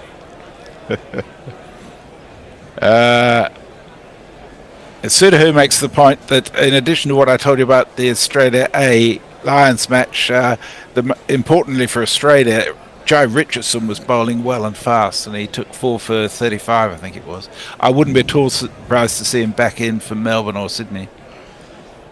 Who will he take the place of? Because Cummings got to come back in, isn't he? That's defended into the leg side for no run. I mean, if Australia are 3-0 up by Melbourne, I wouldn't be at all surprised to see Stark take a rest. And that's worked round the corner by Bolland. And is moves to 20. Hazelwood back and fit, or is he's out for the series. Right. I think one of these two, Doggett or Bolland, will make way, depending on which one, and probably going to be Doggett, I think, because there's previous for Bolland. Do you think these two are batting for their place then? Round the wicket, over the wicket, and whipped past the leg slip down to fine leg, where is that Crawley, I think, wasn't it? Crawley down there, who flings the ball in, thinking about his upcoming torture by ball. The England coaching set up, having much conversation at the a moment. Brain trust, yes. That's defended off the back foot in by Doggett. Matthew We Potts have having another a word. super chat coming up at the end of this over. Yep. I shall get ready. Thank you. And that's caught, is Don't it? think Or it is it carried. just short? Just short, I think. Just short. Edged by... well taken by Brooke. But by Doggett. And Brooke was diving forward, scooped it up. As we see this... Yeah, it's only just short of first slip. Needs to come forward another 3-4 inches. About that, yes. He's quite a long way back there, actually, isn't he, for a slip to a spinner. Yeah. So, Johan Ariadnam has sent us another $7.99 Australian. Thank you, Johan. I think he's in Brisbane. Are you at the test again today, Johan? He says, any thoughts on the incredible effort by the West Indies to draw the game against New Zealand? Fantastic result for West Indies Test cricket. I hope they beat New Zealand this series. It was amazing. It's the highest ever fourth innings score of any Test match that's gone less than 9 days. And they didn't lose a wicket between half an hour before lunch and stumps. Oh, wow, with the number, what was it? The number 6 and the number 8 in. Yeah, number 6 getting a double ton. There are... And we've already gone through the whole list of the double tons from number 6 that Messi carefully provided earlier. And Kemar Roach also getting his best first-class score, I think, as well. Yes, it was, by quite a way. Yes, I seem to recall he's got about... previously it was about 35, 40. He got to nearly 60, I think. Anyway, here comes Class, who's about to break his 150. Well... That certainly will do it. That's a wide down the leg side, a filthy ball. That was a horror, wasn't it? Very well taken by Jamie Smith to prevent it being 5 more. He's certainly bowling down the leg side too much, isn't he, Cassie? He hasn't got He's his bowling radar too working short at in all. general. And no, his rhythm is completely off, so he's chucking it down the leg side a little bit. So it's just he's falling away to the offside a bit. Anyway, he's back in again. That's better. That's much more. That's right underneath the armpit. And Bolland plays that really well, actually. Got up onto his toes and, in fact, off the ground almost to knock that straight into the ground. The interesting thing I think that shows is that while there is certainly bounce in this wicket, it's consistent bounce. People haven't been surprised by it. The only thing that surprised them has been the amount of bounce. Not the variability. Yes. Anyway. And that's where the Australians obviously have an advantage in terms of being used to it. And flash outside sub stump by Boland. That's not quite such a good shot. Rising ball, tried to flash it away off the back foot. Misses it. It was... That's that extra bounce we're talking about. Well, it was a right shot, wasn't it? But he sort of hesitated in his backswing then, didn't he? He said, shall I? And then he decided to go and, of course, completely missed it. Stokes can't believe it. Head in his hands. He's just thinking if that was England, we'd have edged that.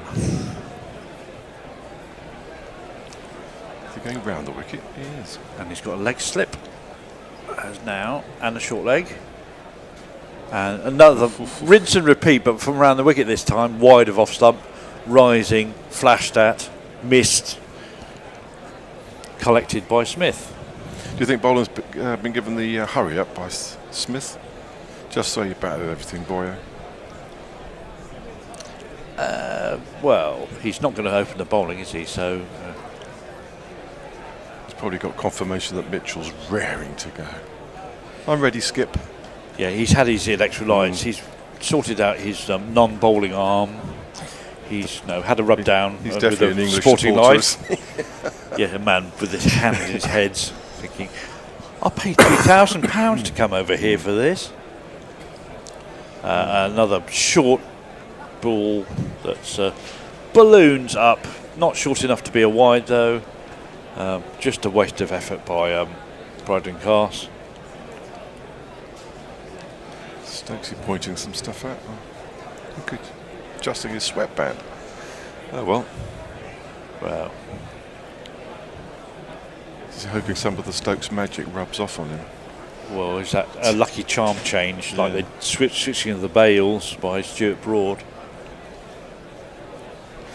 Anyway, that round the wicket experiment. Slip, leg slip, and a deep gully for Cast. As he bowls another short ball that's played away nicely by Bolland into a wide cover area. Into the vast acres of space that there are there. And yet again, poor old Jofra Archer has to jog 30 odd yards to field it. At least he didn't have to sprint. He's certainly getting his steps in today. I wonder how. I mean, they do measure all these things, obviously, with the GPS body trackers. Is it something like 11 kilometres in a day's play? I don't know. It wouldn't be that difficult, I don't think. That's an awful lot of steps. 2 kilometres an hour. Yeah, it's probably not unrealistic, is it? That's just fielding. If you're bowling, it's even more, I think. And that is pretty much the same again. Off the back foot by Doggett. Punched into that big hole. And poor old Jofra gets another workout. And ends. Cast is over. 4 for 152. Paul Stratton's not happy. He says, Village Green bowling at test level gets you what you deserve. Our attack is shocking and not fit for purpose at this level. Back to the drawing board. End of Bazball and a complete reset required. STZ024 asked an interesting question. He says, how many teams have scored 500 without 100? Well, I can tell you that there are 5 other teams that have done it. The top is 531 by Sri Lanka in 2023-24. This is now the 5th highest without a century. The next one is 517 by South Africa in 1997-98. So we'll go up that list as we go if it keeps going. As we watch a magnificently beheaded man in the crowd. If they ever wondered where the missing link was, I think that was him. Yep. Apparently the bloke in the yellow shirt yesterday with the hair and the sideburns was a comedian called Gox, who I've never come across before. Was he the one who kept walking behind Smith's line? He did it once, I think, actually, right. But they focused on him after that because he's a celebrity. Right. Doggett defends into the leg side for no run. No, this is a case of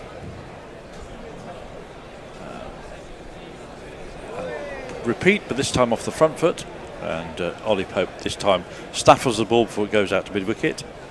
It's all a bit going through the motions, this bowling. All very dogged and determined. That's a lovely ball. That's Jax's wicket. It's the arm ball. It's taken the edge, and Brooke has made no mistake at slip. It's as easy as you like. That's the end of the innings. Australia finish on 511, lead by 177, and it's now over to England to see what they can make of their second innings. Well, yes. They're going to have to this was properly, aren't they? Basically the ideal scenario that Australia was hoping for at the beginning of play, I think. Yeah. Exactly everything's worked for them. Exactly what I didn't want to see. Yeah. We have another super chat from Jehan. He sent us another $7.99. Yep. Thank you so much, Jehan. Your support is really appreciated. He says, Boland bats with heart. It was a partnership between him and Lyon that won them the test match against India at the MCG last year. Yes, indeed, that's true. He loves the MCG, just a question, doesn't he? Is Boland and Doggett batting together the first instance of... First of all, was that the first instance of them both batting together in these two tests? And is it the first instance of the two indigenous players batting together? Are they Brisbaneers? Are they from? No, they're indigenous. Oh, I see what you mean. Right. I can't remember if they batted together in the last test, to be honest. And do you know what? I can't be bothered looking up. I'm sorry. I know they didn't in the second innings, so I'll save you looking that one up, Messrs. Yeah, there's lots of messages here. I'm sorry we can't read them all out, but certainly make sure that we've got 10 minutes. Super chats as they do get read up. So Goldboy says, I don't have enough time in the day to consume all the English meltdown media that will be around should England lose this spine innings. Leah says Stark made more runs than he conceded. Functionally, he took 6 for -2. That's a nice figure. Thank you, Leah. Great stat. That's that's excellent. Lots of love for Stark. Joseph Ralph 5235 says it's the balance that has got our bats out. They need to leave wide deliveries. Yeah, that has been said a lot. Music Cat King says, I got the Grinch meal from Macca's yesterday, which is McDonald's for those of us. I don't know if you call it Macca's in England. No. Mackie D's. And I got this unexpected snowball toy. Well, it's actually glitter in Australia with the Grinch. It is funny how in Australia, we melt on Christmas Day and we still get Christmas cards with snow and and some people still do the full roasts. Goldboy reckons this isn't a road. England bowling terribly. Atkinson swung it when he pitched it up with the new ball. Watch Stark cause havoc tonight. Bowling 2. I don't entirely agree, Goldboy. I think the pitch has played very truly. There's been no movement off the wicket. There may be a bit of swing with the new ball under lights, but there's not been a lot of swing this whole match. The only movement really has been when show it's very limited.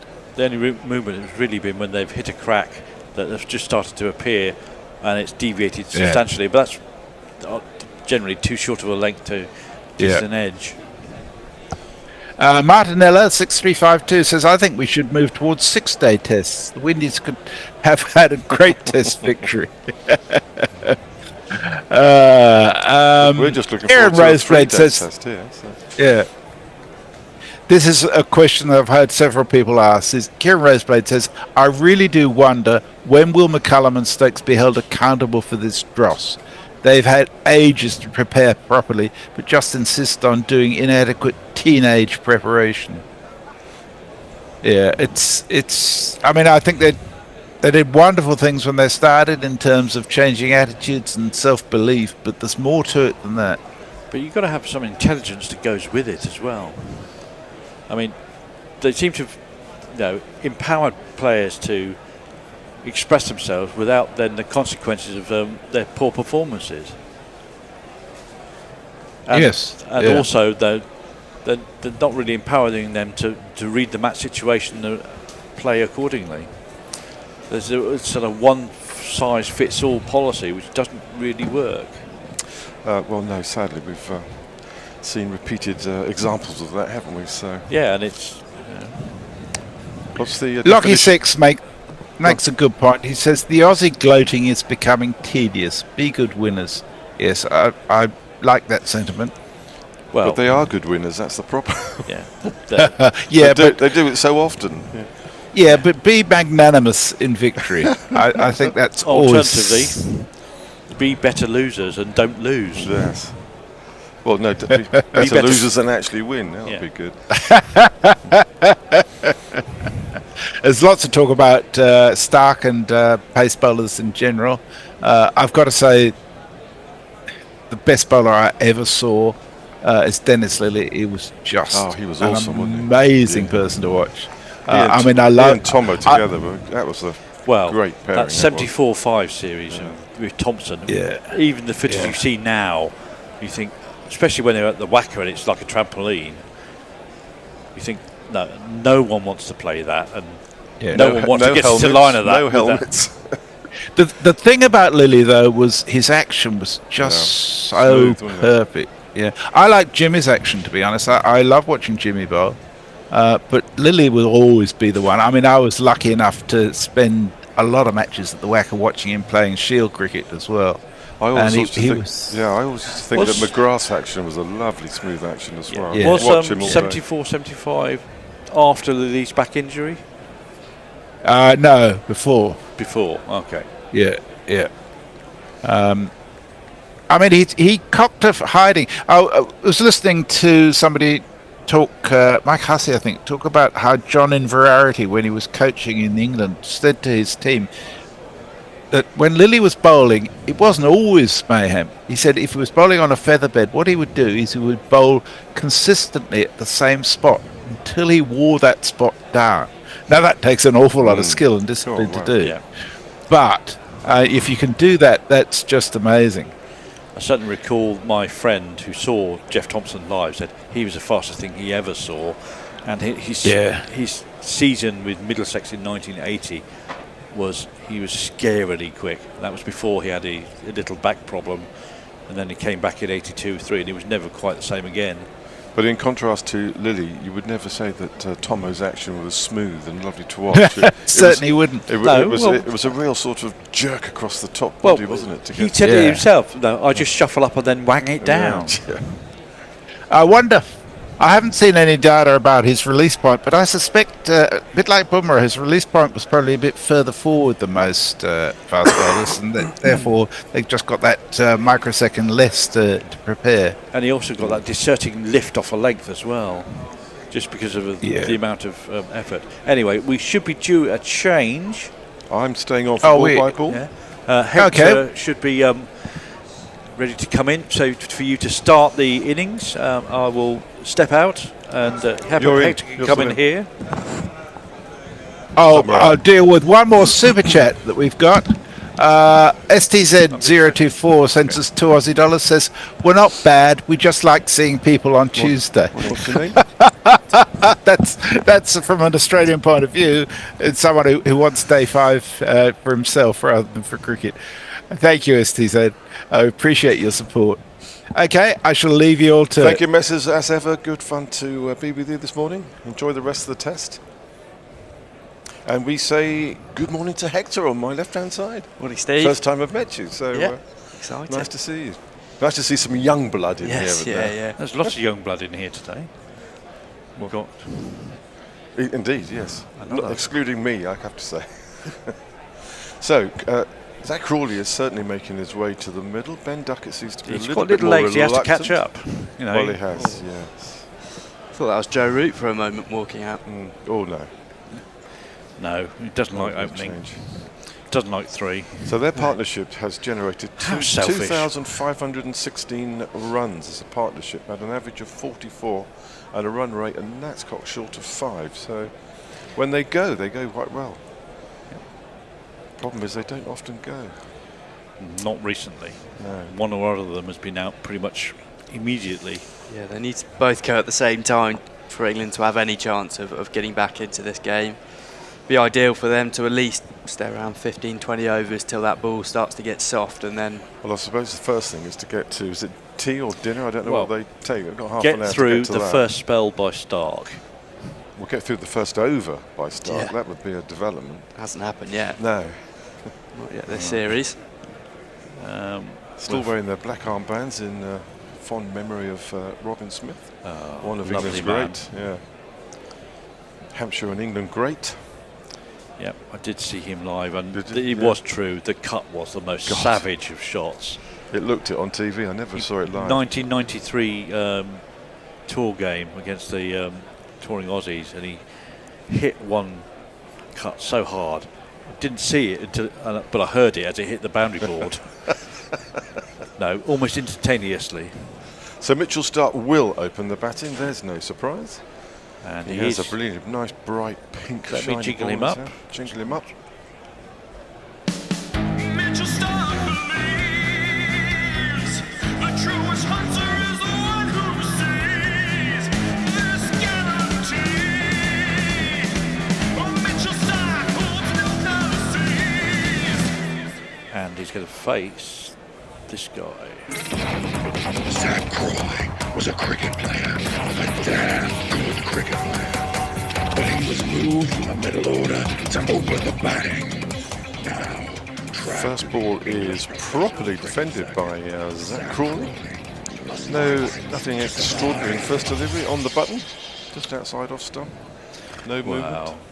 I think he'd be even allowing for a rub down with a Sporting Life, he'll be still fairly tired after that marathon 77 and all those flailing and missing. Yeah, a little bit of shape in there from Mitchell Starc, not a lot of movement, but just going to ease into a spell. It's such an important passage of play, this play before tea. I know it's easy to say, but this really does have the series hopes. A collapse here from England, that there's no coming back from that. He ambles in, does Mitchell Starc, left-handed over the pitch, and this is just pushed out into the offside, and they do jog through for a single. That's England off the mark in their second innings. Oh, Duckett. Duck. Danger.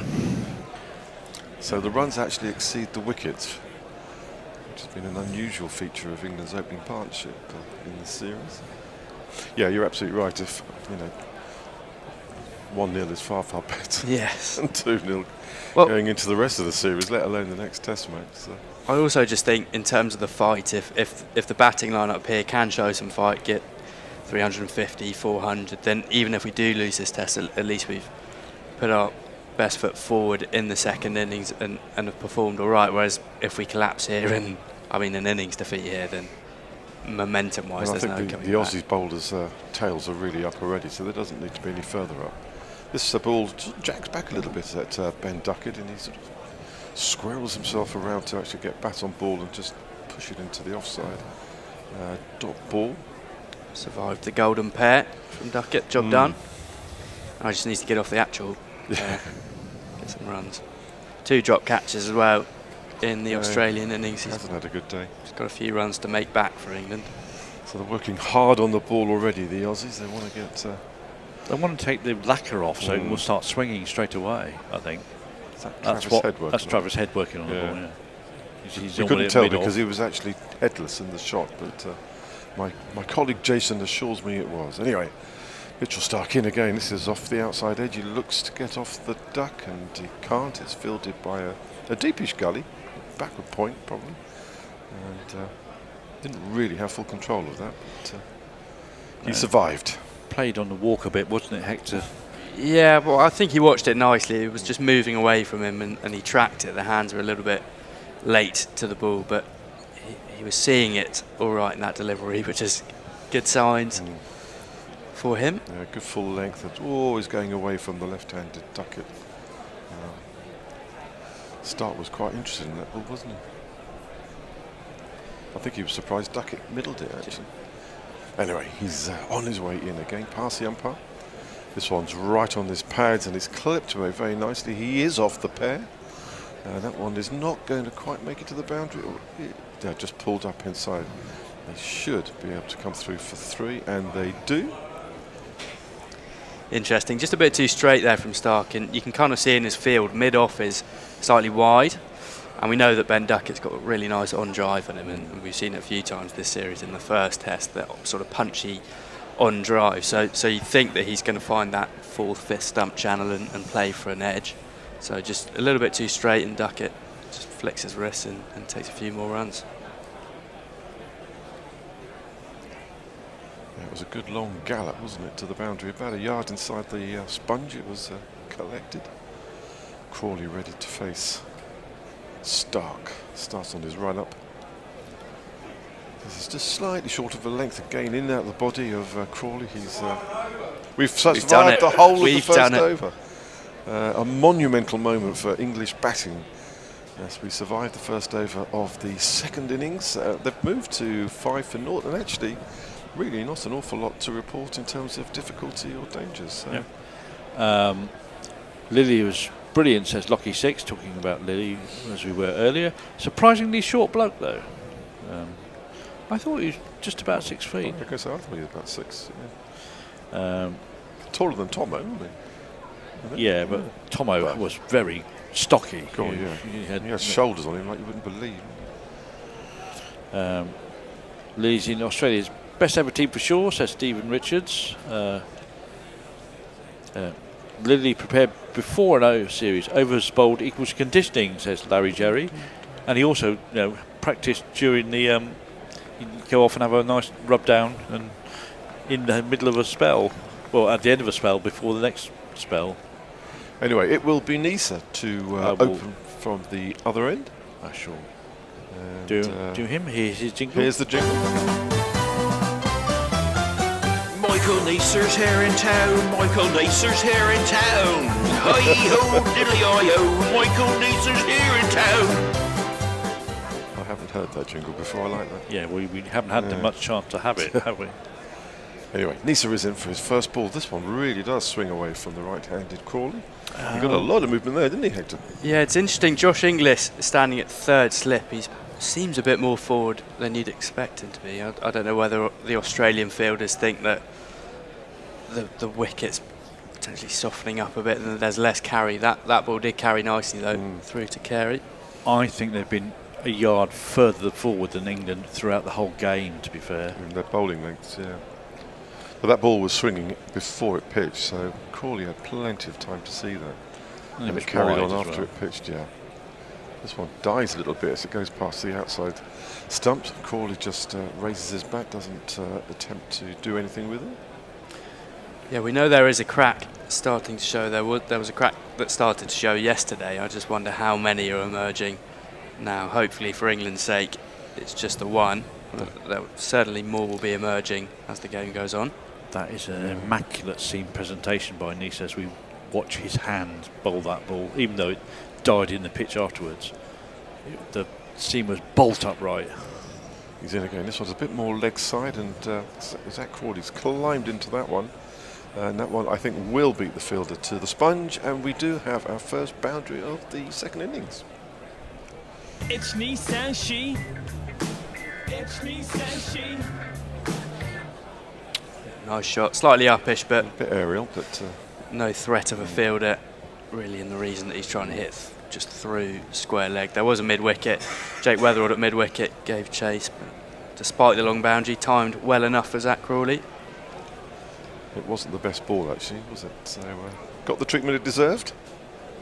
Some hilarious shirts in the crowd.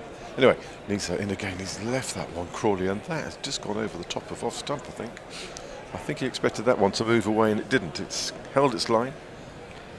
Confident leave. Nice and accurate from Nisa. I think he underperformed in the first innings. You've got to feel for him because he isn't... I know he's Australian, but he's not really an Australian bowler. He's not best suited for bowling on hard, bouncy wickets. He needs a bit of grass. That's why he does so well in county cricket when he comes over to play for Glamorgan. That's why he's a pink ball specialist as well, I think. He's in again. This one again does move a little bit away from Crawley, who just fends arms and lets it go through to Carey. Because he's not the quickest of bowlers, and he's most threatening when he's moving the ball around, which, as you say, Jason, when 83, 84 miles an hour. It's respectable, but not express.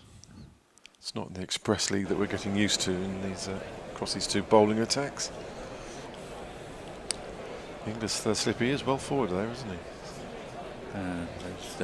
Slips have all realigned themselves with the removal of Khawaja from first slip. This one is outside off stump. Crawley rather disdainfully leaves it. It wasn't a very good ball. It ends the over. We've survived 2 whole overs, 4 off that. Nisa 1 for 4. England 9 for 0. Any messages? Yeah. Wino 5086 says Dennis Lee's dismissal of Viv Richards at the MCG on Boxing Day in 1981 with the last ball of the day. Memories. Osball definitely defeats Bazball by 177 in the first innings, says Music Cat's King. Danger Time says J-Rex. And Brian in Brisbane says, wow, he's back in time to see an early England wicket. Well, we hope not. Just watched Lando Norris practicing his golf, though. He looks quite a handy player. And Sam 1430 says, Stokes should declare now to spare us the inevitable collapse there, but if he declares, we'll lose by an innings. Yes, indeed. Anyway, Stark is in to bowl his second over that one. We've played very well by Duckett. Ends up going towards mid-wicket, which I don't think was his intention. Well, the sun's setting quite quickly. It's just about to dip underneath the top of the Gabba Stadium, so visibility starting to get a little bit worse for the batsman. what Stark would like to see, not quite what Duckett and Crawley will be liking. Still trail by 168. The director hasn't shown us the sunset yet. He was showing us loads of it last night. Glorious scenery. 3 slips, a gully, a Stark. Approaches the stumps. This one does swing away from Duckett, who actually just moves us back inside the line to let it go through to Carey. It's a lesser spotted Duckett lead. Yeah, just had a look and then in the end decides to tuck his bat back inside the body and let that one go. Smart move, because that was moving quite a lot and later. A little bit off the seam as well. That's the ball that got him out in the first innings, basically. Smith, the Australian captain, was interested there.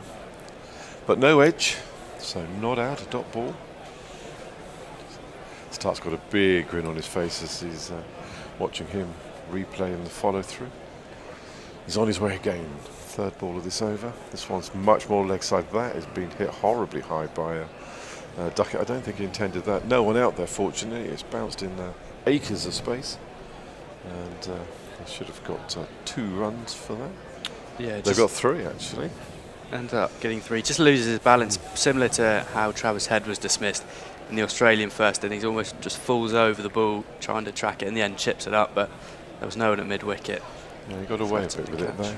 Duckett. Anyway, he moves on to 6 off the 6 balls he has faced. Stark is becoming a cricket legend, says Paul Fitz. Well, what do you mean becoming? I think he was before. He's just he's in that Hall of Fame now, cementing that status as the highest wicket-taking left-hand pace bowler of all time. Gone past is it Wacker Yunus? Yep. This one is defended by Crawley, sort of punched away out past Gully. It's defeated the backward ring and enabled them to add 2 to the score.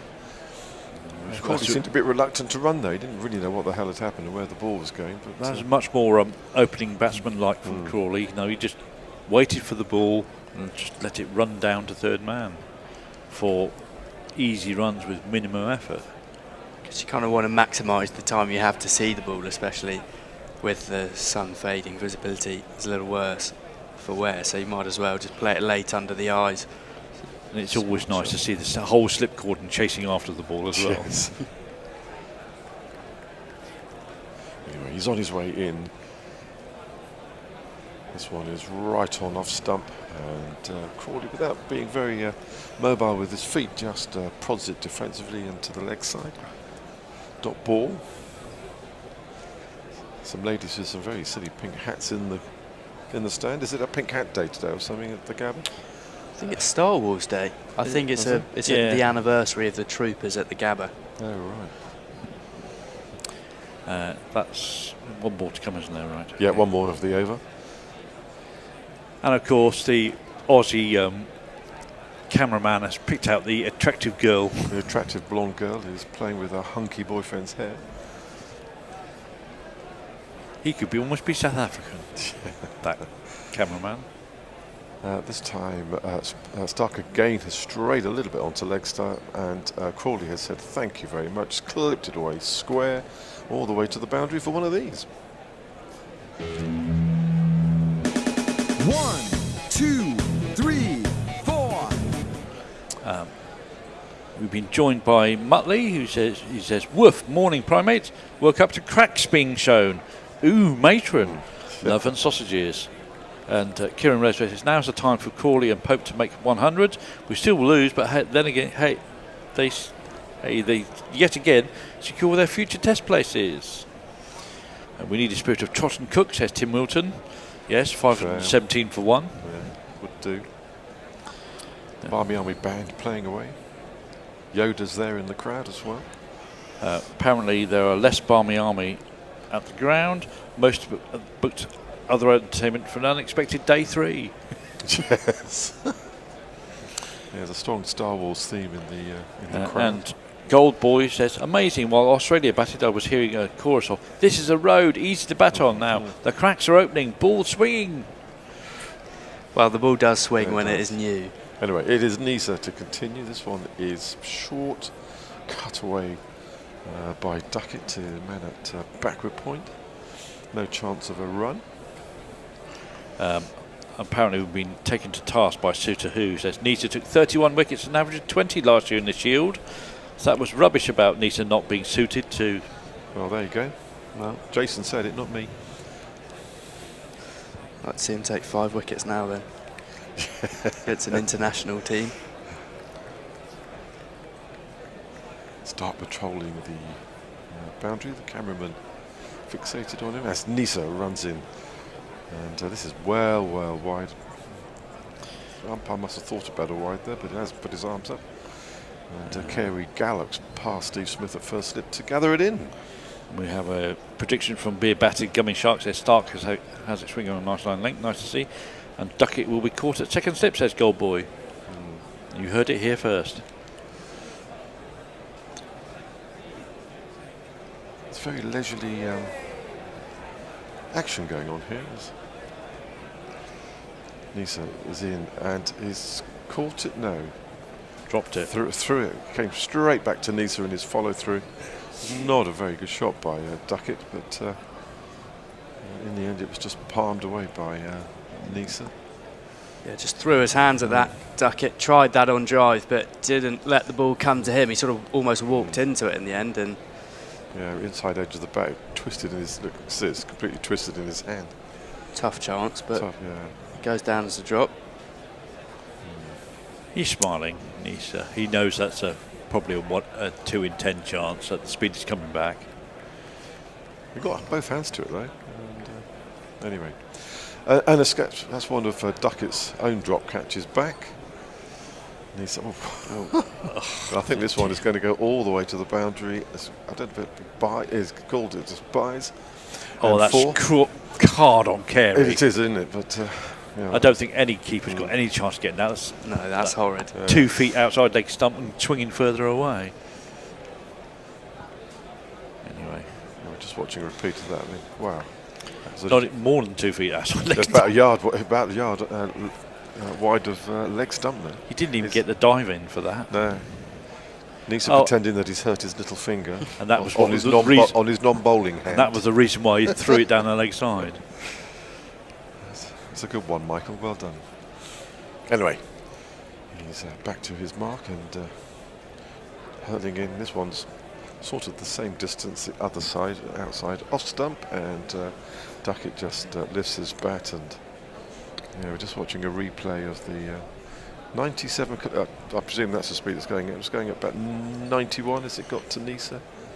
Yeah, still quick.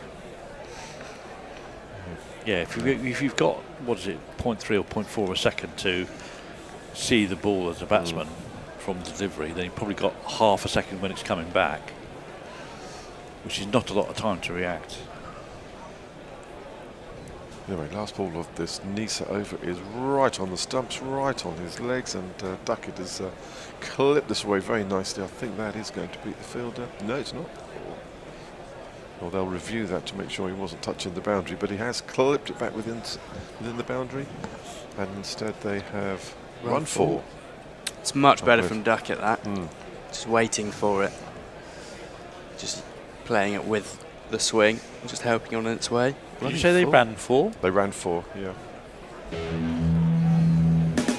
1, 2, 3, 4. It was a good shot, wasn't it? Yeah, played it brilliant properly. shot. Under the eyes, yeah. It was a fuller length, almost going for a Yorker there. Nisa, and as I say, Duckett just playing it with the swing of the ball. And did well to pull it back, but probably didn't need the dive in the end. Gary wasn't to know that. He's got to stop the ball, and he did. So, sorry. Gary Atom asked the question, why has England cricket stuck with McCullum? From a Kiwi. And then to which Suter who responds, because they were even worse before. Yeah. 1 from 17 test matches before. Yeah. I thought I was right. Messages have been corrected by my Lily and back problem. Broke down in the West Indies in early 1973. The Ashes Gabba test in 74 was his comeback. This is a beautiful shot by Zach Crawley, just straight back past Mitchell Stark from whence he bowled it. A beautiful straight drive again for one of these. Forward to the floor, I was That was a beauty, Hector, wasn't it? Yeah, it's a good start from Zach Crawley. As soon as he hit it, he knew it was going to the boundary. Just began to walk down the pitch, right out the middle of the bat. Really nice balance. No need to run for that one. No, exactly. Lovely shot. Save your legs. Oh, that is hard, beer batting coming shot. He says, "What the fuck? Dropped a dolly." I don't think that was a dolly in any sense of the word, that catch. Anyway, Stark is in again. This one is again down leg side and clipped away by Crawley towards a finish leg. He ambles around Nisa to do the fielding, and they've added 2 to the score. Leg by. Oh, it was leg bys. I thought he clipped it away. Came off his pads. Again, not a terribly good ball by Mitchell Stark. They haven't quite got their radar going here, Hector. No, they haven't. 32 off the first 4 overs, but again, with Mitchell Stark, he typically can be quite an expensive bowler, but we know his ability to take wickets with the pink ball in this series and in his whole career so far, so you can't settle whenever Mitchell Stark's bowling. He's in again. Outside off stump and creamed by Zach Crawley. Beautiful off drive. Past the man at cover. Again, all the way to the sponge for another boundary.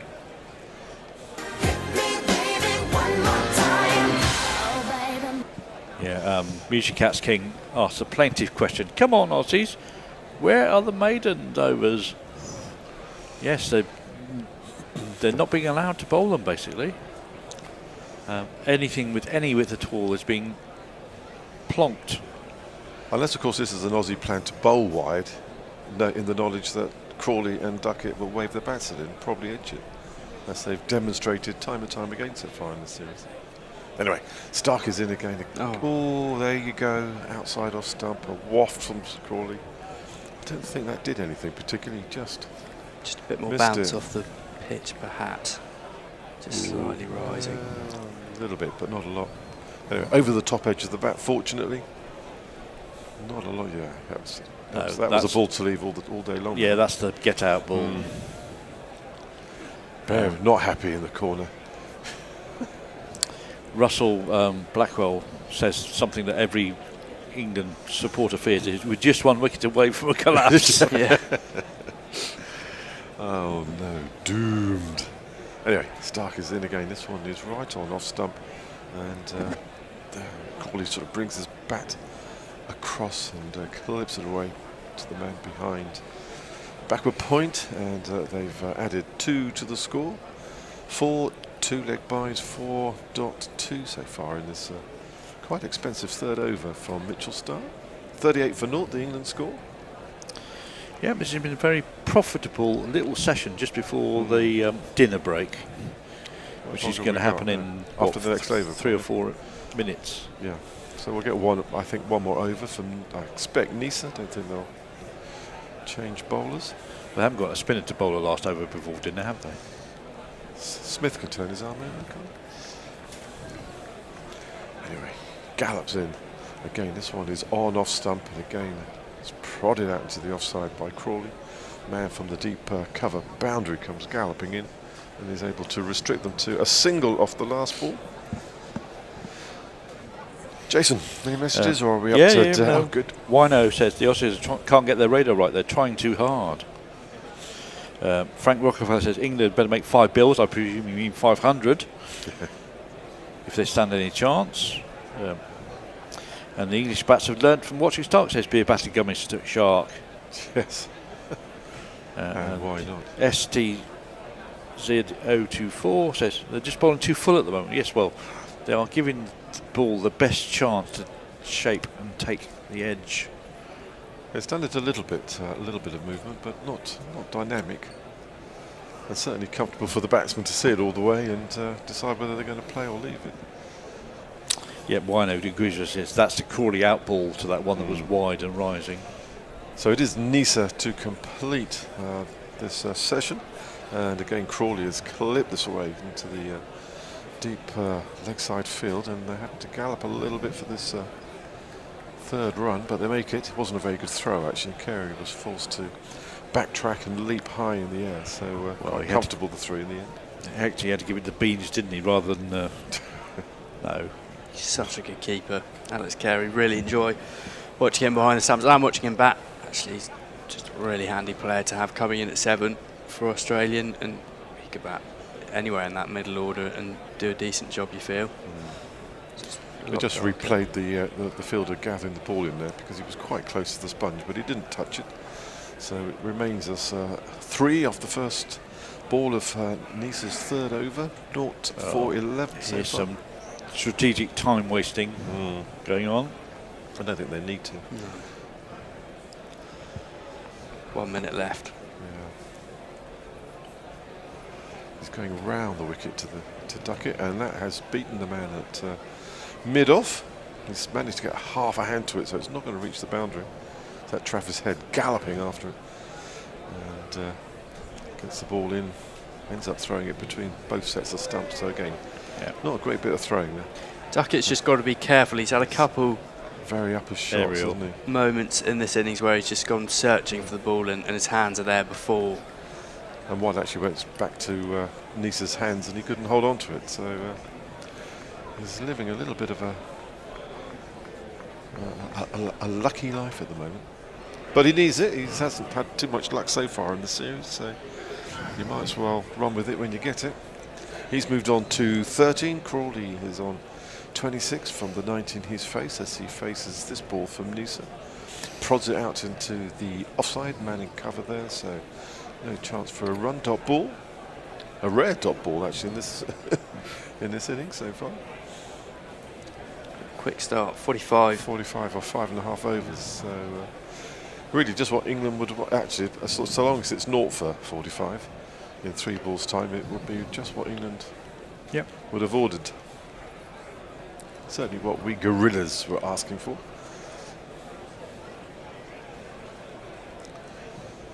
Nisa is in. This is on the off stump, and has sort of jumped, and Crawley's ended up playing it into himself, and the ball's just fallen down in front of him by his feet. No chance of a run. Just watch the replay of that. It hit the thigh pad. Didn't really jump or bounce extraordinarily. Well, he's standing a little way outside his crease, Crawley, so he's, and with the height of him, he's trying to nullify any LBW shout, so he's got the confidence Nisa to did drive. get that one to come back into him, actually. He's in again, Nisa. And this time, Zach Crawley left foot down the track, and bat meets the ball with a proper forward defensive shot. Dot ball. Last ball before dinner, we believe. Can we get dinner in 20 minutes? You can if you eat fast enough, I think. Not sure I'd quite want dinner, but anyway. A few scones with a bit of jam and cream. But are you a cream first or jam first? Jam first. And this one is defended by Zach Crawley, pushed into the offside. The cover field fills it. They all turn around and make their way to the pavilion. So England reach the break. 45 for 0 off 6 overs. They trail by 132 runs.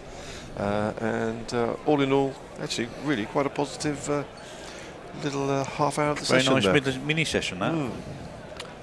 Yeah, good start to the innings for England, and they've needed it because they have been poor today with the ball. They've let Australia get a massive lead. They still trail by 132, but 45 for 0 after 6. Both Ben Duckett and Zach Crawley will be happy going into that dinner break. Any messages, Jason? Yep, we have a super chat, so I'll just do that. Good. $20. Super chat cash, super chat cash, super chat cash. $20 from Frank Rockefeller, thank you very much, saying painted a whole room and only 1 wicket fell. Thanks for doing the heavy lifting. If you painted a whole room in 30 minutes, you well, that must have been before, because we didn't have any wickets down, did we? Yeah. Predicting bowling's going to have big innings by STZ 24. I'd be worried how many wide ones they're chasing by Gold Boy 150. Well, they've not got out to one yet. They've tried once or twice. Bit of grit from England, says Wino, good to see.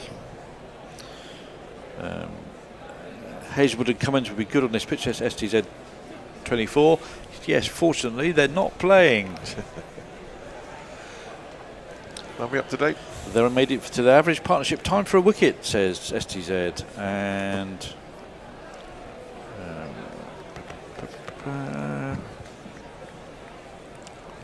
Neeson almost looks like a grizzled Liam Neeson, says be a battered gummy shark. And just to complete the stats, Mitchell Stark has bowled 3 overs, 0 for 25, economy of 8.33, and Michael Neeson 3 overs, 0 for 14, with an economy rate of 4 for 67. Right, well that's well that. done, and I think Bear has lined up something to fill the break. Yep, we'll be back in about 20 minutes. Bye for now.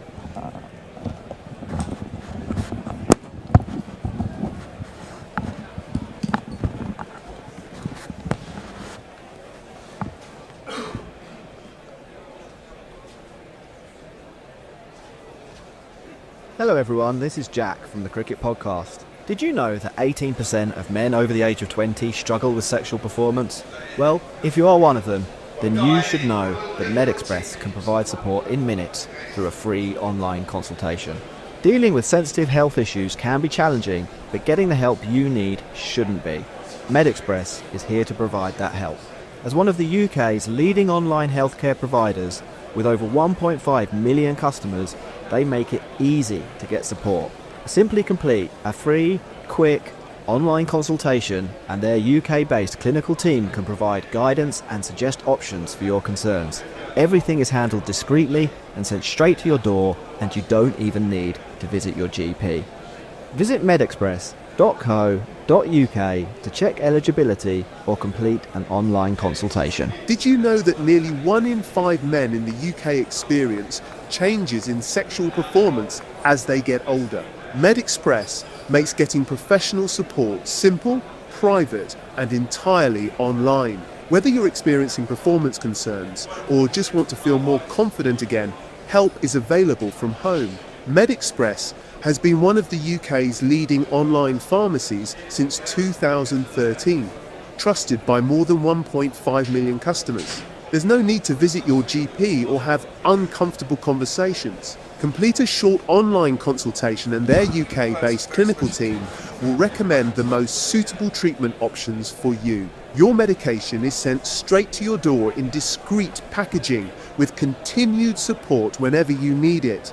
Convenient, confidential, and designed to help you feel like yourself again. Visit medexpress.co.uk to learn more and check your eligibility today. The Chancellor announces a change. Markets react to the latest updates outlined in the autumn. Attention turns to Westminster. Headlines change, but smart investors stay prepared. With IG, invest commission-free on all stocks and shares. Plus, earn 4% AER variable interest on your uninvested cash while you plan your next move. Whatever the autumn budget brings, stay in control at IG.com. Your capital's at risk. Qualifying criteria applies. Valid on SIP, GIA and ISA products only. Other fees may apply. 5, 17, 17, triple one. Oh, if you wanna know all the news and more, this team right here gives you more than the score. All the action, the wickets and more. Gorillas call it. Good morning, good evening, good dawn, good dusk, wherever you are in the world. It's Gorilla Cricket. It's the final. It's the World Cup final. It's at Ahmedabad, the Modi Dome. It's got 130,000 people. Mike Atherton couldn't hear because the Indian Air Force were driving around in jets in the sky. It looks crazy. Pat Cummins has won the toss and he is deciding that they're going to bowl. And Rohit Sharma is going to have to face up to this, well, what I think is a pretty good bowling attack from the Australians in the final 2023. The teams are unchanged. We have for India batting Rohit Sharma, Shubman Gill, Virat Kohli, Shreyas Iyer, KL Rahul, Surya Kumar Yadav, Ravindra Jadeja, Jasprit Bumrah, Mohammad Shami, Kuldeep Yadav and Mohammad Siraj. And for Australia it's Travis Head, Dave Warner, Mitch Marsh, Steve Smith, Marnus Labuschagne, Glenn Maxwell, Josh English, Mitchell Stark, Pat Cummins, Adam Zampa and Josh Hazlewood. I am joined, I would be joined in the weather cave by Messi in Perth and Anindo in Singapore. Tell me what the weather is, Messi. Well, beautiful day for cricket. 33, humidity around 40 to 45%, so not too oppressive. just perfect for cricket. There won't be any rain. There may be some dew late tonight, but that's about it. Rohit is going to face up to Mitchell Stark to start with. Just give him a jingle too. First ball into the pads. Big appeal. Not out. It's going down the leg way side. down the leg side. Going way down the leg side, indeed. That all went rather quickly, and there is no run. Down the track comes Rohit. That is the first boundary of the day. He comes down the track at Josh Hazel and smashes him through the covers all the way to the boundary for 4 runs. India move on to 9 for none, and they're off and running. Well, that's the first 6 of the day. That has been lamped over mid-wicket. Morning, Tony. It's the first 6 of the day. Of course, it's hit by Rohit. It was too short. Wasn't short enough, and got battered over the boundary for 6 runs. They move on to 26 for none. Oh, out! First wicket. Gill. What the hell was that? That was a horrible shot. It was a cross-batted hoik. I think he was probably trying to get it down to Cow or over the top of mid-on. But Shubman Gill has shanked that straight. It was a nothing shot. Yeah, it was a nothing shot. Straight to mid-on. The first wicket goes. India are 30 for 1. It's only 4.2 overs, and you can lose a wicket in a power play. It was onto him a little bit too quickly, I think. He was trying to get it squarer than that. Is that Davey Warner at mid-on? I think it might have been Zampa, actually, wasn't it? I can't see who it was. There was no need to hit that shot. Rohit gives him a look. I mean, that was just ridiculous. Rohit was doing all the scoring and Gill had absolutely no reason. Well, that's probably got to him. It was Zampa. He's out for 4.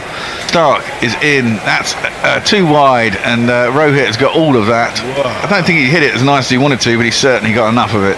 And it's gone over long off for 6 more beautiful runs. 37 for 1 at the end of the 5th.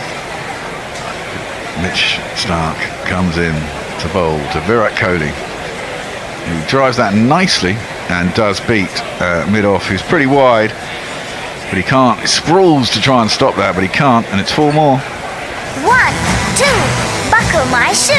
3, 4, shut the door. And that 4 brings up the Indian 50. They're 52 for 1. 6.3 overs gone. Rohit's 32, and Kohli is on 13. Rohit to the second ball. It's gone a long way up and a long way back. Yeah. And it's over the boundary. It was always going to go the distance. Yeah. 639 sixes for the tournament. 72 for 1 are India. Well, down the track comes Rohit again. He's skewed that. Oh my word, that is an absolutely fantastic catch from Travis Head. Rohit has gone to work that over the top again. He's skewed off the outside edge. For all the money in the world, it looked like it was just going to get out of the grasp of Travis Head, who was running back from cover. And at the last minute, he dived out and caught it just above the ground, and it stuck. It so could have easily fallen out of his hands. But Rohit goes for 47 off 31. India is 76 for 2 after 9.5 overs. 4 overs, sorry. That was an absolutely fantastic catch. The last ball of the power play is punched by Shreyas Iyer, gets himself off the mark with 4 runs. That does end the power play. India are 80 for 2 after 10 overs. Kohli is 23 off 20. Shreyas Iyer is 4 off 2. And going on nicely. 20 overs. Oh, Cummins is in, the keeper's gone up, they like it, and the umpire, well, I don't know if he likes it, but he's given it out. Shreyas is caught behind. We'll wait and see. The Virat just turned his back on him, saying, don't ask me, mate, on your way. And that's another big wicket, and suddenly, in the space of 4 balls, this game has flown towards Australia. Shreyas is out for 4, and it's 81 for 3. Punched up to long on by Kohli off the back foot. That's going to bring up 100 for India. They are 100 for 3 off 15.4 overs. Kohli is 34 and KL Rahul 9. That one's clipped into the leg side, but it's a good over from Marsh. Still nothing but a single. No boundaries in our 10 over stint and no wickets, and just not much happening. But India advancing the score by 35 runs in those 10 overs. They're 115 for 3 off 20. Zampa is going to bowl. It's a rank long hop, which Kohli smashes only as far as long on. Now there is now there it is though. A pause as 120,000 people all stand dressed in the same colours. You would think they'd think differently. Coley is 50 not out. Half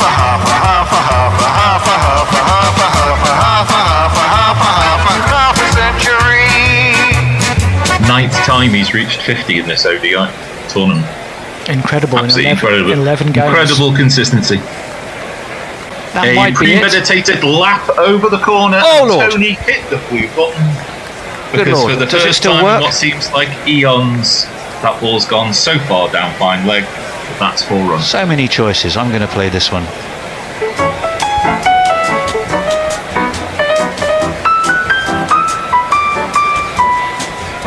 I had visions of you accidentally playing a 6 jingle. No. Cummings in again. Oh, he's out. He's bowled him. Oh, my Lord. Coley is played on, and look, well, all I can imagine is that there is no air and no noise. Funereal silence. Ahmedabad. Well, 1-4-8 for 3 is one thing. 1-4-8 for 4 is a whole new ball game. Zampa will bowl the 30th over. Rahul plays this ball, which did look to hurry Rahul for pace down to long off for a single. 150 up after 29.1 overs.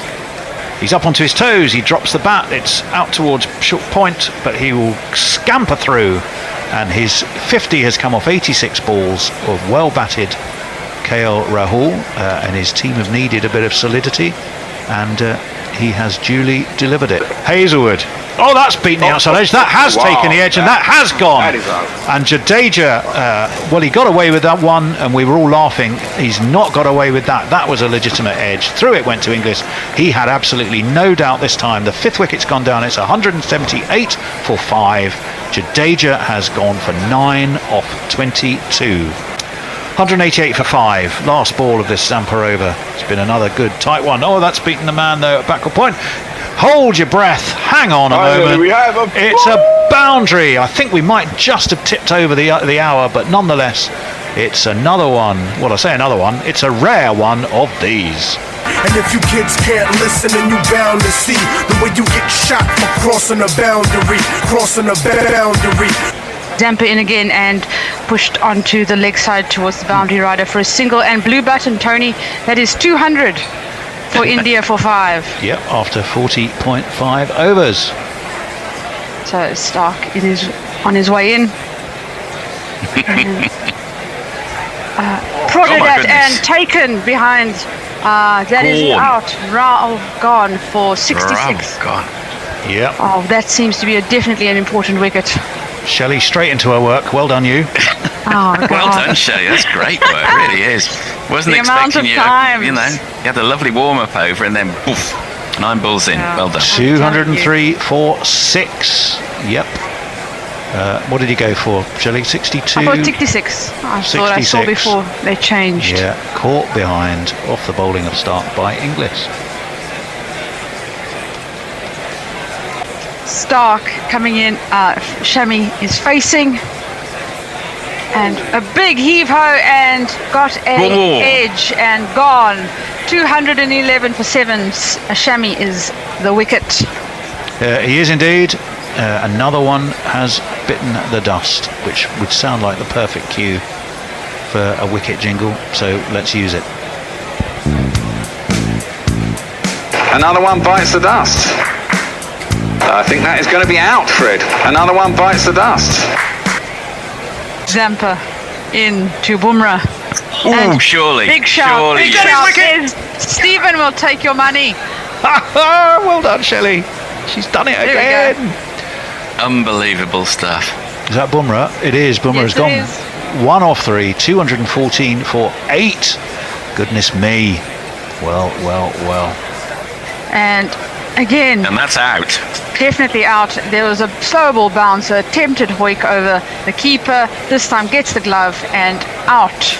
Yep, 226 for 9. Surya Kumar's gone for 18 off 28. And we're halfway through the 48th over. My goodness me. Hazelwood in for the final ball. And again, slower ball bouncer, but this time got some bat onto it, onto the leg side and falls safe. Should be running back for 2 and out. run out. So just 1 to add to the total. So that should be 240 for 9 after 50 overs, and that is it for India. It must be enough. Do you want to just talk us through some of those the key points, of which there were a few? No, definitely. I think the way the Indian innings started looked really very much trying to follow on that dominance that they were trying to put in for the rest of the tournament. Didn't quite come off as well. Australia were bowled really well, fielded fantastic today. The catch of head really highlighted that. But also at key intervals throughout the innings, they were able to take wickets just as India were trying to put on the accelerator. And I think probably slightly, if not quite a bit less than India would have wanted, but hopefully it's going to be a really good competitive second innings and a really exciting game for all neutrals. So yeah, really good, I think, in terms of entertainment. And yeah, let's have a look what the second innings brings. Let's see, who's the pick of the bowlers? We should have a quick look at that. Pick of the bowlers is going to be Pat Cummins with 2 for 34 off 10. Yeah, not at all bad. 355 initial start, 2 for 60 Josh Hazlewood, 1 for 35 Maxwell, 1 for Lord 44 Zampa. Lord Zampa. Nothing for Marsh and Travis Head, but they were both very economical. The 4 overs they bowled between. Tuesday night on the sofa, watching telly with Mum again. Male hawkers stay with the mothers for life. This is the moment Stephen chose to speak to Barclays about Mortgage Boost, so he could borrow more with help from family or friends. And we are back. Cool. Right. Hello and welcome back, everyone. We're just about to get underway here for the final session of the third day of this second Ashes Test here. England have got off to a relatively positive start, say, so far, in their reply to Australia's 511. And immediately there's a change of bowling after that little slap session just before tea. It's going to be the third seamer. Yes, Brendan Doggett is about to enter the attack here. Well, as for jingles, right, I line this one up just to remind us. 5:17 for 1. You look like you were having fun. Remind me.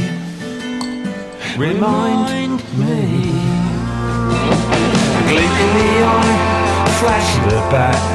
Come on, cookie, remind me of that.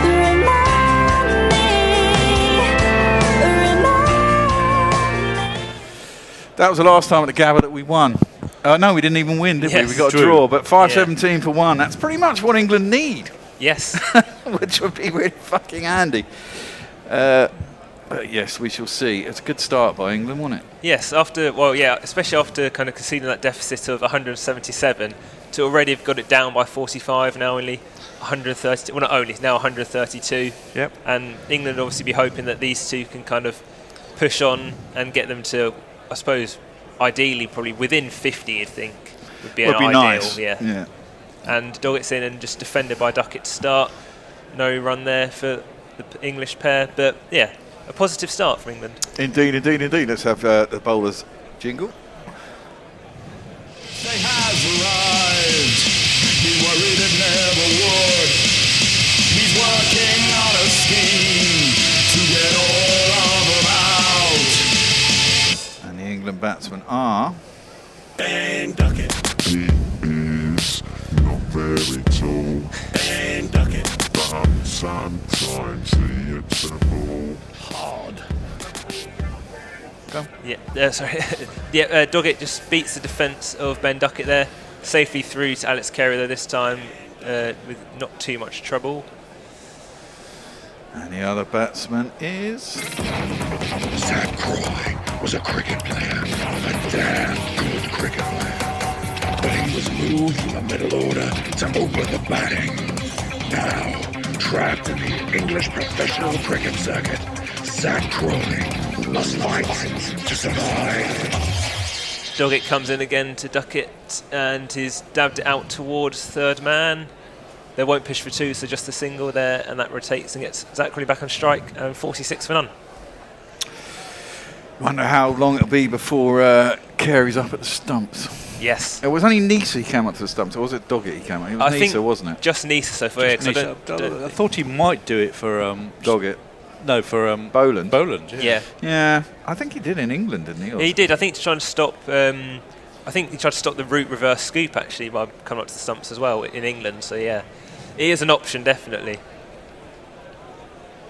But the ball's hard, therefore lifting a bit more. So he probably would not want to do it for a few overs yet. Doggett comes in and well left alone by Zach Crawley. That again, there's been a few instances in this Australian innings where it's kind of come through to Carey on the bounce. Not as much bounce as the English bowlers, but then again there is also considerable pace difference between the likes of Doggett and Nisa and Archer and Carse.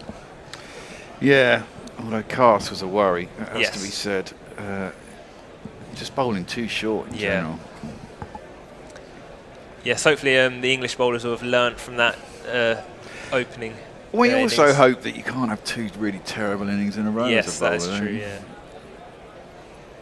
Oh, and yes, Doggett again beats Crawley.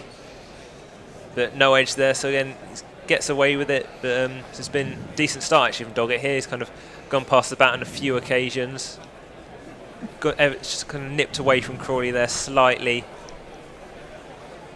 Well, England need to bat, ideally, whatever happens, these two need to last 20 overs, get that ball, get the shine off it, get it already going soft. Yes.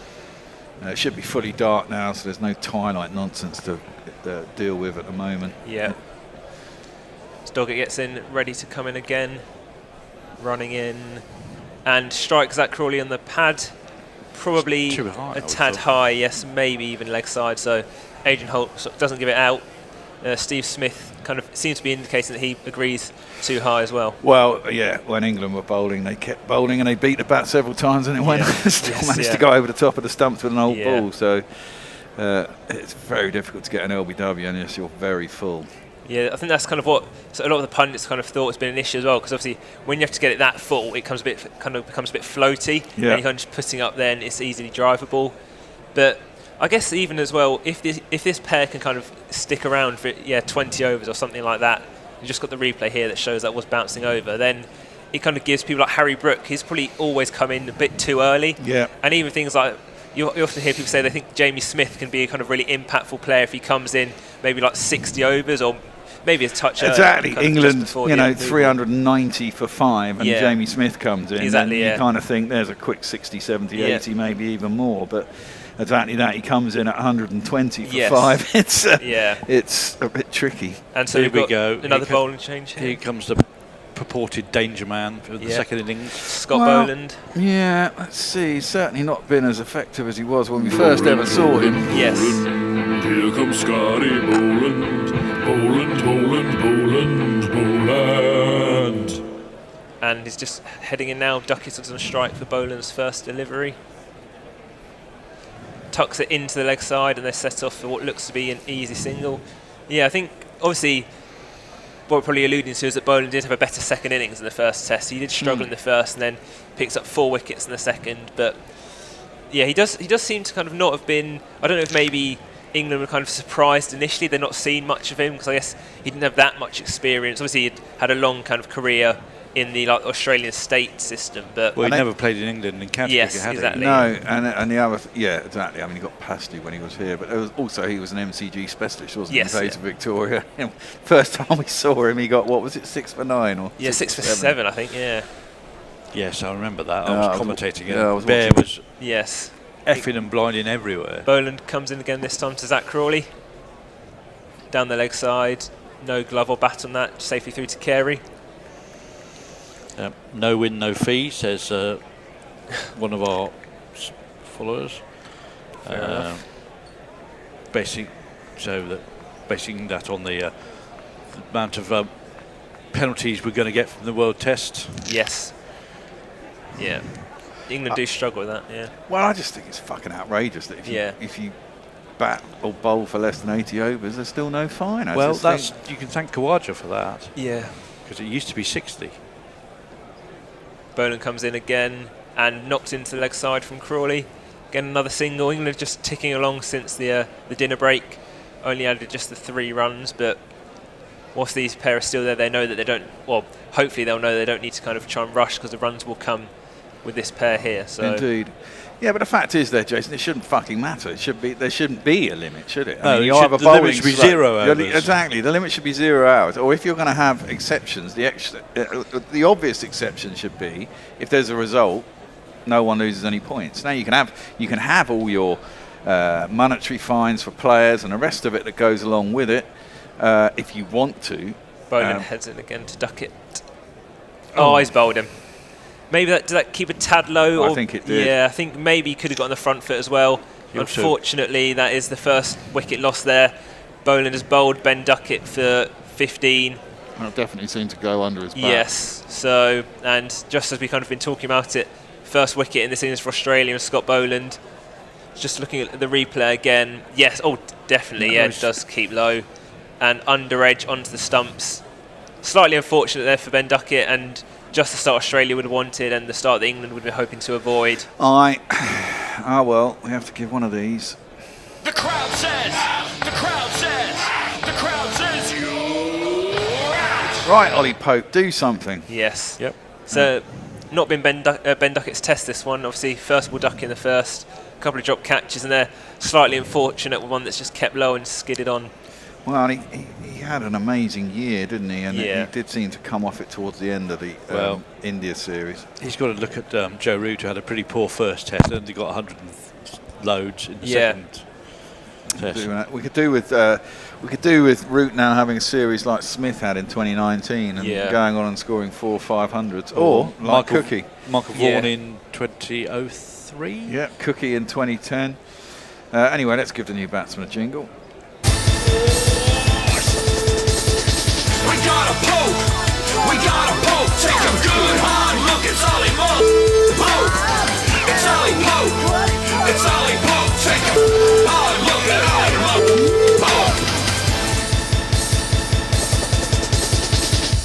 Pope. I'll sneak in a social quickly. Yes. David Downey says, brilliant cunning plan by England to tire out Stark by having him bat too long, and it's annoying by not having him score a century. That's what all of us believe in. Just quickly there, first delivery, Ollie Pope almost chips a return catch back. Slightly squared up, but it just dropped short of Boland. That's what all of us believe in Cloud Cuckoo Land, says David Downey. I think, obviously, Ollie Pope's kind of renowned for being a nervous starter, so I hate to think what being on a pair would probably do to, probably won't help to settle those nerves, so. No, and he did say he was going to stop fishing outside off stump, didn't he? Yeah. We'll wait to see on that one. Yes. Well, at least he doesn't have to face Stark. I mean, that is a big bonus for a lot of these batsmen. That is true, yeah. I was surprised. I thought they might give Stark a couple straight after tea because he only bowled 3 overs. Exactly, yeah. As Boland comes in again to Ollie Pope. There we are. That's a nice kind of one to ease the nerves. Flicks a leg side delivery down to Brendan Doggett at long leg. Throws it in over the head of Carey. Bats up by Inglis. So Ollie Pope's off the mark. And that is the end of a successful over from Scott Boland. England are 49 for 1 from 8 overs. Here we go. Ball on time, says STZ24. It says if he bowls his length, the wickets will fall, as evidence in his first over. Yeah, that one didn't get up. You can see from the distance thing. Yes, it scoots off the wicket rather than going up. Yeah. Oh wow. Oh, there you go. Yes. It's nearly a half a metre, over half a metre difference. Yeah. Yes. Well, it's only going to get worse. Exactly. England have got to get a score on the board, and exactly that. You look at that and you think, well, if you get 200 ahead, you might have a good chance. Yes. Which means you got to get 378. Yeah. Yep. Mike Black says, "See, bowl at that effing stumps." Yeah. Yeah. Something that England pretty much failed to do. Yeah, I guess also consistently enough. Yeah, Boland's kind of that bowler who probably get that as Doggett comes in and Pope leaves alone. I think there's obviously kind of some bowlers. I think they're kind of more kind of suited for almost that uneven bounce. So I think kind of like Boland will probably the way he kind of bowls is probably more likely to get that than probably some England bowlers. He bangs it in a bit, doesn't he? It's not floated up to the wicket. Yeah. And an even pitch deteriorating rapidly now, says STZ24. Yeah. It's just I think can England get enough runs before it kind of deteriorates more? So obviously the deterioration in one sense is good for them, but obviously they need to get the runs before it deteriorates. And Doggett is into Pope, who flicks down to Stark at mid-on, no run there. Well, that's the problem, isn't it? They didn't need to have a lead of 170. They needed to try and keep that lead to 70 or 80. Yeah. Ideally, they'd have picked up. Well, I mean, they got 2 reasonably quick wickets, didn't they? But they just couldn't get through Stark. Yeah. Well, yes, when they got obviously the 8th wicket, I was thinking even if they get up to 100, 100's not actually that bad. 100's kind of doable, because then even then we'd be like halfway there. But yeah, it was just the fact they kind of eked out with that. Well, they got those extra 70 also runs. means the first 20-25 overs are in the sunlight. Yes, yeah, that is also very true. And Doggett again, Pope leaves alone. I think, yeah, that is also true. And even like once we actually got Stark out, the fact that the last wicket partnership was still 20 runs, I think, something like that. Just frustrating. And time as well, wasn't it? Yeah.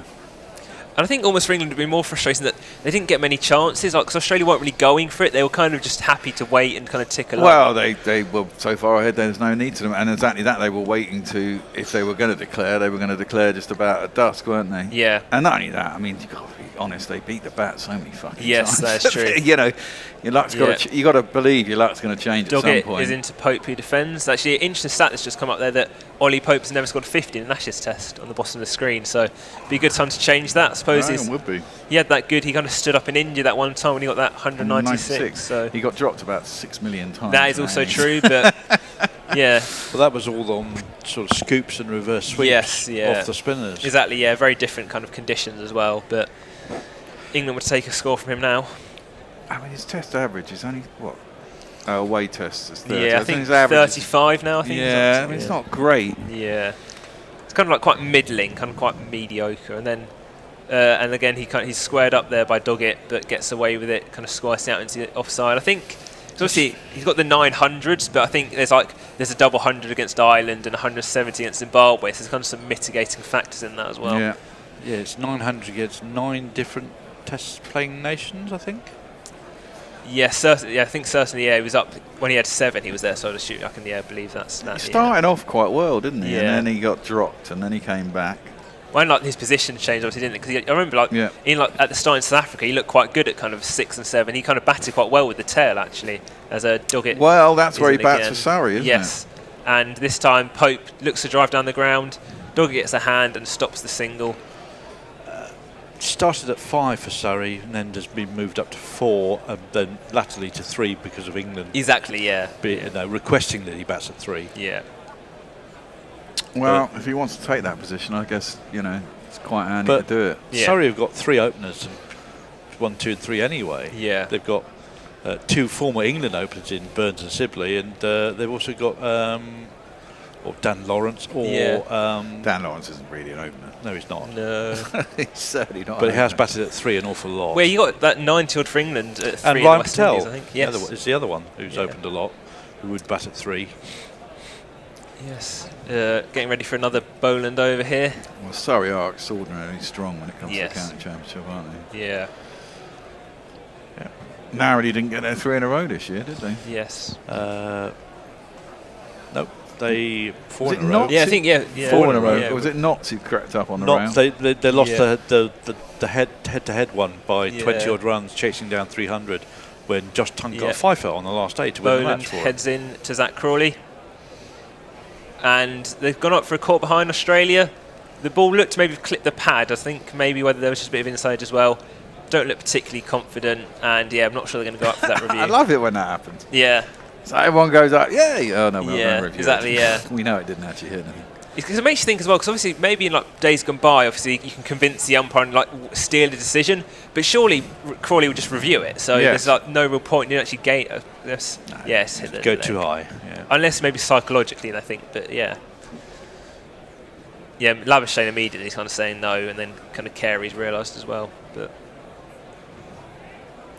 yes.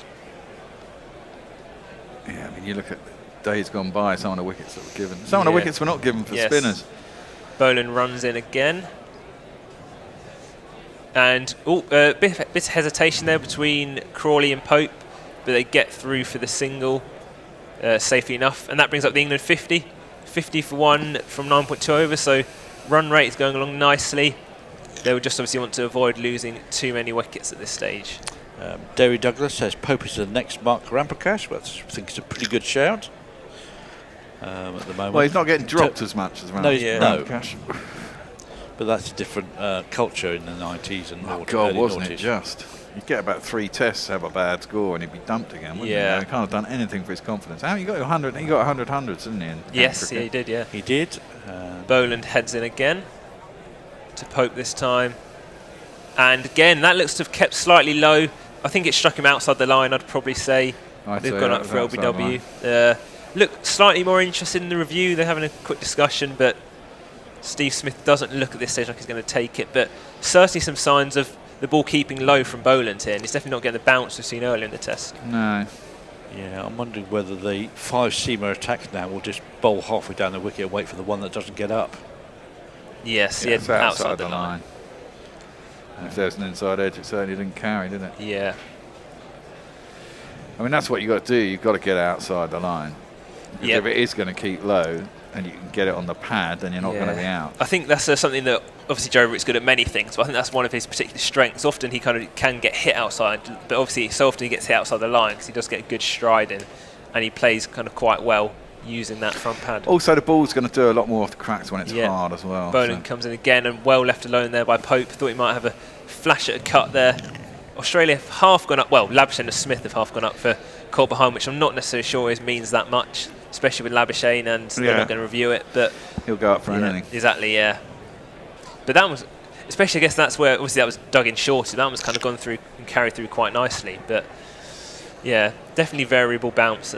Well, you've got to imagine that most will. It is, at the moment there is a patch, and if he hits it, it's a slightly fuller length, isn't it? Yes.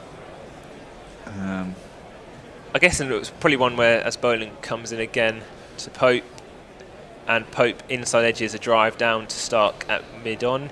I think it's one where probably in your head you're thinking, if you kind of see it's up there, you just kind of got to get forward. You can't really play from the crease that easily. No. So, yeah.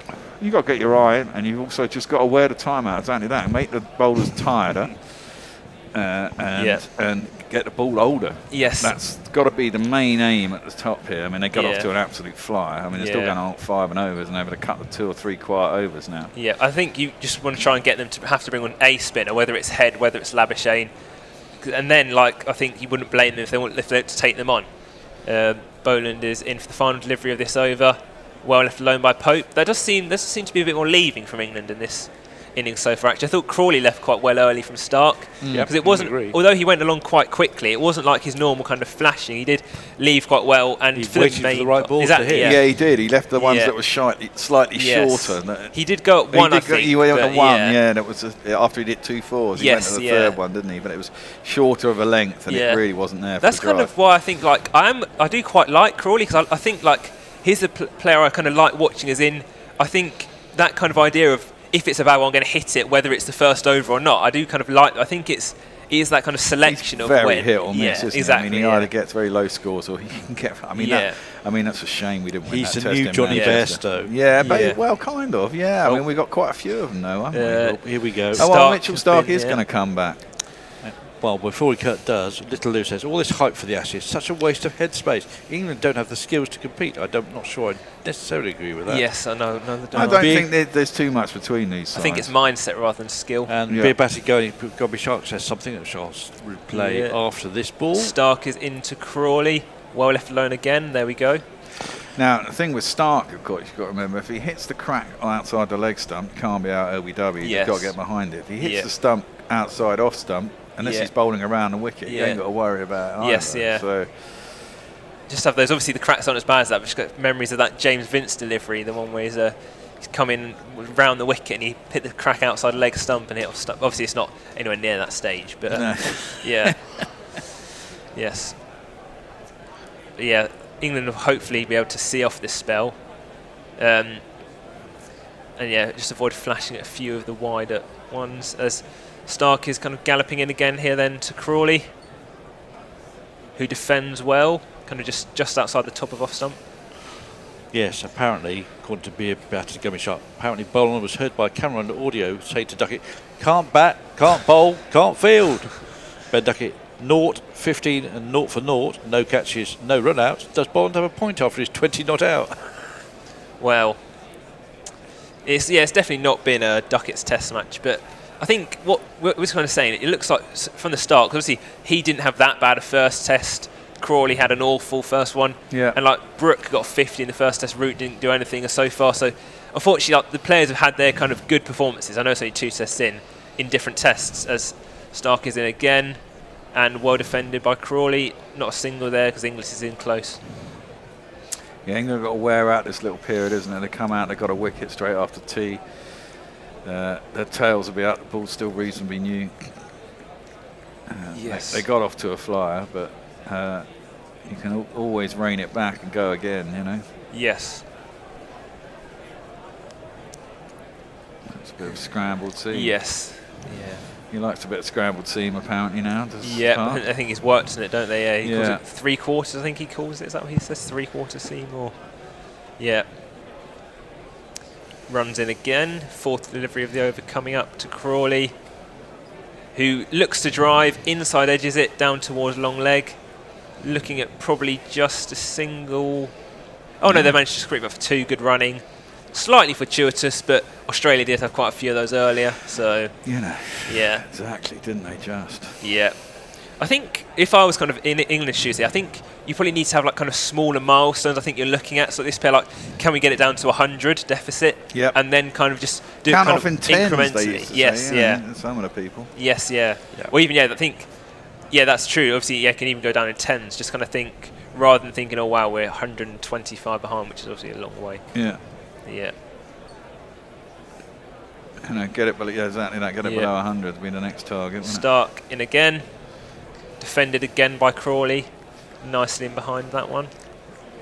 But a bit more again, he solid. sort of squatted down after the balls ended his bat, suggesting it didn't come through or come up quite as much as he was expecting. I expect this to all get more docile as the ball gets older. Yes, I think definitely, yeah. Because I was just thinking, because we kind of didn't see this earlier from England. Obviously, it wasn't under lights, if that has any effect. But also, yeah, the ball obviously at the end was a bit older and they were bowling to spin as well, so you're not going to see it as much. But yeah, I'm thinking England would probably want to. I think ideal world they'd probably bat until maybe like a kind of twilighty time tomorrow if they could, and then. Well, I think well, ideally they unless they're going on. Well left alone by Crawley. If they're going along at a rate, they might be able to do that. But I've got a sneaking suspicion that even that they might not have enough runs on the board to do that. Yes, yeah. They might have to go the whole day tomorrow, and maybe even a little bit into day 5 if there is any weather interruptions tomorrow. Yeah, in which case it brings the draw into the equation, which none of us really saw happening. Yeah, I do think, obviously, I know England don't obviously like the draw factor, but I do think that would be a good result for England. I think it would be. Yeah, it would be after conceding 170 runs in the first innings, or even just like obviously there's been a lot of talk about you don't want to go into the third test 2-0 down, especially with this being a day night where everyone. I think most people have written England off really about like kind of especially at the start of the series. They're like, well, the day night test you're going to lose. So when actually interesting, we've just got the ground staff kind of hammering down. This is more at the bowlers kind of where they'll land. It's got the kind of, I'm not sure what that device is called, but I think it's called a stomper. Yeah, we'll go with that. Just hammering down the bowler's kind of landing area. Not very flat. No. Did you see the one yesterday? They had to call off the Women's Big Bash game because the ground staff rolled a ball into the pitch. Yeah, I saw that. To abandon the game. Like they were on the roller and there was a ball. They rolled it into the pitch and it was apparently a good length. And the umpires thought they tried to replace the divot, but they couldn't, and they thought it was going to be too dangerous. So that would be, Can you imagine if it hits that? Yeah, exactly. All over the place. Yeah. Explode out the pitch, and then suddenly there'll be a massive hole on a link. They won't be trying to hit it. Oh, well, it's a combative Scott Bolland. Apparently, was heard on stump mic saying Pope to F off. As he comes in again. Oh, and that one's got up a bit and strikes Pope in kind of the midriff area. Just keep behind it, Popey. Just don't get out. Exactly. It's kind of one of those things like don't mind getting hit as long as you don't get out. Exactly. So, certainly the attitude of England's batsmen in the 80s against the West Indies. Yeah, well, I do remember actually Rory Burns was quite good at that. He just literally let it hit him as long as he didn't get out. So but yes. Actually, there's been a couple of kind of funny games being called off in the Women's Big Bash. They had the one the other day where Sydney Thunder needed 3 runs to win, and they called it off for rain when it stopped raining. But I think they said it got too wet. But I think I saw that as well. Yeah. Boland runs in again to Pope. The fix was in. Yes, and Pope drives it. One hand comes off the bat, but he gets it through. Probably looking at 2 here. Good running. Probably just that as Head tracks it down. probably slightly aerial when he initially hit it, but never a danger of a catch there. Little Lou says that the issue is hope kills you. If the England fans believe there is hope for them to salvage this test, it's living in fantasy land. This is delaying the inevitable slow death. Someone's trolling us there, I feel. Well, actually, I thought I was doing my end of the second session report, and I thought I'd start with that. It's the hope that kills you, kind of thinking like we were all down at the end as Boland runs in again, and Pope whips nicely. That's probably gotten off the legs. That's 4. First boundary for Pope down to the long leg boundary, just whipped the pads, and that is taking the deficit down to 119 now. But yeah, I think obviously we were also kind of doom and gloom as they walked off deficit of 170, and that good start kind of got us thinking a bit more well, I'm always an optimist. I've got leg slipping as well, so that's probably planned. On that line. Yeah, I mean, I'm everyone knows me here. I'm quite an optimist. Yeah. I think in sport you've always got to believe. Yes, definitely. I've played enough games of cricket where I know we're going to lose at some point, but I always believe when I start. Boland's in again. And Pope does well. Actually, that one kind of looks like it lifted a bit and maybe jagged slightly, but gets the deflection to third and completes the single. Yeah, I think that's definitely true. Yeah, there's obviously games where but I mean, ultimately, like it's one of those where it obviously, like I guess with the Windies, like chasing 500, it's so unlikely. But if you're batting for 2 days, ultimately you can score 500 runs in 2 days. And I know they didn't, but they didn't end up losing. And like obviously 180 runs is a lot for England to be behind. But when you've got 2.5 days left, or 2 and a bit days, you can get that kind of many runs. As Boland comes in again, 2 deliveries left in the over to Crawley. Nicely driven, and it beats Start. That's a gorgeous shot. Crawley is a very nice player to watch driving down the ground.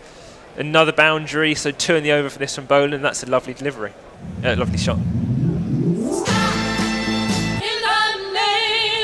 I mean, this is it. I think when you're in control of the game or when you're batting, you've got to believe you can get these scores. And England have done it. I mean, how many times when they first started Bazballing did they chase down 300? Well, exactly, and score big scores going at an incredible rate and not. So they know they're capable of doing it, and you've got to believe that. If you're a professional sportsman, you've got to believe it.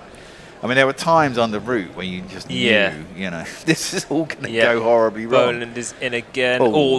Big drive from Crawley. I'm not sure the length was at that time beaten on the inside. It's the width more than anything else. Yes, and that heads through to Carey. I think that's definitely true, and even like we've seen that Australia maybe could get a bit rattled at the end of the England first innings, but we've not kind of done it for long enough. No, exactly. I think you can certainly rattle them if you can stay out there long enough. Anyway, we're going to have a change. Hector, you're going to have to come and sit here. I'll do the score at the screen. Whilst we're doing that, very quickly, Martin Smith says we will all be blown away, and you let Start get 77 shows all your bowlers are not good enough for these big games. Stokes will come out. Bazball is not cricket and not fit for Test cricket. Stop. And 2 field from Boland says STZ just needs to bowl his length. And with that, I think I shall allow Messages to take over. Welcome, Will. Thank you. Stark in and Pope driving really nicely through a vacant cover region. Travis Head giving chase from mid-off and does well. Pulls the ball back from inside the boundary rope. You'd imagine, run through for 3 there. Nice shot from Pope. Hi Will, hi Messi. Hi, how you going? Good. Will's first time today. You been watching it all, Will? Bits. I sort of missed like an hour between about sort of 6 and 7. But other than that, it was getting a bit tedious. That's the thing. I just kind of went, do you know what? I might just have a nap. Did well to avoid it. Yeah. But, 400 odd for this wicket will be fine. Mitch will start back in and Crawley goes for one of those booming drives, gets a leading edge over the giant Cam Green at Gully and runs away for a boundary.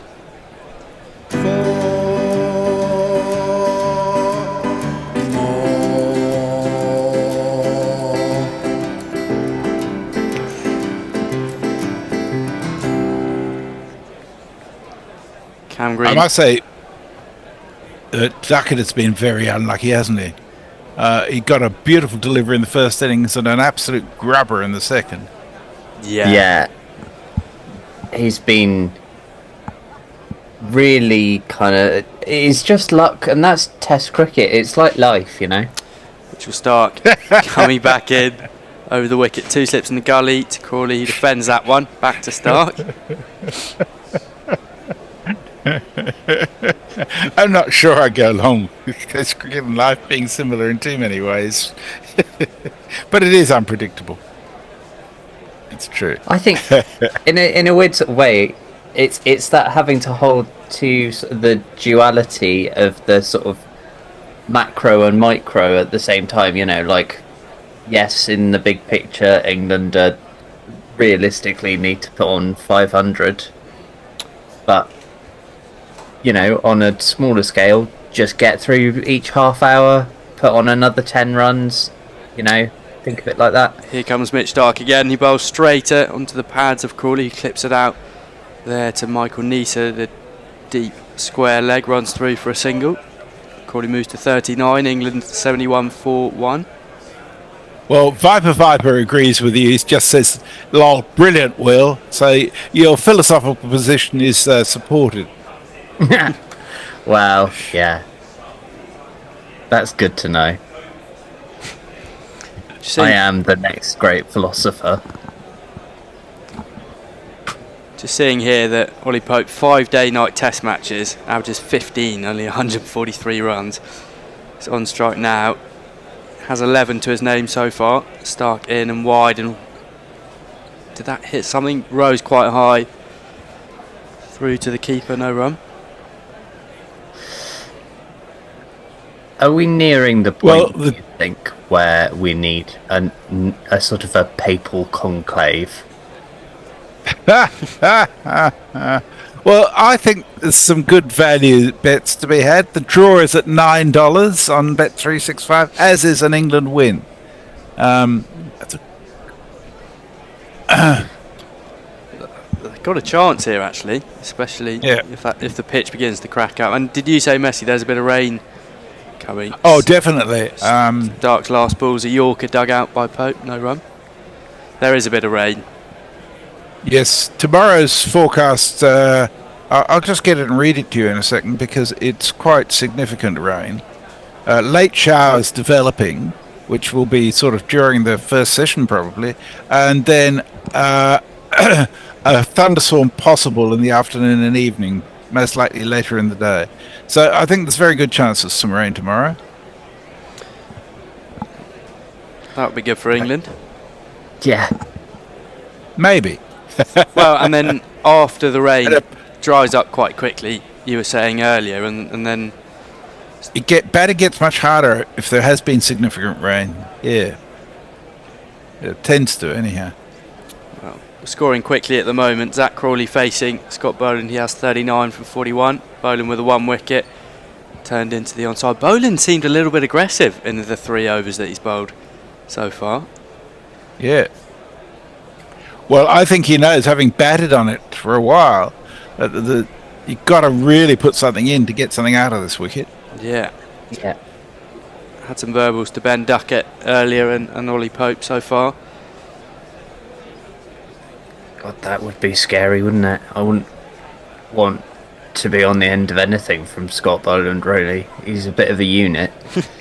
Well, Zach Crawley, maybe that's why he hasn't had a go yet, because he loves that kind of stuff. Straighter and pushed off to mid-on. Oh, and there's a run-out chance. Michael Neser at mid-on, diving forward, misses the stumps, but it looked like Crawley would have been safe. Quick running. Yeah, Zach Crawley loves it. He had that spat against India at Lords, and then afterwards texted his uncle and said it was proper Millwall, you would have loved it. Yeah, he was safe on that run. So I think he'll want Scott Boland to have a go at him. I kind of get that, but I mean, I've never had it sort of in front of however many thousands of people fit into the Gabba or whatever. It's more kind of one bloke and a dog. Boland again and defended into the offside by Pope, no run. Ooh. We're just seeing that incredible statistic again. Whenever Zach Crawley reaches 30 in a test match, goes on to average 74, and he's past 30. He's on 40. And he made 75 in the first innings, didn't he? Yeah, slightly threw his wicket away as well, so he'll be hoping he can convert. It's a long way away yet, though. I think it's 72 for 1. Yeah, Duckett got really unlucky. Just ball that completely deviated and stayed low onto the stumps. Could have been a short ball, and that ball bounced high outside off stump, and Pope leaves it alone. Boland's speeds are looking pretty good at the moment. 138 kilometres an hour. Yeah, that's... I feel like England need to score fast because the unevenness and bounce is going to be really tricky if it gets worse. Because there's been a couple that are kept low. And a couple that are rising. Yeah, it's starting to get a little bit more unpredictable. It's been a really good wicket, though, throughout the Test match. A lot of runs been scored on it.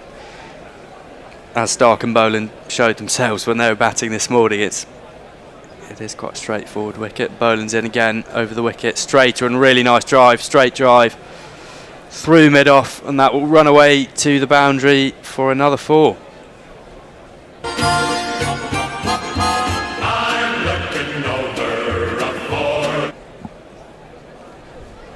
Held his balance quite nicely there, Ollie Pope, just angling in from Boland to top of off it. That ball actually also stayed low off the wicket as well. Timed out the middle of the screws from Ollie Pope. Moves to 15. Yeah. You've got to just keep believing. Luke Hallahan is with us. He says, "Hi, Gorilla. It's been a while. Welcome back, Luke." Defended by Pope. End of the over. Sorry, it was the end of the over on my TV. Sorry about that. That's all right. You with your future knowledge. Little Lou says Crawley is Stark's bunny, just a matter of time. Kieran Roseblade says, lads, this Stark chap isn't doing much. Another overrated Aussie bowler, eh? Steve Smith, goodness gracious, says will be the nap manager for the England Test team. When he naps, they do too. Well, they can look forward to very unpredictable sleep patterns if I know Will.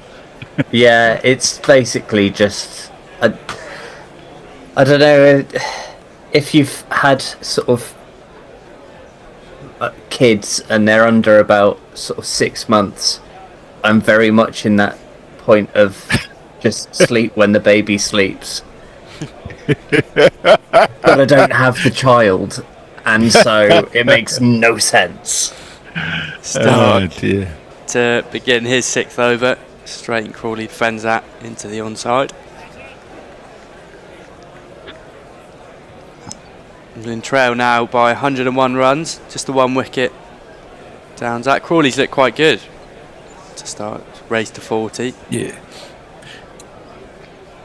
That's the thing, when Crawley's in there, he usually does look good. It's just that he needs to be there. Yeah, it's just a brief lapse in concentration, which we often see from him, that's his downfall. But he's a nice batsman to watch when he gets going. He's so tall, got a really nice stride, times the ball nicely.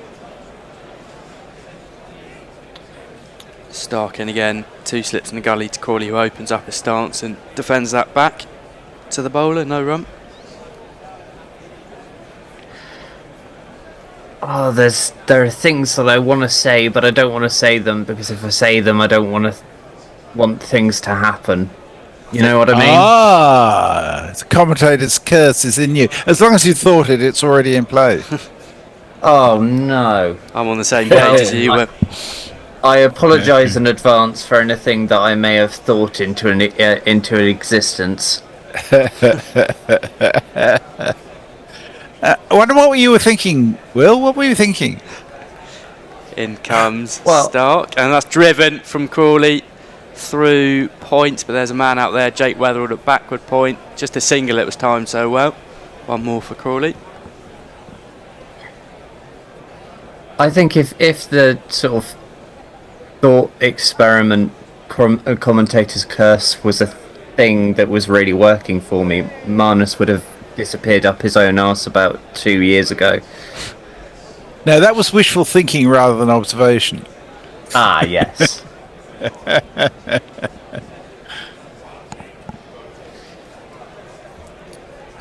Just bringing point in. That was Weatherald at deep backward point. He's coming into the ring.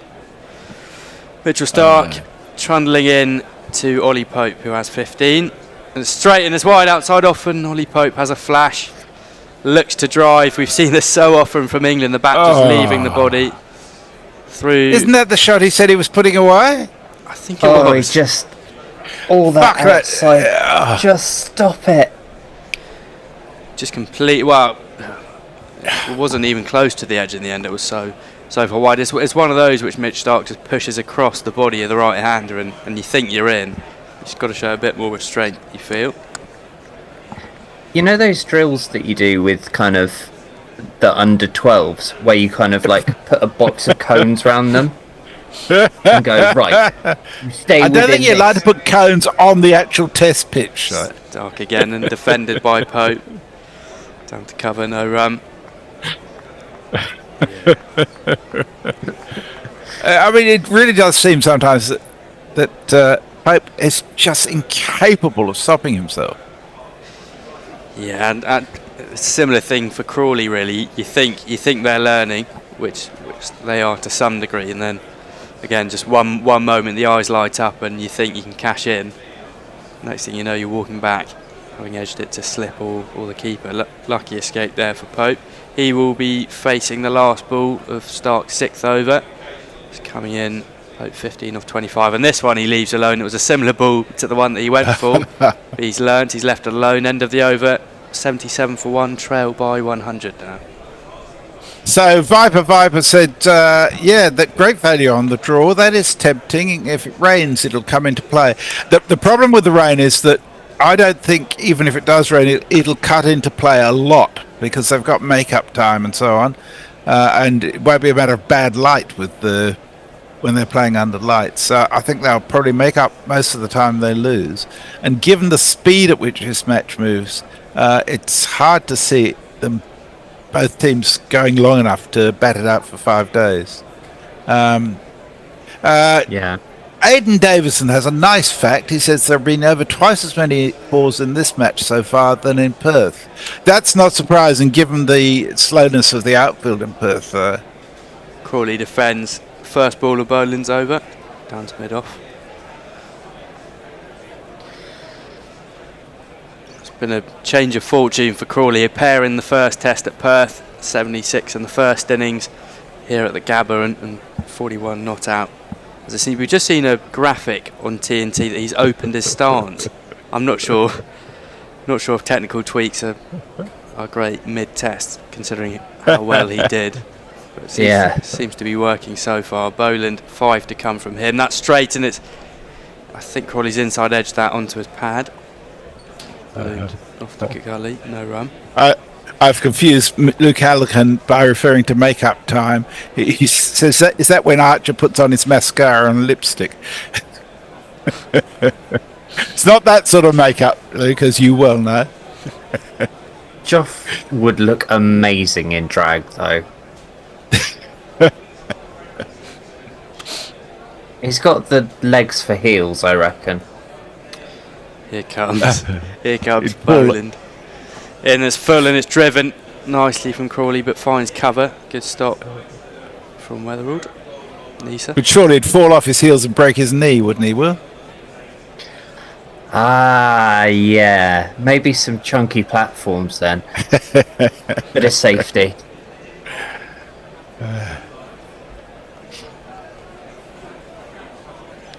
Scott Boland. I think... Oh no, go ahead. Sorry, no, you go. Well, we're just looking at I think there's a bit of a break in play. I was just going to say, I think it's a... Oh, go ahead. Left alone from Crawley. Got lost in my own train of thought then.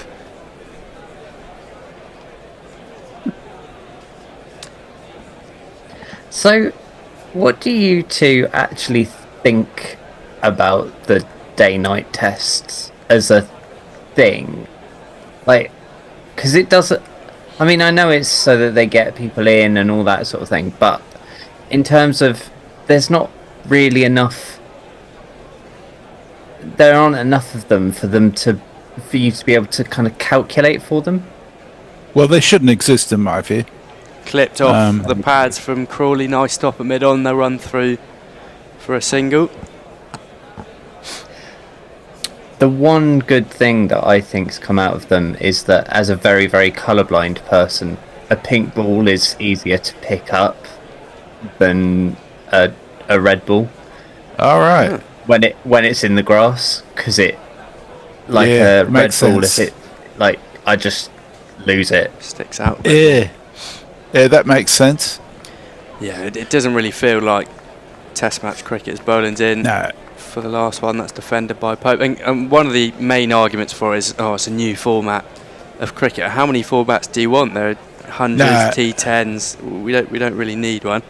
Anyway, that's the only reason it exists here is to increase TV audiences. The attendances don't change a lot, and certainly this lot's sold out anyhow. But yeah, it's entirely about TV audiences.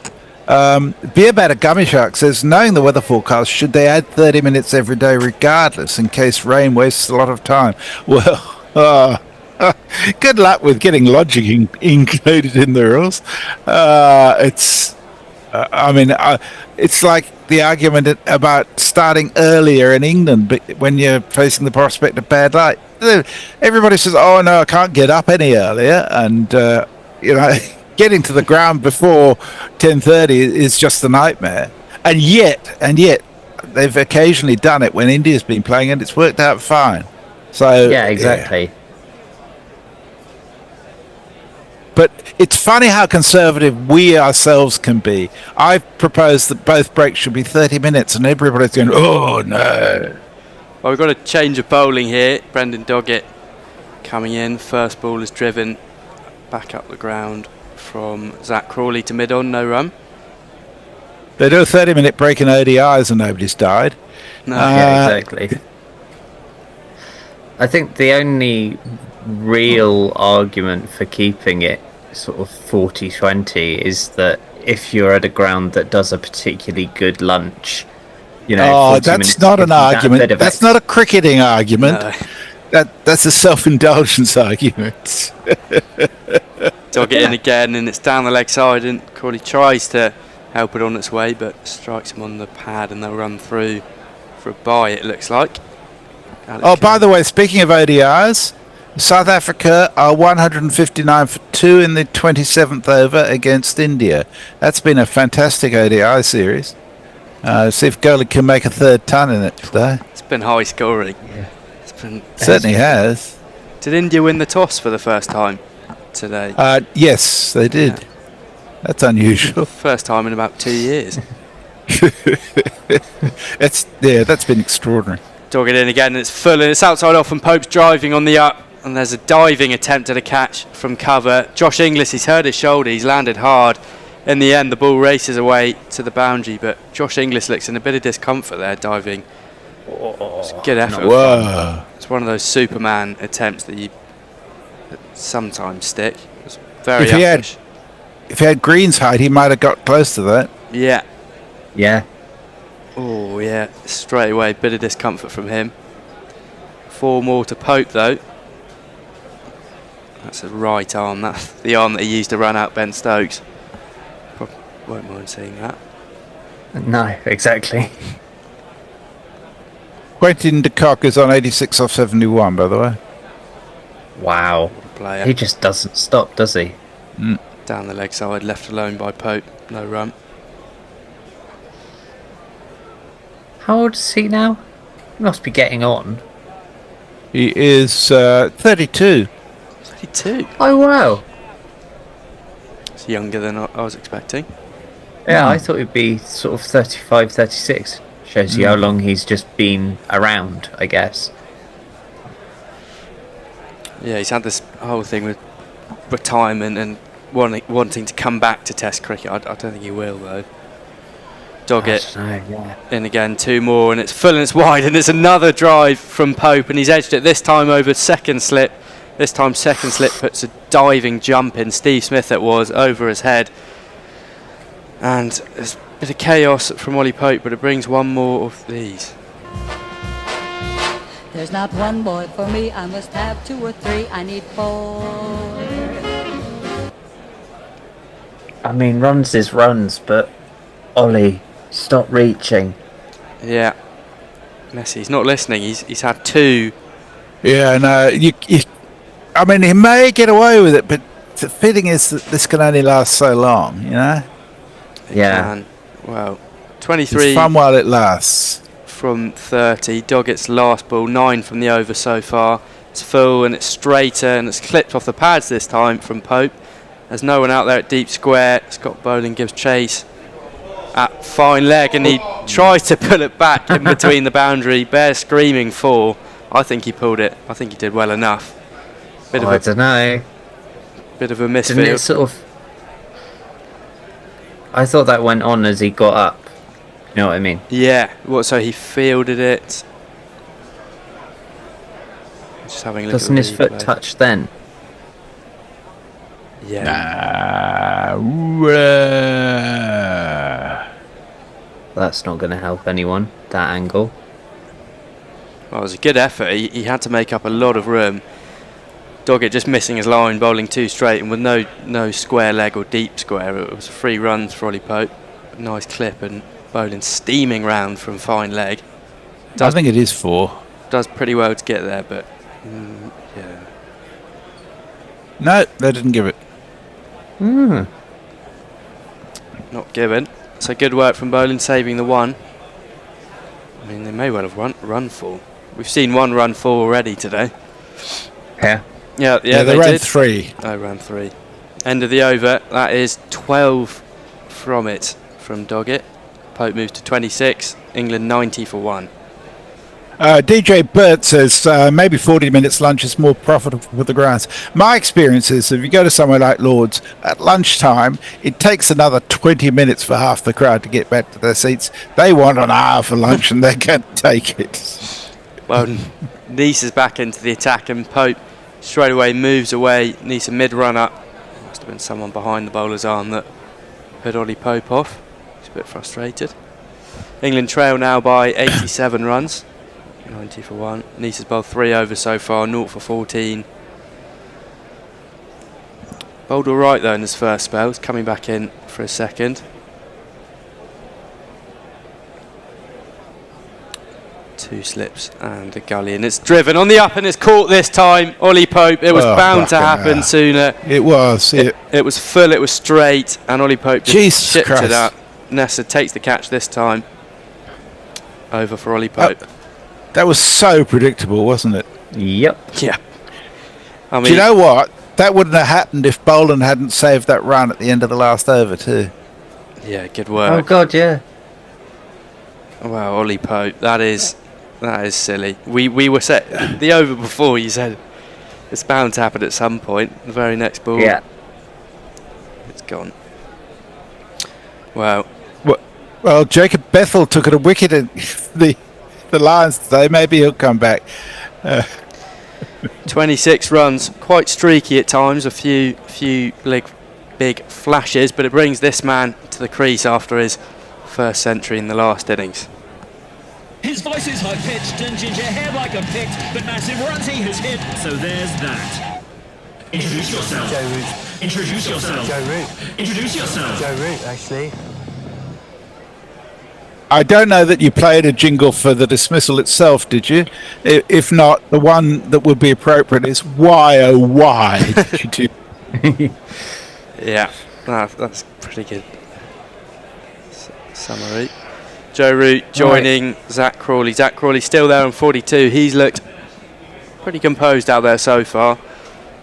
Averaging about 50. I'm sorry, I said it. I said it. Don't say it. I've undone all your hard work, Will. Just think these things. Yeah, that was an Ollie Pope. Silent commentary is what we want. Yeah, that was a brilliant. Talk around it doesn't sell all that well, though, I've got to tell you. No. It's like TV without pictures, isn't all that fun? Yes, Leah said, I thought the Pope should remain celibate because he's... 100 years. Wow. Yeah, not my best. Very silly from Ollie Pope. Not his best, that's for sure. And Alex Carey has moved straight up to the stumps for Joe Root. He's standing up. Joe Root still standing just outside his crease as Nisa bundles in and Root's forward and defending that to cover for no run. Carey's such a good keeper, isn't he? standing up. It's incredibly irritating. That But the good thing about how it may have been irritating, it's brought us a super chat, which I'll do after this delivery.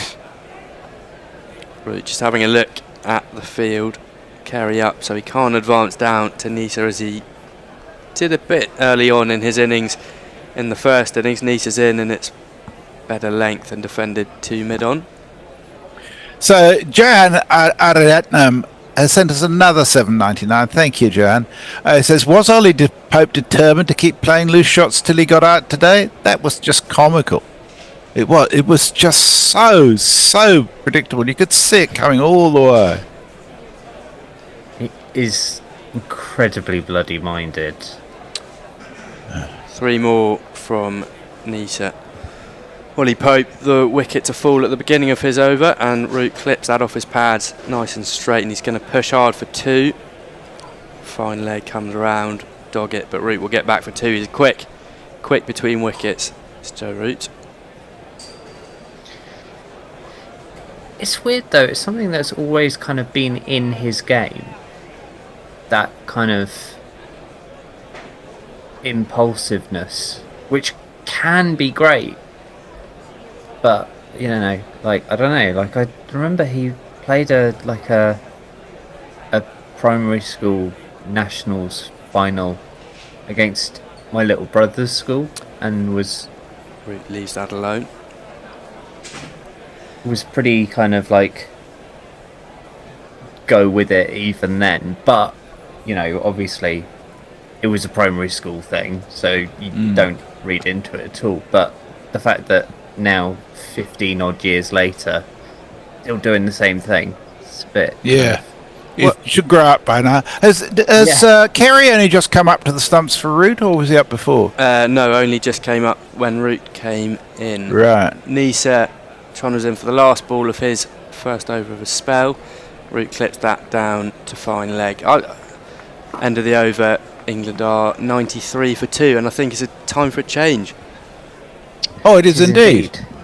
Okay, I'll do a couple of messages while we're changing over. Right.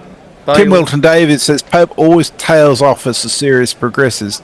Yeah, but usually it tails off from a high. This time he's tailing off from a low. Izzy Ollie says the goat's still at the crease and Root with him as well.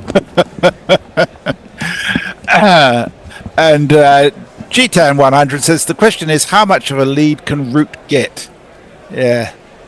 As Aussie History Hunter says, Bazball strikes again. I think that's actually a very good summation of what happened with that particular delivery and Goat's innings in general. Okay, I shall catch you later. And we say hello to Gary. Gary, how are you? Oh, no, sorry, Ed is here. Sorry, what am I on about? Can you let Ed in? Clipped around the corner, and there is no run. Well, I'm very well, unlike Ollie Pope. Watching him earlier, I just felt that he has no balance. The bat is coming down from second slip to mid-on. And it's another one of those innings that you see from Pope where instead of there being 2 false strokes amongst 60 deliveries, he's got 2 true strokes amongst 60 deliveries. I just think time's running out now. Well, it is, but I don't think they'll get rid of him in his series, driven by Root out to cover, and there is no run. No, I don't think they will, and I think in the wider picture it's probably good that he feels he has the whole series, so he feels he has the opportunity for redemption. But I do think he needs a season in county cricket to get his timing back. Even when he made that 196 in Hyderabad, which was fantastic, his timing was still... It's not great, is it? Still off. No. Yeah, the feet, the hands. He looks like a kind of badly animated marionette. At times he does. Doggett is in. Root gets squared a little bit, but it's Root. He gets his bat down on it, goes square on the offside. There is no one. All right, Ed, how are you, mate? I'm very well, thank you. Yeah, it's good. What are we all thinking here? It's a really interesting point, isn't it? People are saying, "Oh, 93 for 2 seems like an all right thing," but it's really minus 20 for 2, or whatever that lead. Minus however many, minus 60 for 2, minus 80, minus 80 for 2. I don't think it's no good. I don't think any of us would have not taken 93 for 2 at the start of the innings, so I think England are doing okay, but I there's think clearly work to be done. Yeah, Doggett in, left alone by Root outside the off stump. There is work to be done. I mean, the fact is they've only lost 2 wickets now. They've got to 93 and the ball is nearly 20 overs old, and we know the pink ball goes soft pretty quick. Yeah. So England have got to be solid. Yeah, and Root was protected for once.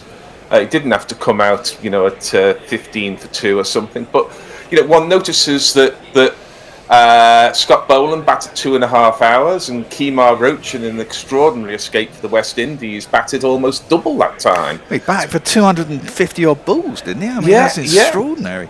Doggett is in, and Root goes back and across, and there is no run. Yeah, I mean, the thing is, obviously the Aussies will be buoyed, and certainly after the new ball went again, it was quite easy. England bowled atrociously throughout that first innings, really.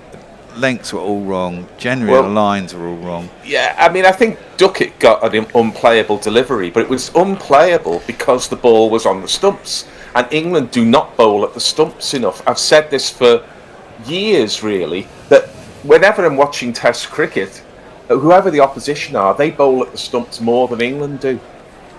Yeah, there is a bit of that. Pulled by Roots down towards long leg. He'll get himself a single.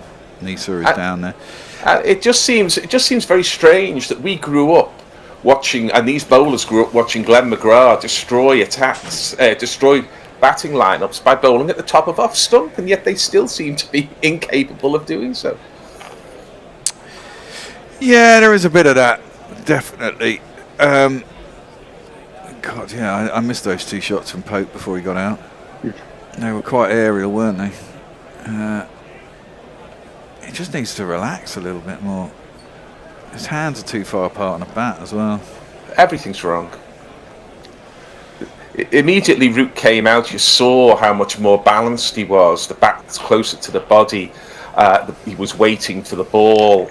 Everything seemed in order. Instead, I think it's time to say farewell, auf Wiedersehen, goodbye to Ollie Pope, because he looks like one of those puppets in The Sound of Music. Well, yeah, Root lets that come onto him and just drops it down to gully, and there is no run. I mean, the other thing is about Duckett's dismissal, and they've got a fair few left-handers in the off stump. If you bowl that line from around the wicket into the stumps, that's the ball that's going to keep low if you hit that crack, right? Yeah. And it's going into the batsman, and there's a good chance that if they miss it, it's LBW. Or as Duckett did, you just can't get the bat down quick enough. And Duckett's a short man, he doesn't have to put the bat down very far, does he? The only thing I would say. Hold on. Oh, that one comes into Root. He just turns it around the corner. Should only be one, and it is. The only thing I would say is there isn't much that's jumped up. There was 1 or 2, I think, from Stark that went through quite high, but there's no short leg. If you're covering a ball, you're covering the low ball, not the high ball. I mean, that was so low that I'm not really blaming Duckett. In fact, you can say he did well to get the bottom of the Well, no, they were showing the average bounce, and the bounce, it was a difference of about 70 centimetres, which is, Yeah. three-quarters. You can't play that. 3/4 of a metre, exactly, at 90 miles an hour. It's very difficult to adjust. Crawley, facing up, tries to work that into the leg side. Can only get it to mid-on. There's no run. But we should say that England have batted with some enterprise and no fear, and I disagree that Bazball can be blamed for all of this. I think that I'm England, with you, Gary. England would have played like this and should have played like this at times in the past when they've been very timid and looking to get to sort of 15 for 1 after 10 overs. There's no future in that at all. No, there isn't. And, you live by the sword and you die by the sword, and it's true. And, England played too many wild shots at stupid balls. And what they've got to learn to do is that's just played out to cover and there's no run. Is that, if you play out Stark and don't play at stupid balls way outside the line to Stark, he can't get you out. Well, and he only ever bowls 5 overs in a spell. Well, in the main, we're seeing a kind of modified Bazball from Crawley here, because he hasn't been chasing. He's chased the odd one, all batsmen chase the odd one. But he's let the ball go outside off stump. He said, wait for the ball to come to me, and then I'll play quite straight. Exactly. Just like that. Defends it back to the bowler, and there is no run. And You know, I doubt it, but if England lose this test, there'll be plenty of people citing Crawley's test match average and saying he's the one to be dropped. Well, he's been, outside of Root, he's been England's best batsman in this match. And he looks England's best batsman, which is encouraging. He's still going at 42 off 56, which is the kind of scoring rate that the Australians scored at. Mm-hmm. Indeed. That one he leaves outside his off stump, and there is no run.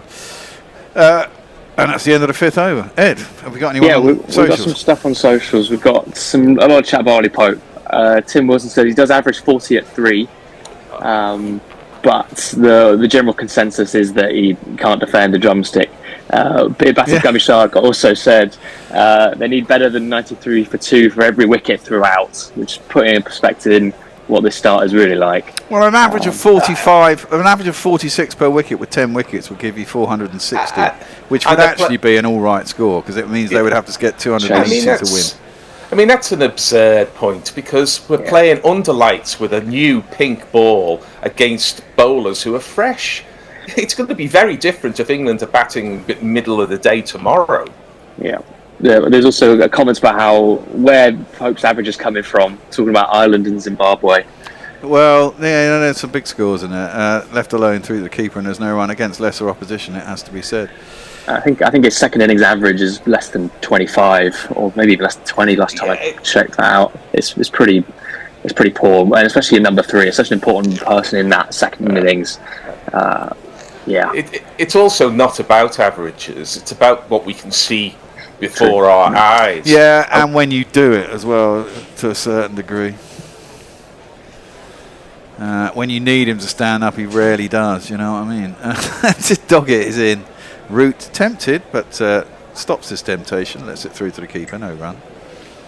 Yeah, I mean, I'll be doing the report cards at the end of the series, and there's always people come in and criticise me because I give half a grade more to someone who's got an average in the series of 0.001 run fewer. But it is about how you get the runs, when you get the runs. It's about catching, it's about contribution in the field and all of those things. And I just don't think we get enough from him. And when we do get it, he looks lucky to be getting the scores he gets. Yeah, indeed. Root goes back and across and just defends that. And there's a no run. Root looks pretty serene, as Root usually does. I think that first innings ton must have been such a fucking monkey off his back. Do you think so, though? Yeah, I do. Honestly, I do. I mean, I know he's been saying it's not on his mind, but it must be. You know, someone as good as him, it must just eat at him a little bit. He's been out there. This is his 4th tour, and he's scored hundreds everywhere in the world. He's got 13,500 test runs, 40 hundreds, and yet hadn't scored 1 in 100. And to be fair, when he's been to Australia, England have been pumped every fucking time. So that's clipped up to mid-on. There's no run. I don't doubt that he has concern about the contribution he's made in Australia and the fact that England have been hammered in each of the tours that he's been on. But as for 100 or not, but that plays into it, doesn't it? I mean, he is a man who scores big runs and hundreds and has carried England through many an innings, through many a series, and you know, that's where he sees his job at, and no doubt he thinks he's very good at it, and he is very good at it, clearly. And so I do think it was something that would eat a little bit away at him. Left alone through to the keeper and there's no run. But I mean, having done it now, that's it. Yeah, you can totally clear the mind and just get back to being Joe Root. I think he'd be very happy with making 98 in each of the 5 tests, put it that way. Oh yeah, I'm sure he would, but if they won some. Yeah, if they won some, yeah. I mean, let's face it, if England baseball their way to a 4-1 loss, that'd be better than any series they've done in the last 10 years. And they'll still get hammered, but if they win a test in Australia, we'll all call that a fucking moral victory, I'm telling you. Doggett is in. Root should have clipped that square on the leg side, but maybe the pitch is slowing up. The ball is getting a little soft. It is 21 overs old now. And he couldn't turn it around the corner. Instead, it went straight up to mid-on, and there is no run. Ends the over. Over to you, Ed. We've got Beshart's Kurt Spain says Crawley has compromise on Key. He'll never be dropped as long as Key is around. I disagree on that. I think part of it is just Duckett and Crawley bat so well together, and I think a lot of it was just when Duckett was in his kind of peak, which was around earlier this year. I think they went to him and just said, "Who do you want to bat with?" And he's picked, I'll have Zach Crawley. He makes the bowlers worse against him. Well, there is something to be said in that, and partly in the fact that a massive height difference. I mean, the different lengths you've got to bowl to both of them. Yeah. And if they're rotating strike all the time, it must be bloody annoying. That one's straight and into the pads of Crawley. He just turns it around the corner. I think they're actually going to get an easy 2. It's. I was saying to someone off air, there's so much space on Australian grounds. It's just like... Well, there is space, but I noticed this when England were batting before the break, in that one of the impacts that Baz bowling, and especially the way Crawley and Duckett start innings, is that the 3 slips in a gully soon becomes 2 slips in a deep gully, and the runs are taken, but the space looks big, partly because there isn't a kind of cage of close catches, because he can't afford to do it. 2 sweepers. Straight. Oh, out. Fucking hell, another caught and bowled Nisa. Fuck me, Crawley has done the same thing as Pope. Hasn't got to his 50. Anita has come to the party, and they're quite soft dismissals, let's be honest. I just want to see that again. It looked a little bit like it stopped. It wasn't quite the same shot as Pope, but it's a... But he just hasn't got over the top of it. He's just stood and delivered, hasn't he? No, that's poor. It is quite poor. The bat. Yeah, it is. It's a good catch, because it's low down, going away from him. And, for fuck's sake. Yeah. They need another man in on it. Hold on. Look back, 'cause by the time that I do, you'll be gone.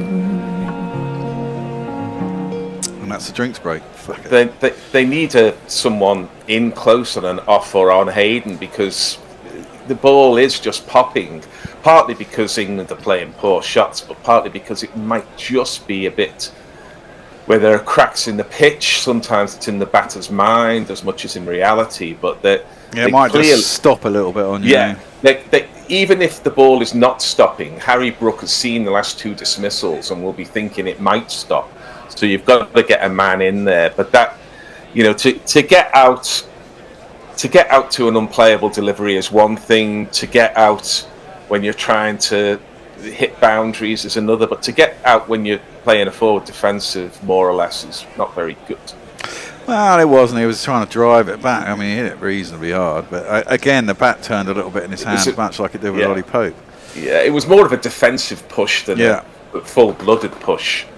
So what I'm saying really, I think, is that the bowlers, and throughout the series really, the bowlers haven't had to do much to get England's batters out. And that, to me, is probably, apart from the scorecards, that's the most disappointing aspect of this. Mitchell Stark has got fantastic returns, essentially from bowling the ball across the right-handers, like any left-arm seamer in the world can do. Otherwise, you wouldn't be a left-arm seamer. I know part of that is he has the threat of the ball that comes back in, but that first ball to Rory Burns has taken about 5 wickets last time round. Has taken about 5 or 6 wickets already in this series. Yeah, well, it's that they chase the 2 wide ones, don't they? And with someone like Mitchell Stark, he's clearly taking all their wickets, especially in the first innings. If he bowls it wide, you just got to leave it, right? I mean, Jason Gillespie was making the point that he bowled very few seam-up deliveries. Most of it was the wobble seam. He wasn't trying to arrow the ball back in and give it the toe crusher. England's culpability is quite strong in shot selection and execution. And then again, you look, the Australians have played a lot of positive shots with the bat. It's just that they've middled more of them. Yeah. These are poor dismissals we're looking at here from Pope and Crawley. They really are. Yeah, exactly that. We've got a comment from Eric J001. Nisa and Atkinson separated at birth? ? They do look a little bit alike. Yeah. Nah, not hugely. Nisa looks about 20 years older. Well, definitely. Yeah. He's 27 years younger than me. I can't believe it. Come on, I want to see fucking Harry Brook do some proper Harry Brook shit. He's a class act as far as I'm concerned. I mean, it's a big innings for him. It is a massive It innings is. for him. It is. Let's give him a jingle.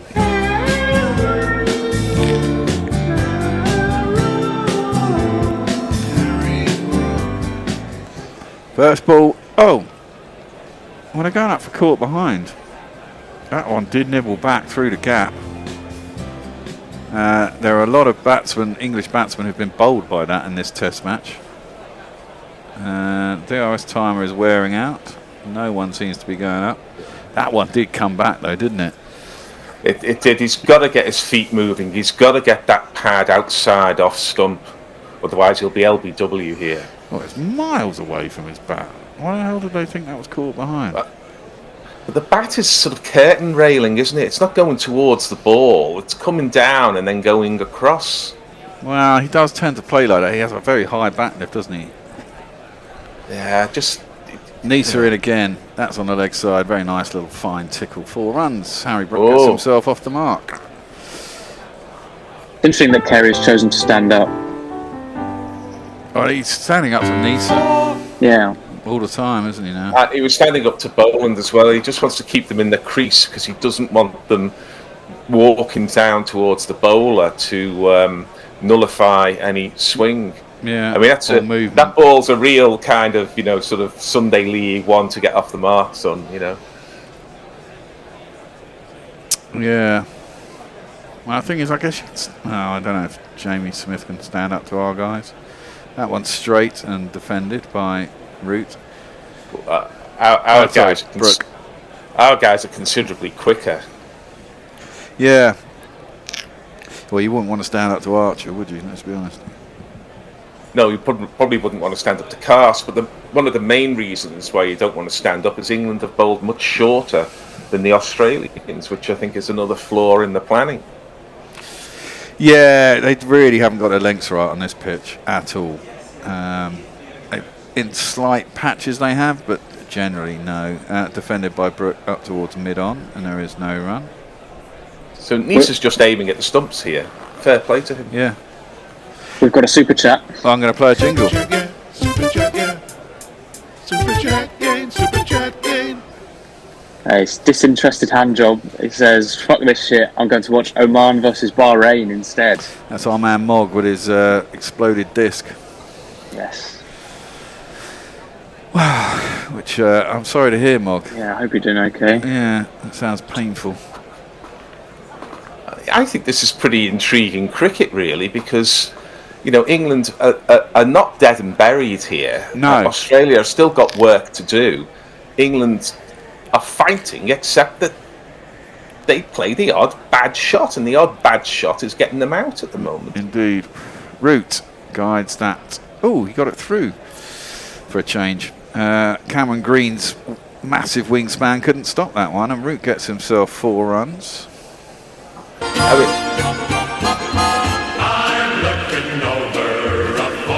And England they're over 105 for 3. I mean, England took some criticism, probably rightly so, for not having a third man. So many runs were scored behind square on both sides of the wicket for England. Again, it's a testament to the fact that they bowled too short. But it's interesting that Australia did not have a third man there either. Well, no, but I mean, you can understand why in a modern game people don't. That one's come back in again from Doggett to Root, and he just hits his thigh pad, drops on the leg side, and there's no run.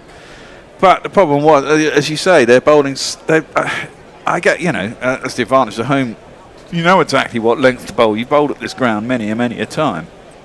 England's bowlers were just, a metre, 2 metres too short, and generally too wide. It allowed them to free the arms. I mean, there was you have to say, Gary, there was a lot of luck in some of those shots as well. I mean, there was a lot of top edges that flew. I mean, the old adage, hit, if you're going to go at it, go hard. Beautiful shot from Root, goes back, punches it through the offside, out towards the point boundary. Weatherall tasted it down. Should be 2, maybe 3. No, they stuck at 2. But of course, we wouldn't be saying this had England taken 3 of those 5 catches. Well, exactly that. Because there wouldn't have been so many shots going there. Because they wouldn't have done. If you don't take the catches, you can't. Well, exactly. Head would have been out for 4. Carey would have been out for a duck. Who else did we drop as an absolute Stark would have been in much earlier. Yeah, and we dropped someone else as an absolute sitter as well, don't we? Was it?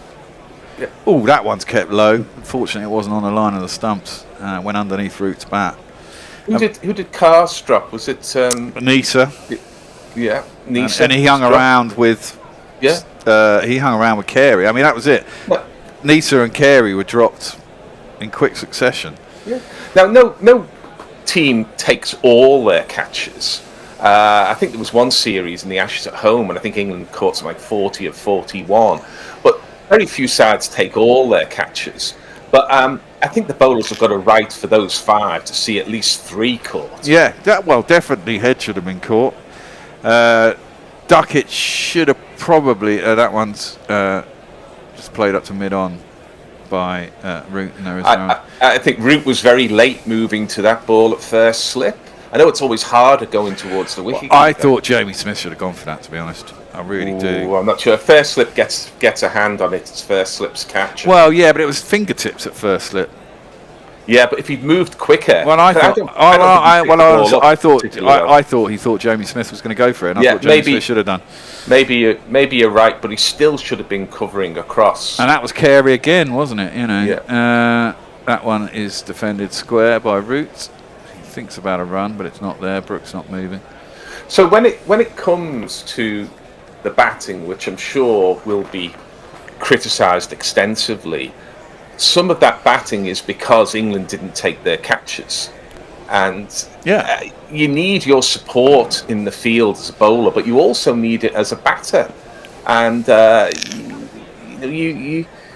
England are under scoreboard pressure here for really one of the kind of basics of the game, which is taking catches. Okay, they took an absolute blinder from Will Jacks, so that's the other side of the coin. Yeah. But really, your weekend side should have been catching some of those. We have got another super chat. We've got Jayan Ariyaratnam. Australia's second string attack are bowling for Corton bowls, and England will keep feeding them. Any chance England batsmen can bat like Stark today? Well, yeah, I think as the ball gets older, it will become easier. That one jumped a little bit on Brook, gets an inside edge onto his pad. No run. I didn't see Stark's innings, but I noted that he did hit 13 fours, so he wasn't just pushing the ball back to mate, goal. I mean, the thing is, I mean, this is where I think, to a certain degree, if you watch it all, England were a little unlucky with some of that later innings batting. I mean, he played and missed and could have snicked behind any number of times. Beautiful shot by Brookie out towards the cover boundary. Should get back for 2. Playing and missing is a little bit like a deflected goal. No, but they weren't just playing. I mean, they were like big swings and just, I mean, they weren't like... But like a deflected goal, and there's been quite a few in the Premier League in the last few weeks, you've got to be sort of more or less hitting the target for it to be deflected. And if you play and miss and the ball's not on the stumps, then that's one thing. Well, and there were... Is on the stumps. Well, I mean, the other thing... At the stumps. Well, there were... Oh, Jesus. Brooke drives at that, pretty ungainly, but manages to keep it down, drives it out to cover, and gets himself a single. There were 5, 6, 7, 8 balls that went over the top of middle stump that beat the batsman all end up, but just, but went over the top too of the short stump. then? Well, yeah, and also those ones, missed the bat by a fraction, missed the pad by a fraction, went over the top of the stumps. I mean, on a different day... I mean, this is what I think England have got to keep in their head. On a different day, on a day like today, those ones might hit that crack that got Duckett out. You get a wicket. You've got to stay in your head. You've got to believe that there's the possibility, Gaz. That one's driven up to mid-off, and there is no run. And I absolutely agree with you, and I take your point, Spare. But that's a kind of explanation for 400 and something. I'm not sure it's an explanation for 500 and something. Well, no, I'd say that is the explanation for 500 and something. I mean, I think on another day, England would have wrapped up that towel quite quickly. Luck been, luck's a funny thing, isn't it? You can't always say it's not luck. Sometimes it is luck, and you have to say that there was a fair bit of luck through some of the Australian innings. That's driven back up to mid-off and there's no run. Whereas you'd say a lot of England's was stupidity. But if anybody plays and misses to Nisa in this spell, they're LBW or bowled. Yeah. Don't know if you could say that about any England bowler. Oh, you're back in England? There's another super chat. Yeah, Brian in Brisbane, $5 says on a bus in York, all the way to the ball. Root guides that down, but Cameron Green's at about 4th slip now instead of a gully, and it goes straight to him on the ground, and there is no run. Yeah, Brian in Brisbane, on a bus in York. Young bloke next to me watching the game is pissed off with England's score. Yes, it could be a lot worse. I'll give them that, but it's not ideal either way. It's not, but let's see where you get to at the end of it. Yeah. You know, I mean, look, I'm gonna flip this around again. Look, England lost that test in particular, but there was one test in particular in the English summer where England got fuck all runs except for Brooke and Jamie Smith, who got 189 and 170 respectively. If two people in our score get that, we got a 200 total to bowl at on a probably end of 4th day, 5th day, and if there's some rain around and the wicket gets a little bit spicier and cracks up a little bit more, 200 might be enough. As I said, when the West Indies won at the Gabba last time, Australia had a target of 207 and lost by 8 runs. So it might be enough. I wouldn't feel comfortable under about 280. I'd want 280 to feel like we were probably going to win. As I said, I think 250 is about evens.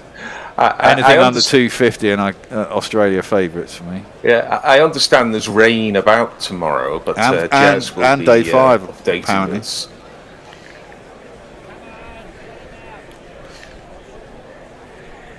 Both days. It looks like Stark's going to come in and he's going to come around the wicket. Probably looking for that little bit of fucking crack that keeps low. We're due a change. Are we having it now? We might as well have it now, actually. It has ticked over the half hour. Who's coming on? You and Hector. Come on then. Jump in.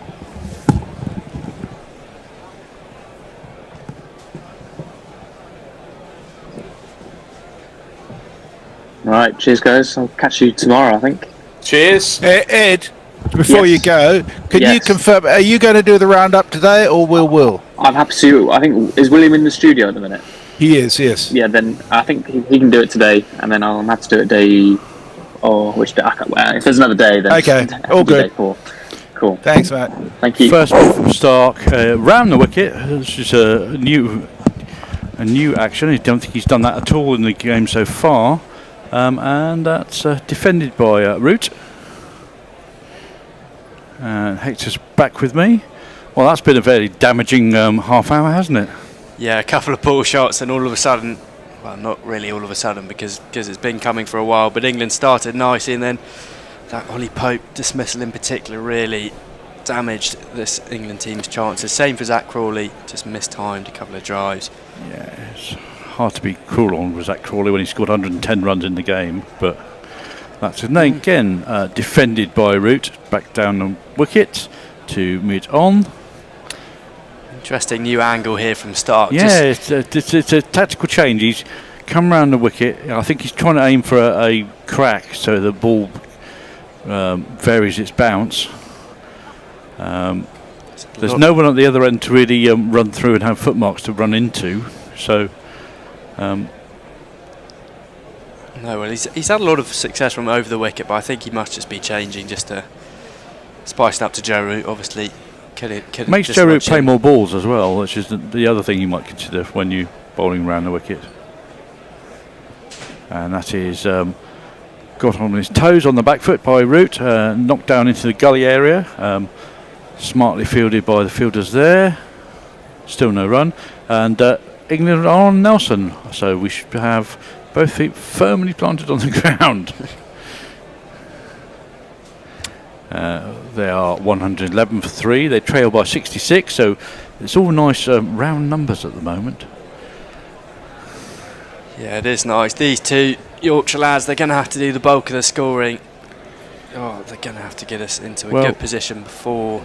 it's the old adage: don't leave it to anybody else. Make sure you do it yourself. And that is Root on the front foot. They're off Nelson. He pushes that past point, and it's Inglis who chases that and slides, picks it up, throws it back.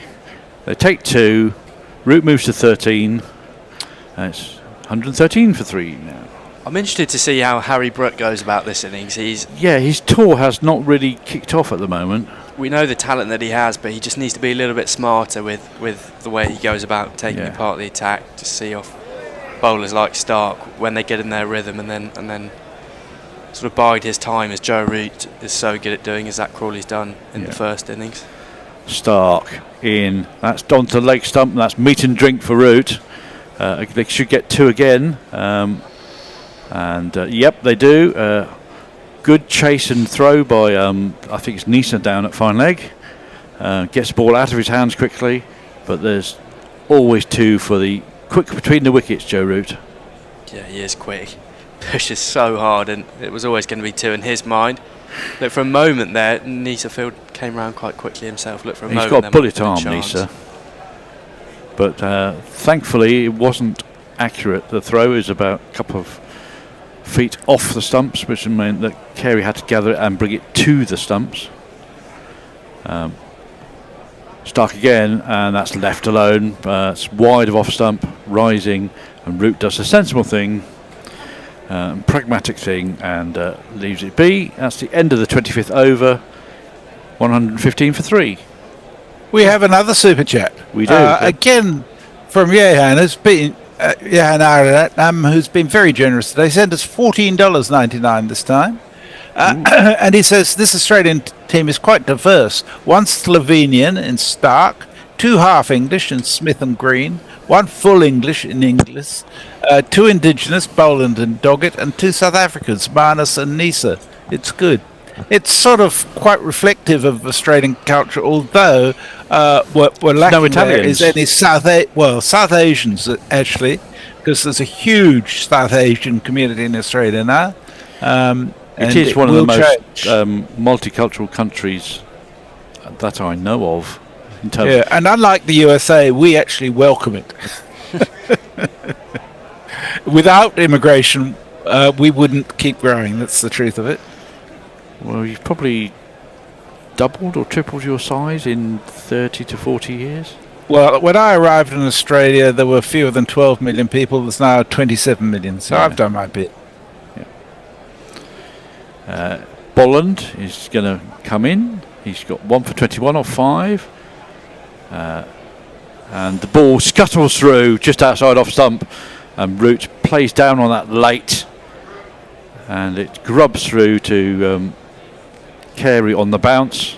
Yeah, that's the one. Harry Brook there. We've seen it a few times early on in this innings. That's similar to the ball that got Duckett, just a bit wider. It's quite a short pitch of the line, and then just stays low. Might have hit a crack. It's almost grabber length on his knee roll, below the knee roll. Just got to be careful of that. And Boland will no doubt be looking for that same spot again. And this time Brook plays it slightly more circumspectly, slightly wider this time when it comes through at a relatively normal height. They did this in the first innings. They've got a long off out for Brook early on, which suggests they know how eager he is to move his feet and get driving. So they got a long off, a deep backward point. Do you think he was a little bit frantic in the first innings? Because a lot of backing away and cutting over the covers. I think he's eager to score his runs at a quick rate. He hasn't played in Australia before, so he might need to curb his enthusiasm, I think, as Boland comes in. That's better, but chopped down into the offside, but Inglis is quickly onto it. He's berating that there was no backing up, so he couldn't hurl the ball in for a potential run out. I don't think he would have been run out. I think Brook was plenty back in time. It's good to see from Boland. He is actually getting a lot more aggressive. You think of him as such a nice, friendly person, but he's been giving some verbals to the players, and he definitely seems up for it. There's a bit of the mongrel in him, like there is in, I think, most Australians. As soon as they get on the pitch, they get white line fever. That's on the that's on the legs and whipped away. And they take an easy single. Fast bowlers in general, I think, actually, Jason. Although Cameron Green seems to be lacking it, I think that's what he needs. I heard you talk about curb your enthusiasm. I knew I'd seen your hair cut somewhere before. Well, just means I need a haircut, I think. It's a bit fluffy at the moment. I did have to dry it at the swimming pool yesterday with actual hairdryer, which I don't need to do. It normally tells me that I've got too long hair. That's a lovely shot by Brooke. Under control, along the ground, through gully for 4 runs. It's Nissan she. It's Nissan she. Such a good player. Yeah, just play that late under the eyes, and that fielding position that I was talking to you about having that long off in there. Whenever Brooke gets a little bit frantic or chaotic, he'll always look to use his feet, but he knows that he can't really do that as much now. So he's just having to wait for the ball a lot more, and it's actually quite a controlled shot from him. Yeah, as the Barmy Army still in good voice. That's another one that's gone through low. It's wrapped Brooke. I think he's just got outside the line. Got to have a look at that. Definitely outside the line, I reckon. But they're all coming together to Smith, and Smith, I think, has gone for it. Yeah, he has. I think even at the best, it'd be umpire's call on hitting. But notice bowling speeds have actually been better this innings than they were in the first innings. His high 130s. Yep. So he has got that bit more in him. Even very low 140s for his first spell, I think. So he's moving along nicely. That's outside the line. Umpire's call at best. I think height is potentially an issue as well because it's above the knee roll. Brooke's quite a tall man as well. Well outside. That's a poor call.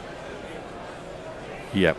Outside the line, we can chalk that one off to some over enthusiasm to get the game done as the umpire signals dead ball. And New Zealand suffered from that today. They lost all their reviews, at least 2 which were really poor, and ended up without a review for an LBW that would have been out. But palpably out, I understand. Yeah. Yes. Anyway, that was the end of the over. It's 1-2-1 for 3. Okay. Johan adds to his lists of multiculturalism in our team. Multiculturalism in our team by pointing out that Usman Khawaja, of course, was born in Pakistan. So there's some stuff that's just sort of slightly abusive, which doesn't need to be read out. But as Johan says, it's reflective of the multi-ethnic, multicultural country Australia is these days. Brave Some Mix says England needs to bring in an opener for Pope, then move Duckett to 3 to become England's David Boone. Well, David Boone opened, so why can't he stay opening? I think there's a real argument that one of Sibley and or Hasib Hamid could potentially get a short-term call-up at the culmination of this series. Anyway, here comes Stark. That's Root playing his little fiddle down to third man, but he hits the wide 4 slip with that shot, and there is no run.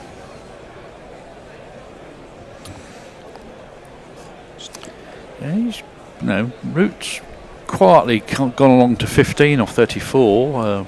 Been very in control for the large part of it. Brooke has made his way somewhat more flashily to 14 off 14.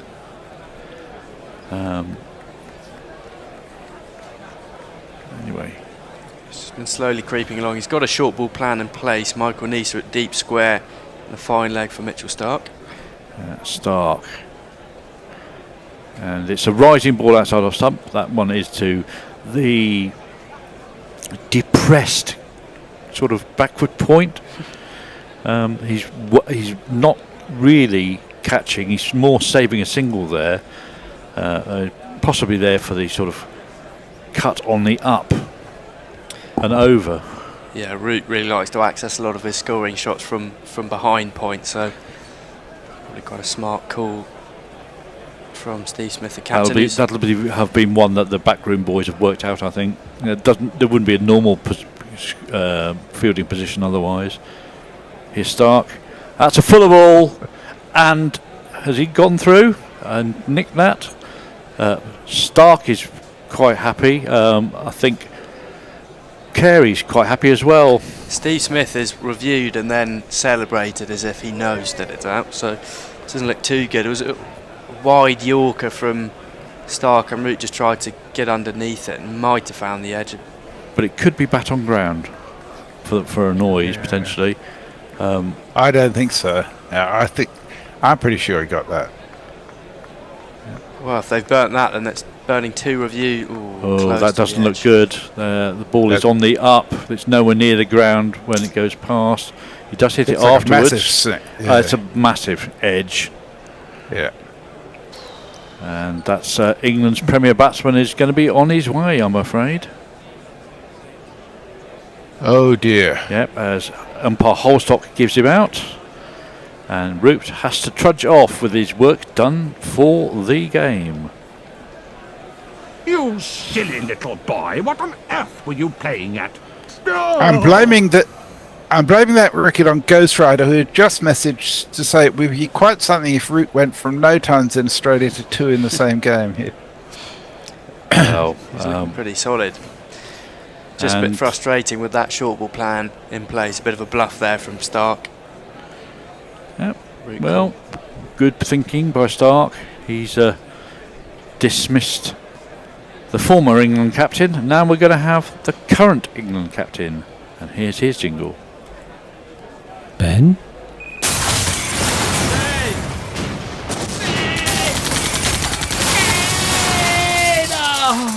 Ben Stokes. And if ever there was a time for Ben Stokes to come to the crease and stand up and be counted. Thank you, Slade. And put through an innings of real substance to get his team out of a hole and into a potential winning position. Now is the time. Well, he does it more often than not with the ball in recent times. He's not out of form with the bat. He got that 140 against India at Old Trafford in the summer, but it does seem that he's slightly lost his colour and lost the prowess that he used to hold whenever he came to the crease. And well, at the start of the Bazball era, he was over-aggressive, I would say. You know, he was over-attacking. If only they had Leach there to bat with him. Yeah. Calm him down. I don't know what it is about Leach. Well, England should never have won that test. No. Nathan Lyon's run out was criminal, dropping the ball with brilliant. The man stuck halfway down the wicket. He still has nightmares about that. He's talking the other day. Anyway, round the wicket now, and that's swinging by Stark, and it squares up Stokes, who gets that on the toe end of the bat and squirts it out into the offside. A good first ball from Stark.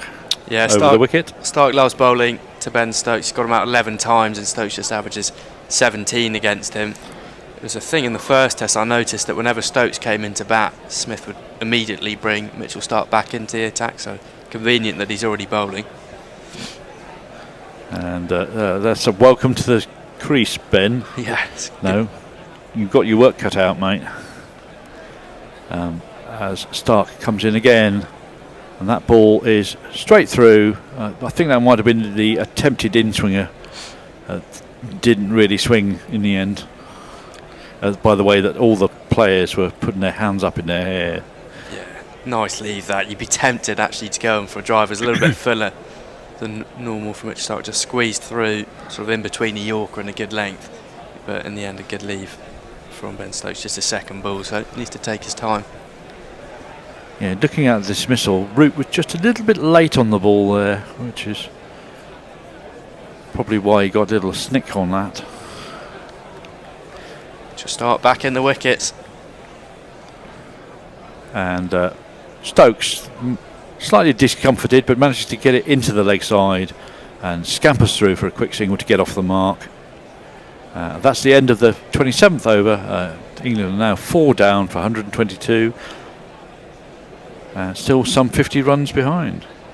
So Tim Wilton Davies is going deep into conspiracy here. Says Snicko bought and paid for by Murdoch. What surprises me is that Holstock didn't give it out, because it was clearly from the very solid edge, and all the Australians were completely convinced immediately. Jake Hammond, football watch along, says we are a joke. We're just there for our holiday. Andrew Chew says 6 more tonight. And Extra Fluffer says, come on, England, fight you, Bradmans. This is going to mean that I'm going to get a very shortened day tomorrow, isn't it? That's going to be really annoying. Well, I mean, we've still got 40 minutes tonight, and the extra half hour available if necessary. Yeah. So you may not have to come in tomorrow. In the worst case scenario, Bolland is going to come in. He's round the wicket to Stokes, and that's gun barrel straight and defended with perfect technique by Stokes. He's managed to get everything behind that, and as Stark is back on the boundary having a word with Gary Lyon, and there's all smiles and chuckles there. I think Nathan Lyon is got over his bit of a he wasn't bad happy, was he? mood for being dropped. Absolutely filthy, I think, were his words on being dropped. Yeah, and rightly so, actually. Well, dropping a man, it takes a lot of guts to drop a man with something like 500 Test wickets.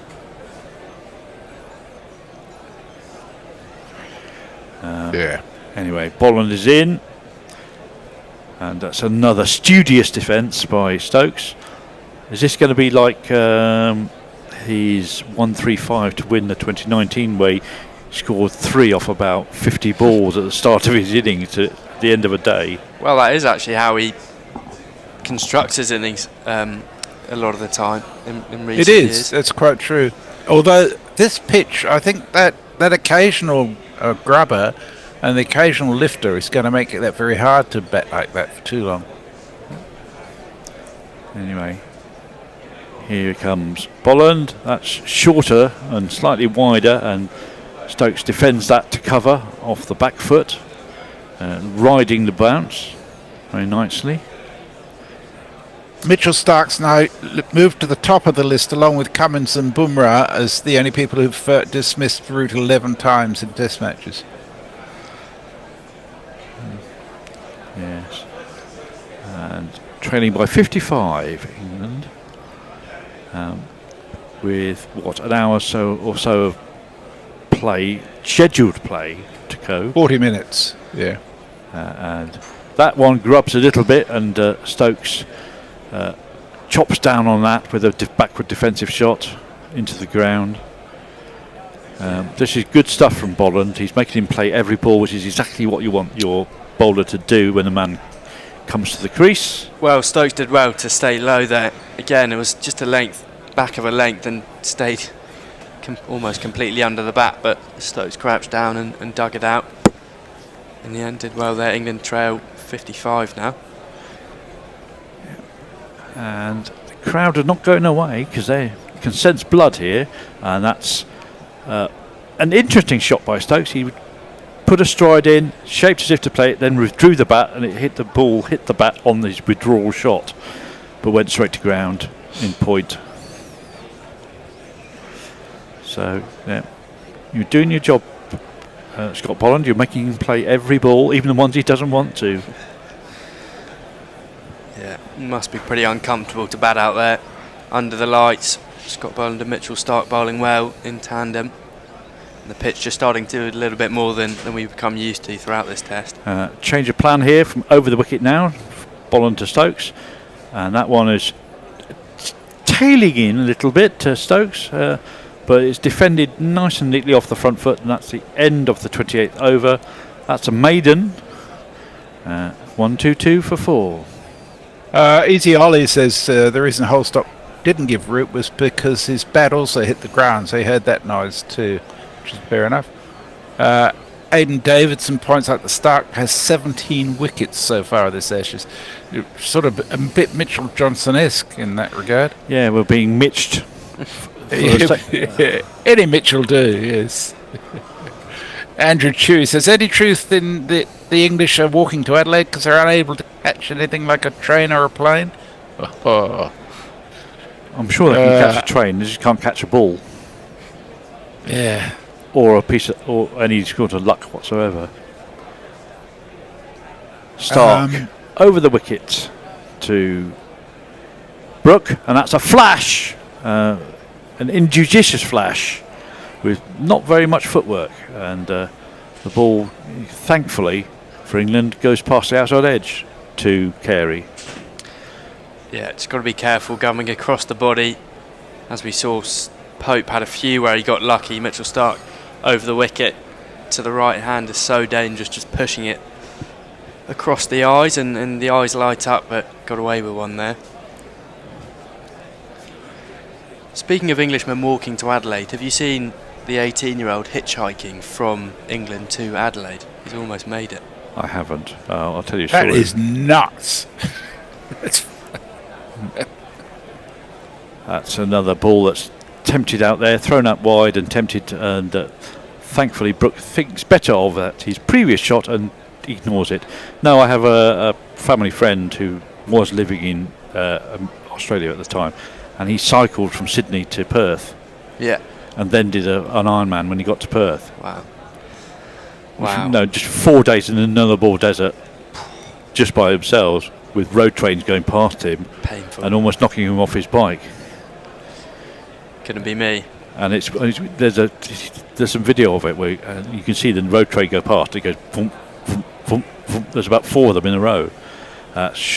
Shorter and wider and ignored by Brooke. Good pace from Stark.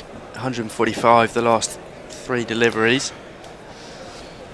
Yeah, so this 18-year-old Englishman, he's been in 21 countries. He can't take a plane, so he's having to boat, sort of hitchhike. Has he been banned from flying, or can he not fly for medical reasons? It's a challenge he's doing with the Barmy Army, and the backup's the Boxing Day test at Melbourne, but he looks like he's going to make it to the Adelaide test. It's quite a cool story, and he plays cricket in each of the countries that he has to go through. So you've got to find a ground and persuade them. It's a better ball by Stark. That's on the stumps, but it's nicely played by Brooke. There's a wide area in the offside for him to hit it into, and he takes an easy single, moves to 15, and the field changes around for the left-hander. 1, 2, 3 for 4.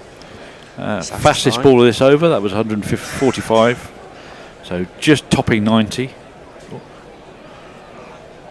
So yeah, he's definitely warmed up now. Stark, he's whatever he's had after his marathon batting session has worked through his muscles, and they're nice and loose and limber now. That's I think the attempted in swinger again to Stokes, who just defends that with minimum of fuss. Yeah, already got Ben Stokes out twice this series. We know that he's got his number more often than not, so Stokes just got to be watchful whenever Stark comes on. The in-swinging Yorker is the danger ball to Stokes, as we've seen in the past. Remember that World Cup in 2019. Well, he does have a habit of being sort of getting balls that go under his bat and knock out off stump, because he has such a big back lift. Anyway, that is pulled back in length a bit by Stark, and Stokes stands tall, defends off the back foot. That's the end of the 29th over. England take a single off it. 1, 2, 3 for 4. A scorer's total. Although 1, 2, 3, 4, 5 would be even better from that point of view. Yeah. Messi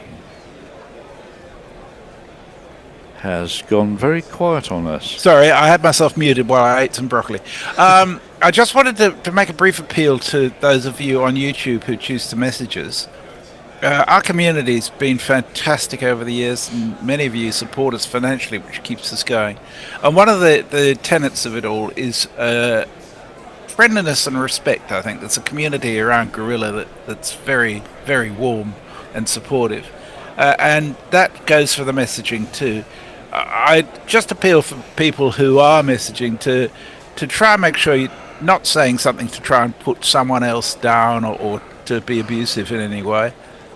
Humour is always welcome, but just triumphalism isn't, and nor is abuse. So just please be considerate in terms of the messages you put through, if you could. Bolland, second ball of the over. The first ball was a dot ball. He thinks he's got it with the second ball, and it's been given. And they must have think about reviewing that, surely, but they could only have hit the bat. So what are they doing? They are chatting away, and I think they must have reviewed that, surely. Yep, it has been reviewed. This is the last chance, really.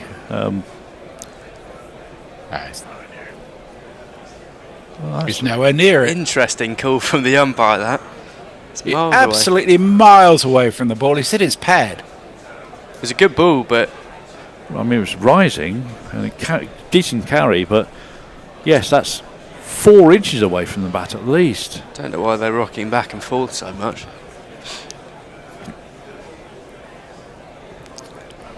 And the only sound is the bat on the pad, three frames past the ball. And the ball hitting his back thigh too. Yeah. So that's been overturned. That's what the review system is for, is to get rid of the howler. And that one was a howler. So Brooke lives on. That's a good ball though. I think he might have got him this time. And Brooke looks very guilty. It's not been given, unsurprisingly, but Smith has, with a little discussion, reviewed it almost immediately. Interesting. Might be one of those from the umpire. He's just had a howl of the ball before. Just give the batsman benefit of the doubt this time. It looked a lot closer. Yep. Australia were happy with it, but Harry Brooks... Both England players are chewing furiously on their gum. No. And let's see. That's hit it, I think. I think that's got a tiny little deflection. Yep. It's a fine edge. Here we go. Here's the Snicko. Yes, there it is. And he's having a shit of a game, that umpire, isn't he? Yeah, back to back. Although that was a fine edge. And that's checking the carry. There's no problem with the carry. And Carey is jubilant, and the umpire has to review and rescind his original decision. Poor old Harry Brooke has to stomp off with yet another poor score in this series. Another one bites the dust. I think that is going to be out, Fred. Another one bites the dust. Well, and that will bring another person who's in need of some runs to the crease, who's having a poor series so far. Just at the time he doesn't want to come in, really. Under lights, under pressure, undercooked. Yeah, he had to come in similar position last time, and it didn't go so well for him. And it's his nemesis bowler as well. It's got Bolland. Right, where are you? Here he is. Yeah, it's this man who's come to the crease. Hey there, Jamie Smith. Are you a good keeper or batsman? Either way, all your hopes of getting a game are fucked. This is basically England's last recognised batting pair. I know that England have a decent tail that can hang around as support. Yeah, Will Jacks, 8. Atkinson, Test match 100 to his name. And Jamie Smith on the walk straight away down the wicket. That'll bring Carey up to the crease. He is on fire, Scott Boland. Steve Smith looking like he might actually review this one. Hit on the pads, looked to be swinging down leg. I thought that was too far down the wicket to possibly going over the top. And not reviewed. It's just all falling apart for England. And it also just shows how valuable that partnership between Stark and Boland was, not in terms of runs, well, yes, in terms of runs, but also in terms of the fact that it made... Got them to bowl at the right time. Yeah, exactly. Started under the light, started when it was getting dark, and the visibility was tougher. We're due a change, I do believe. It's 11:03 here. So I will be switching to another role. I think, Hector, you're done for the day, are you not? Yes, I am. We'll do it at the end of this over, so we've got 2 balls to go.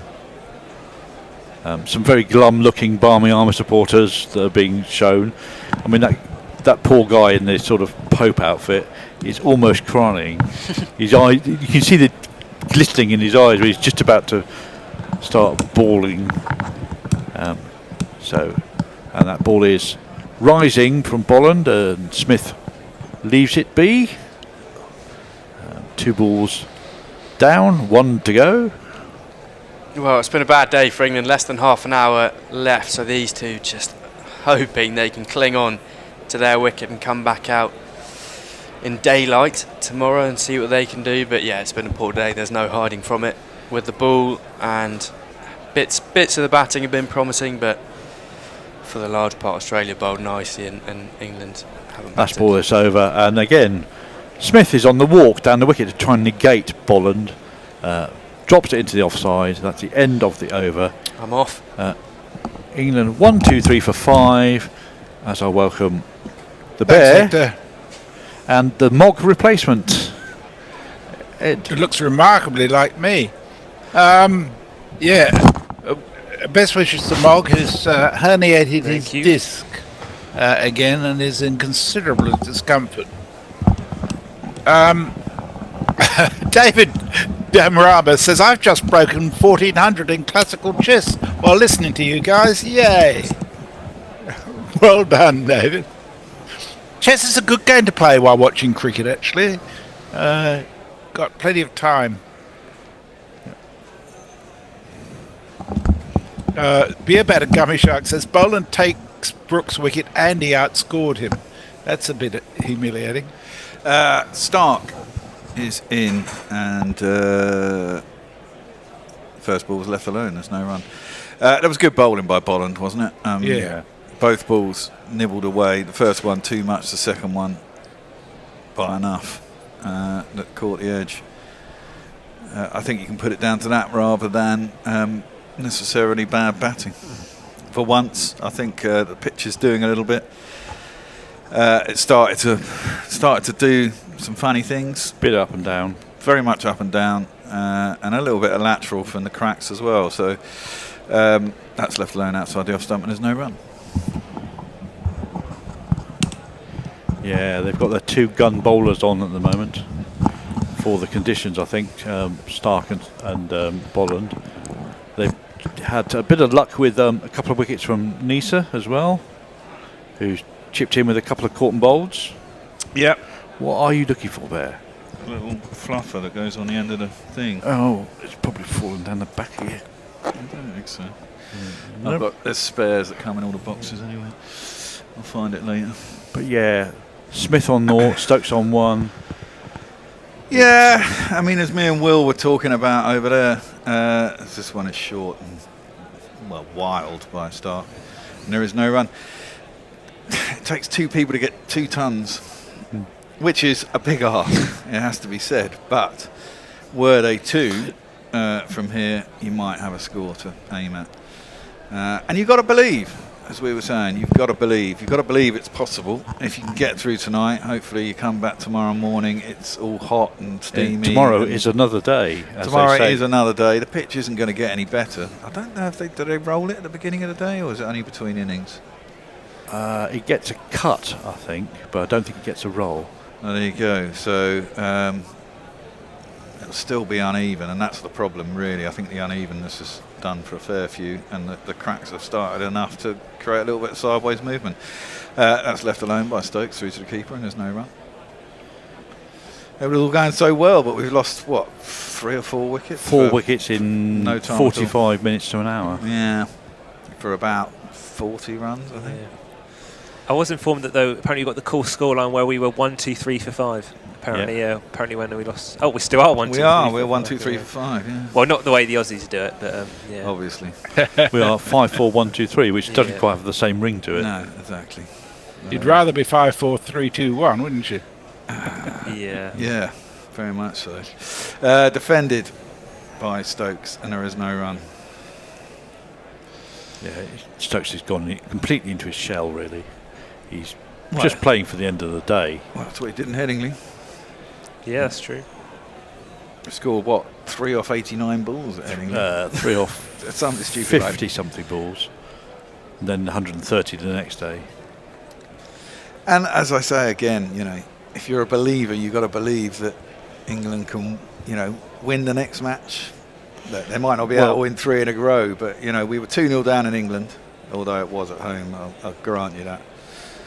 And came back. Got to believe it's possible off the outside half of the bat by Stokes, but the mammoth wingspan of Green stops it from going past him at gully and down to the third man boundary for 4 runs. Into the dot ball. It's a maiden. Got an interesting point here. So STZ024 has asked, why is Stokes allowed to block and leave, but the rest of the team has to flail around outside off? So do you think that's a Stokes decision, or do you think they're just not kind of playing as well as they should be? No, I don't think they are. I think Stokes would back them if they decided the best plan would be to go like that. Yeah, I mean they did start off going hard. I think it's different when you come in at 6 as to when you come in at 1, 2 or 3, and it's different when you come in the second innings to the first innings. I mean, depending on where the score is at and where you think the game situation is at, and that's where I think baseball has evolved to a degree. That one cuts in again to Jamie Smith. How many runs he scored on this tour? So he got 30 in the first innings, didn't he? 39. Yeah, he kind of got starts in both of the. I think he's got 2 blobs, I think. I think he got 50, like 20, or he got 30 and 20 31, or didn't he, or something in the first innings, didn't he, at Perth, where he came in and there was no one left and he was smashing it about and eventually got caught on the boundary. It looked quite good. Got bowled first ball, didn't he, in the second innings? Second ball. And he got bowled first or second ball here? Second ball, I think, again. Yeah, again. So, he's had a couple of bad innings. Both bowled through the gate, wasn't it? It's a pretty similar ball. Here comes the pressure. Travis Head is going to chirp away from short leg now. Hit him. But that's a legitimate sledging tactic, is to get him so annoyed that you do want to hit them and not play the proper shot. Well, yeah, we clunk him in the middle of the chest. Anyway, Boland is coming in to Smith. Drives that. That's a lovely shot. It's going to go down. Don't think it's going to get chased down by Weatherald. He's going hard after it, but he's not going to catch it. 4 runs. Smith is off the mark.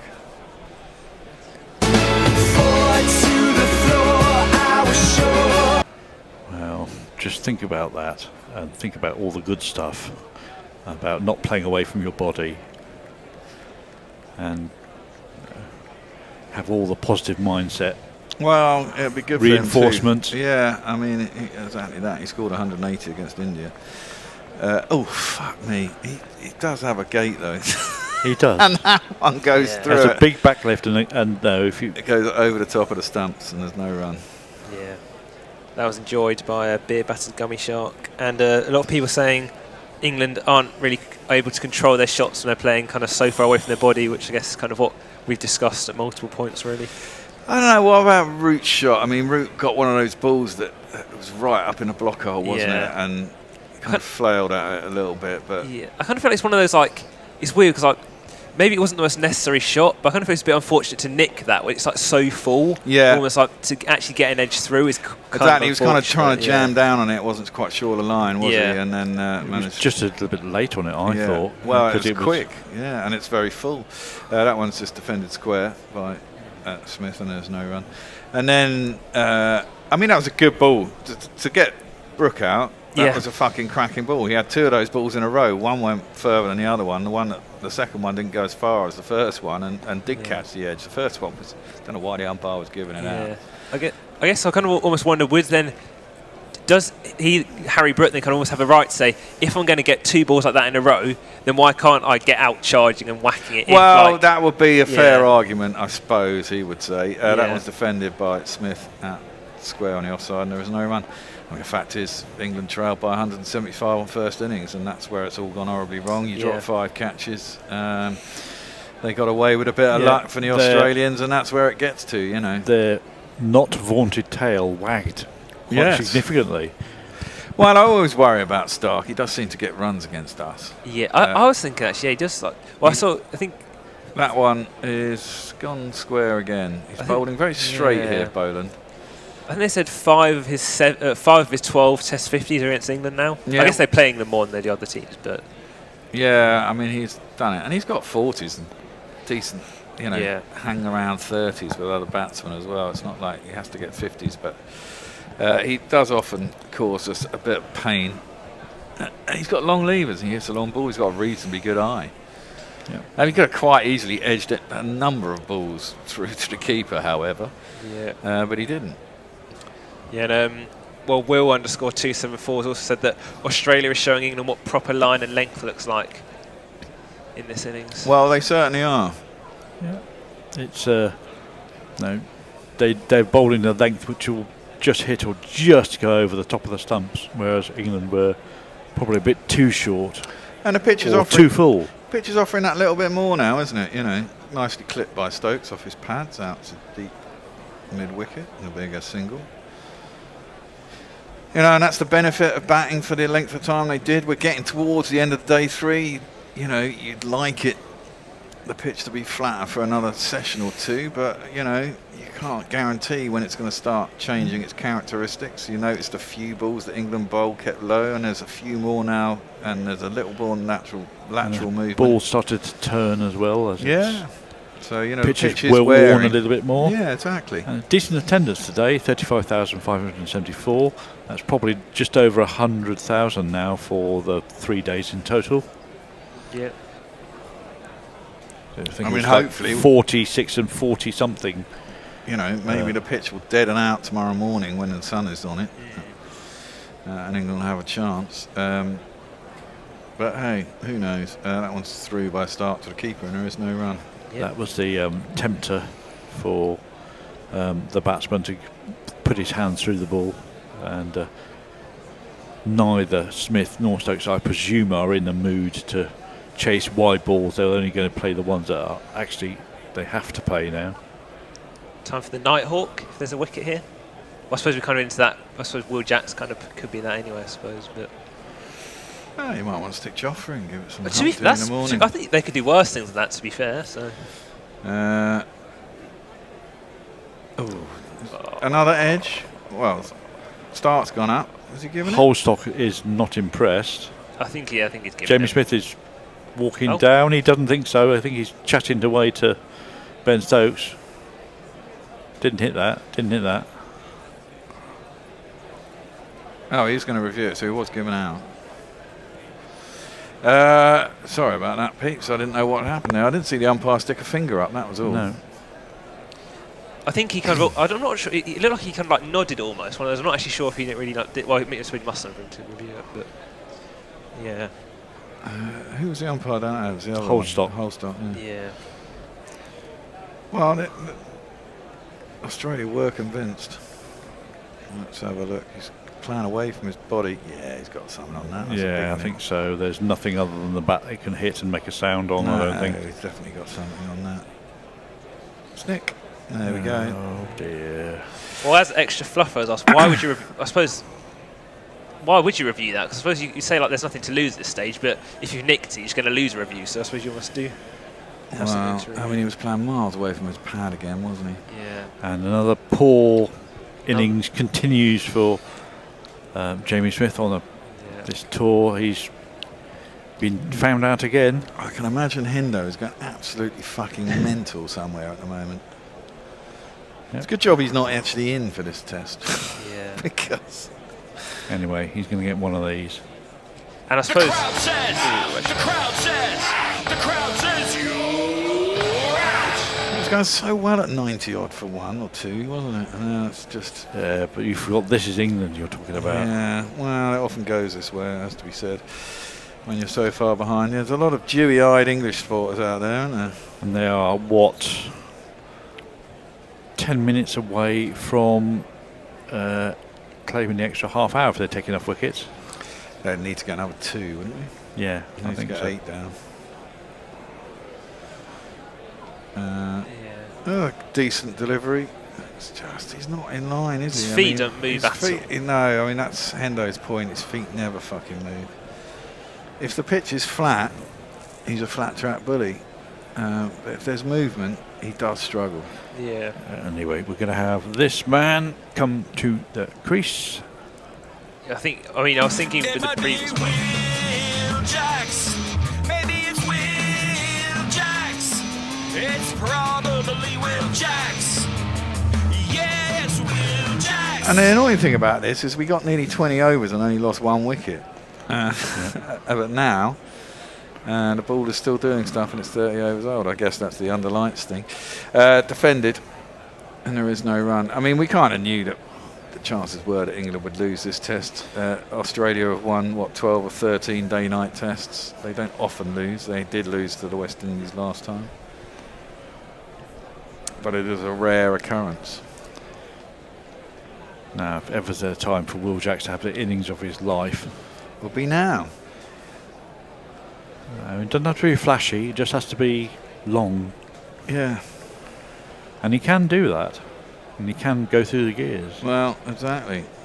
We've certainly seen him score 100 in ODIs, haven't we?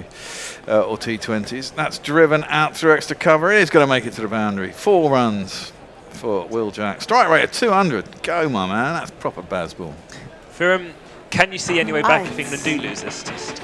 I find it hard to find them winning the Ashes. They have to win 3 in a row. I mean, it depends, isn't it? I mean, you're still in a live series. You've still got to believe, and then you've got to go to Adelaide and say we have to win Adelaide. Yeah. I think after 3 tests is when you can call it. But you go to Adelaide, you win at Adelaide. Yeah. And suddenly you're back in the series. You've got a Boxing Day test. And they have to sort out the bowling. They've got to find the lengths to bowl. Yeah. They've got to try. Oh, that's out. Surely. It's off the gloves, isn't it? No, maybe it's not. Maybe it's off the thigh pad. I thought it was off the gloves. I thought it was glove. Is he thinking off the bat? Because I thought it looked like... I don't think it looked like body, but I thought it looked Steve like Smith has reviewed. I thought his hands were miles away from his body. I thought that was definitely off the gloves. It's because I don't know if he took it off after. Is he walking? He's walking off, isn't he? Really? No. I don't know. Maybe he's certainly didn't hit it, but again. So it did look glovey. So whether he took it off or took it off after. I certainly thought it was glove, but. Well, certainly lifted a bit. I mean, he was way up here when he played it. No. You know what? That's off his thigh pad. It's nowhere near the gloves. And they'll lose another review. I don't think he's got anything on that at all. Nah. Passed. And a big thump. Well, they lose a review now. Well, they're down to 1 review, I think. They're down to 1 review. We got 2, haven't we? Who blew the review? I suppose Harry Brook blew a review. No. Yeah, I think he did, didn't he? I think. Well, he might. Yeah. I don't know. He was given not out, wasn't he? So. No, but the next ball he was given out and he reviewed it. Jamie Smith just reviewed, so that's 2 we've lost. I think it was the other way around, because the umpire gave him out and he reviewed it to be not out, and then he gave him not out the next ball and Australia reviewed it. So that's right. Yeah. So he just Jamie Smith. But there's a bit of positivity here from STZ024. England's best chances in Adelaide, the flattest pitch in Australia. They've put so. Well. Yeah, I think it'd be quite advantageous for England to lose a toss and not have to make a decision. Yeah. I've said that in this test. I'd have quite liked it if Australia had batted first, to be honest, and England had bowled first and come out with a fire like they had in Perth. Yeah. But hey, they didn't. Most of the time, Stokes does decide to bowl first, and over here he's decided to bat first twice. That's defended by Stokes, back to the bowler, and there is no run. Well, he's going with the perceived wisdom, isn't he, that runs up top in Australia are the things that win matches. Yeah. But the stats don't necessarily support that for some of the grounds. And also with this England side, they are quite good at chasing. Batting fourth. You know, that's their kind of specialism, isn't it? Yeah. Defended back to the bowler and there's no run. They don't have any fear in trying to chase down big scores. It was almost like, especially like in the summer against India, it was almost like they kept on choosing to bowl when all the evidence seemed to be bat. And now they've kind of almost reversed that. I think they did choose to bat in one of the games at the end of the summer, I think. But yeah. Didn't we lose that one as well? I can't remember. Yeah, probably. Well, if things go badly, we could lose by an innings here. Yeah, still trailed by 45 and only 4 wickets left. Boland is in, defended by Stokes. Back to the bowler and there is no run. He's basically not going to attack anything, I don't think, that's outside of his eye line. Well, exactly. He's a bloody minded man, is Stokes. But he needs someone to stick with him.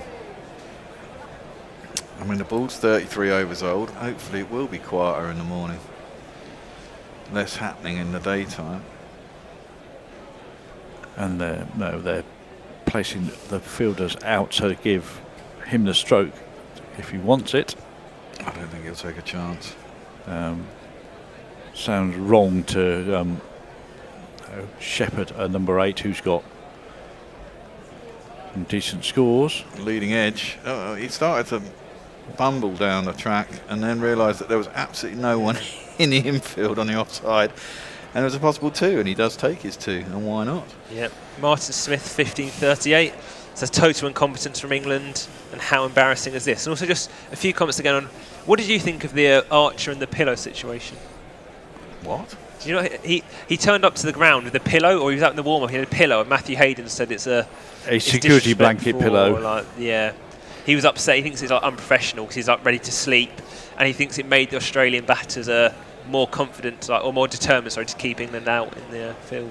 I think that's nonsense. Yeah, well, I don't think everyone made a bigger deal of it. Well, of course, everyone's going to make something out of something.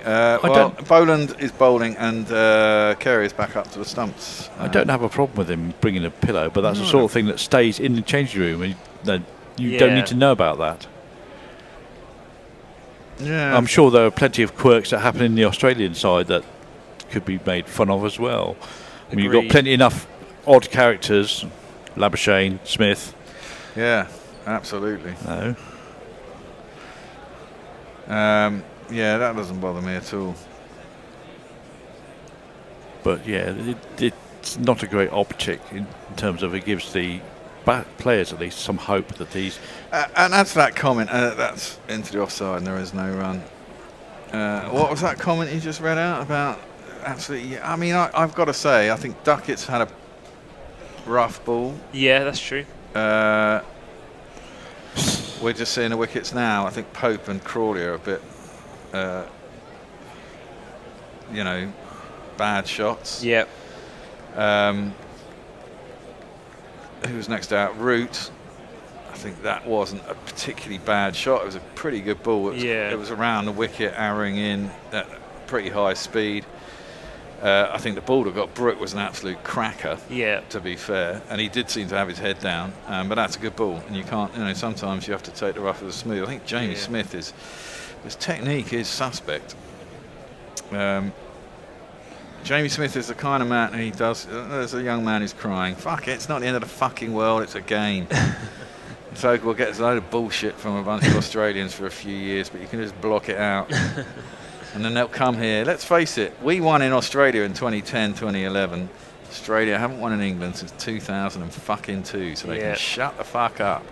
That one's left alone through the keeper and there's no run. Although, to be fair, they have drawn the last 2 series here. Yeah, I've seen a few people mention that neither of the teams can win in each other's country, but I guess Australia are a lot more competitive in England. They're a lot more competitive in England, it's true. And we do really struggle in Australia. And I think that's partly it is in the It's the bounce more than anything else, I think, that they don't get used to. The bounce and the carry. There's a lot of that. And the bowlers tend to get carried away. And bowl too short. Are you listening, Binding Cast? Yeah, exactly. I think Jofra bowled all right this test, to be fair. Yeah. He was a bit unlucky with his people catching, to be fair. That one is defended by Will Jacks out to the offside. There's no run. I mean, Will Jacks looks to me a better bat than Jamie Smith. Yeah. If you ask me, he's got a better technique. At least gets across to the ball. He will chase balls outside of his eye line though as well.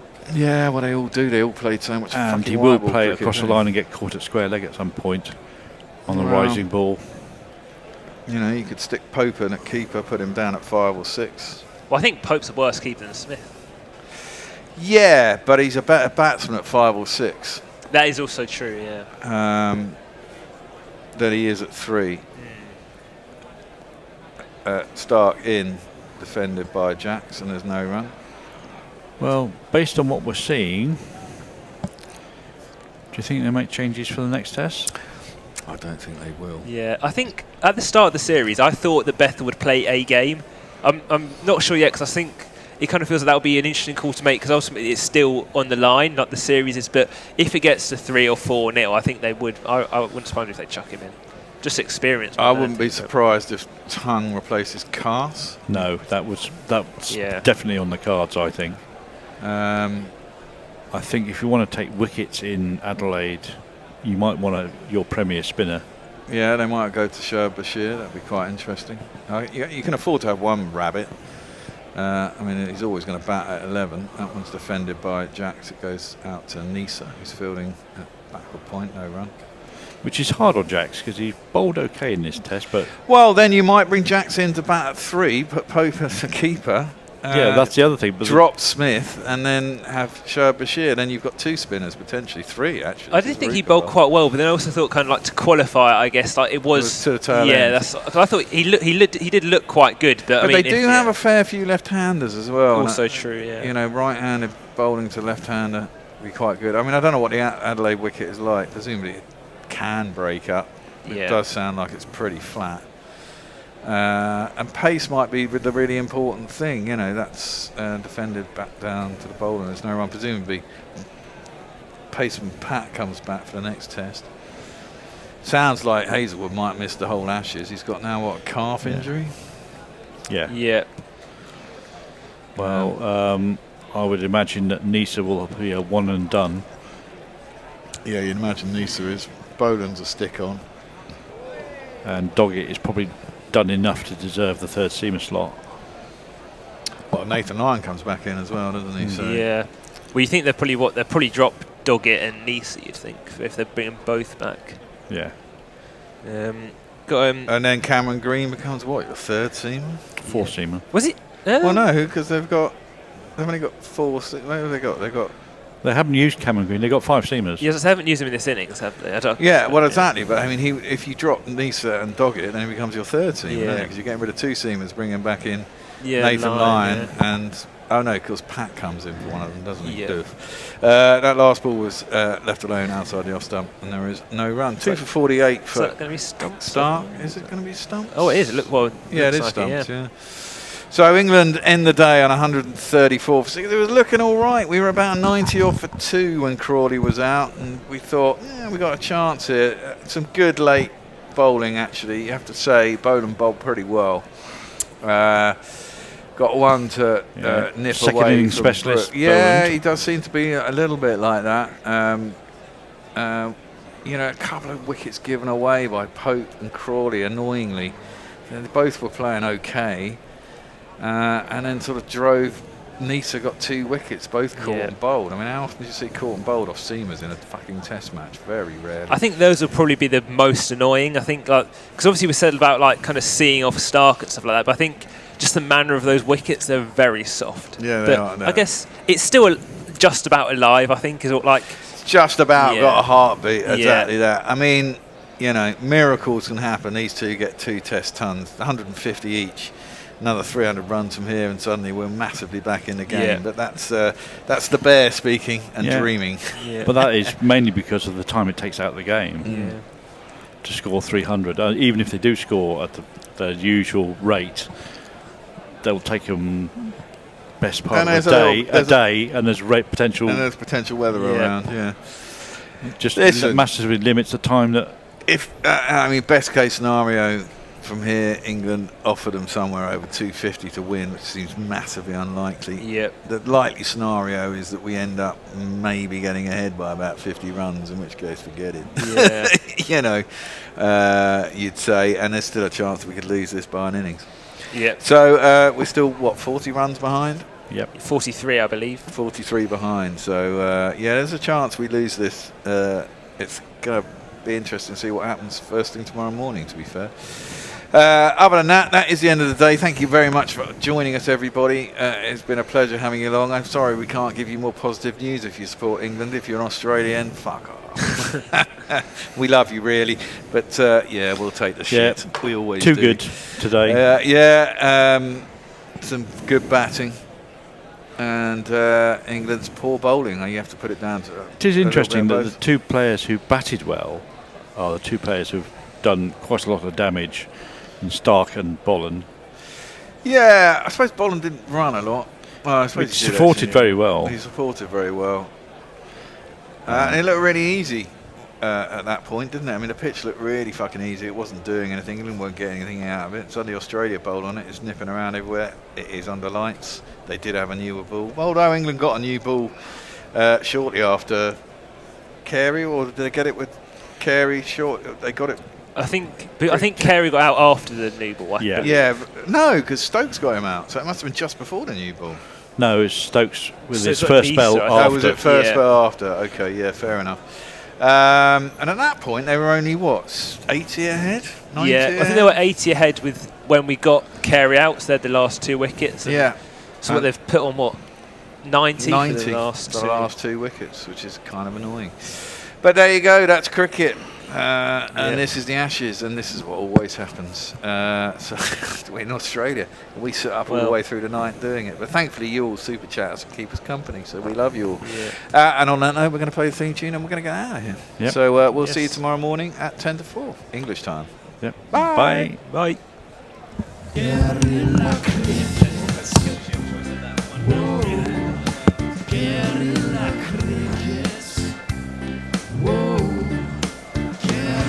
Take guard, man the barricades, patrol the cover boundary. At last the time has come, this is a cricketing emergency. Hear this call to arms for every cricket revolutionary. Take up your bats and stumps for the test match insurgency. At first they tried to silence us, but we would not be silenced. They threatened us with lies, so we threatened them with violence. Che Guevara, Sangakkara, Joseph Stalin, Douglas Jardine, Robespierre, Darrell Hare, Vladimir Lenin, O'Brien Kevin, guerrilla cricket. It's not about the winning, it's about how many rules you break. Even in cricket commentary, this is the best advice to take. Pick guerrilla cricket, it's the finest choice you'll ever make. There's so much more to cricket than red counters and a slice of cake. At first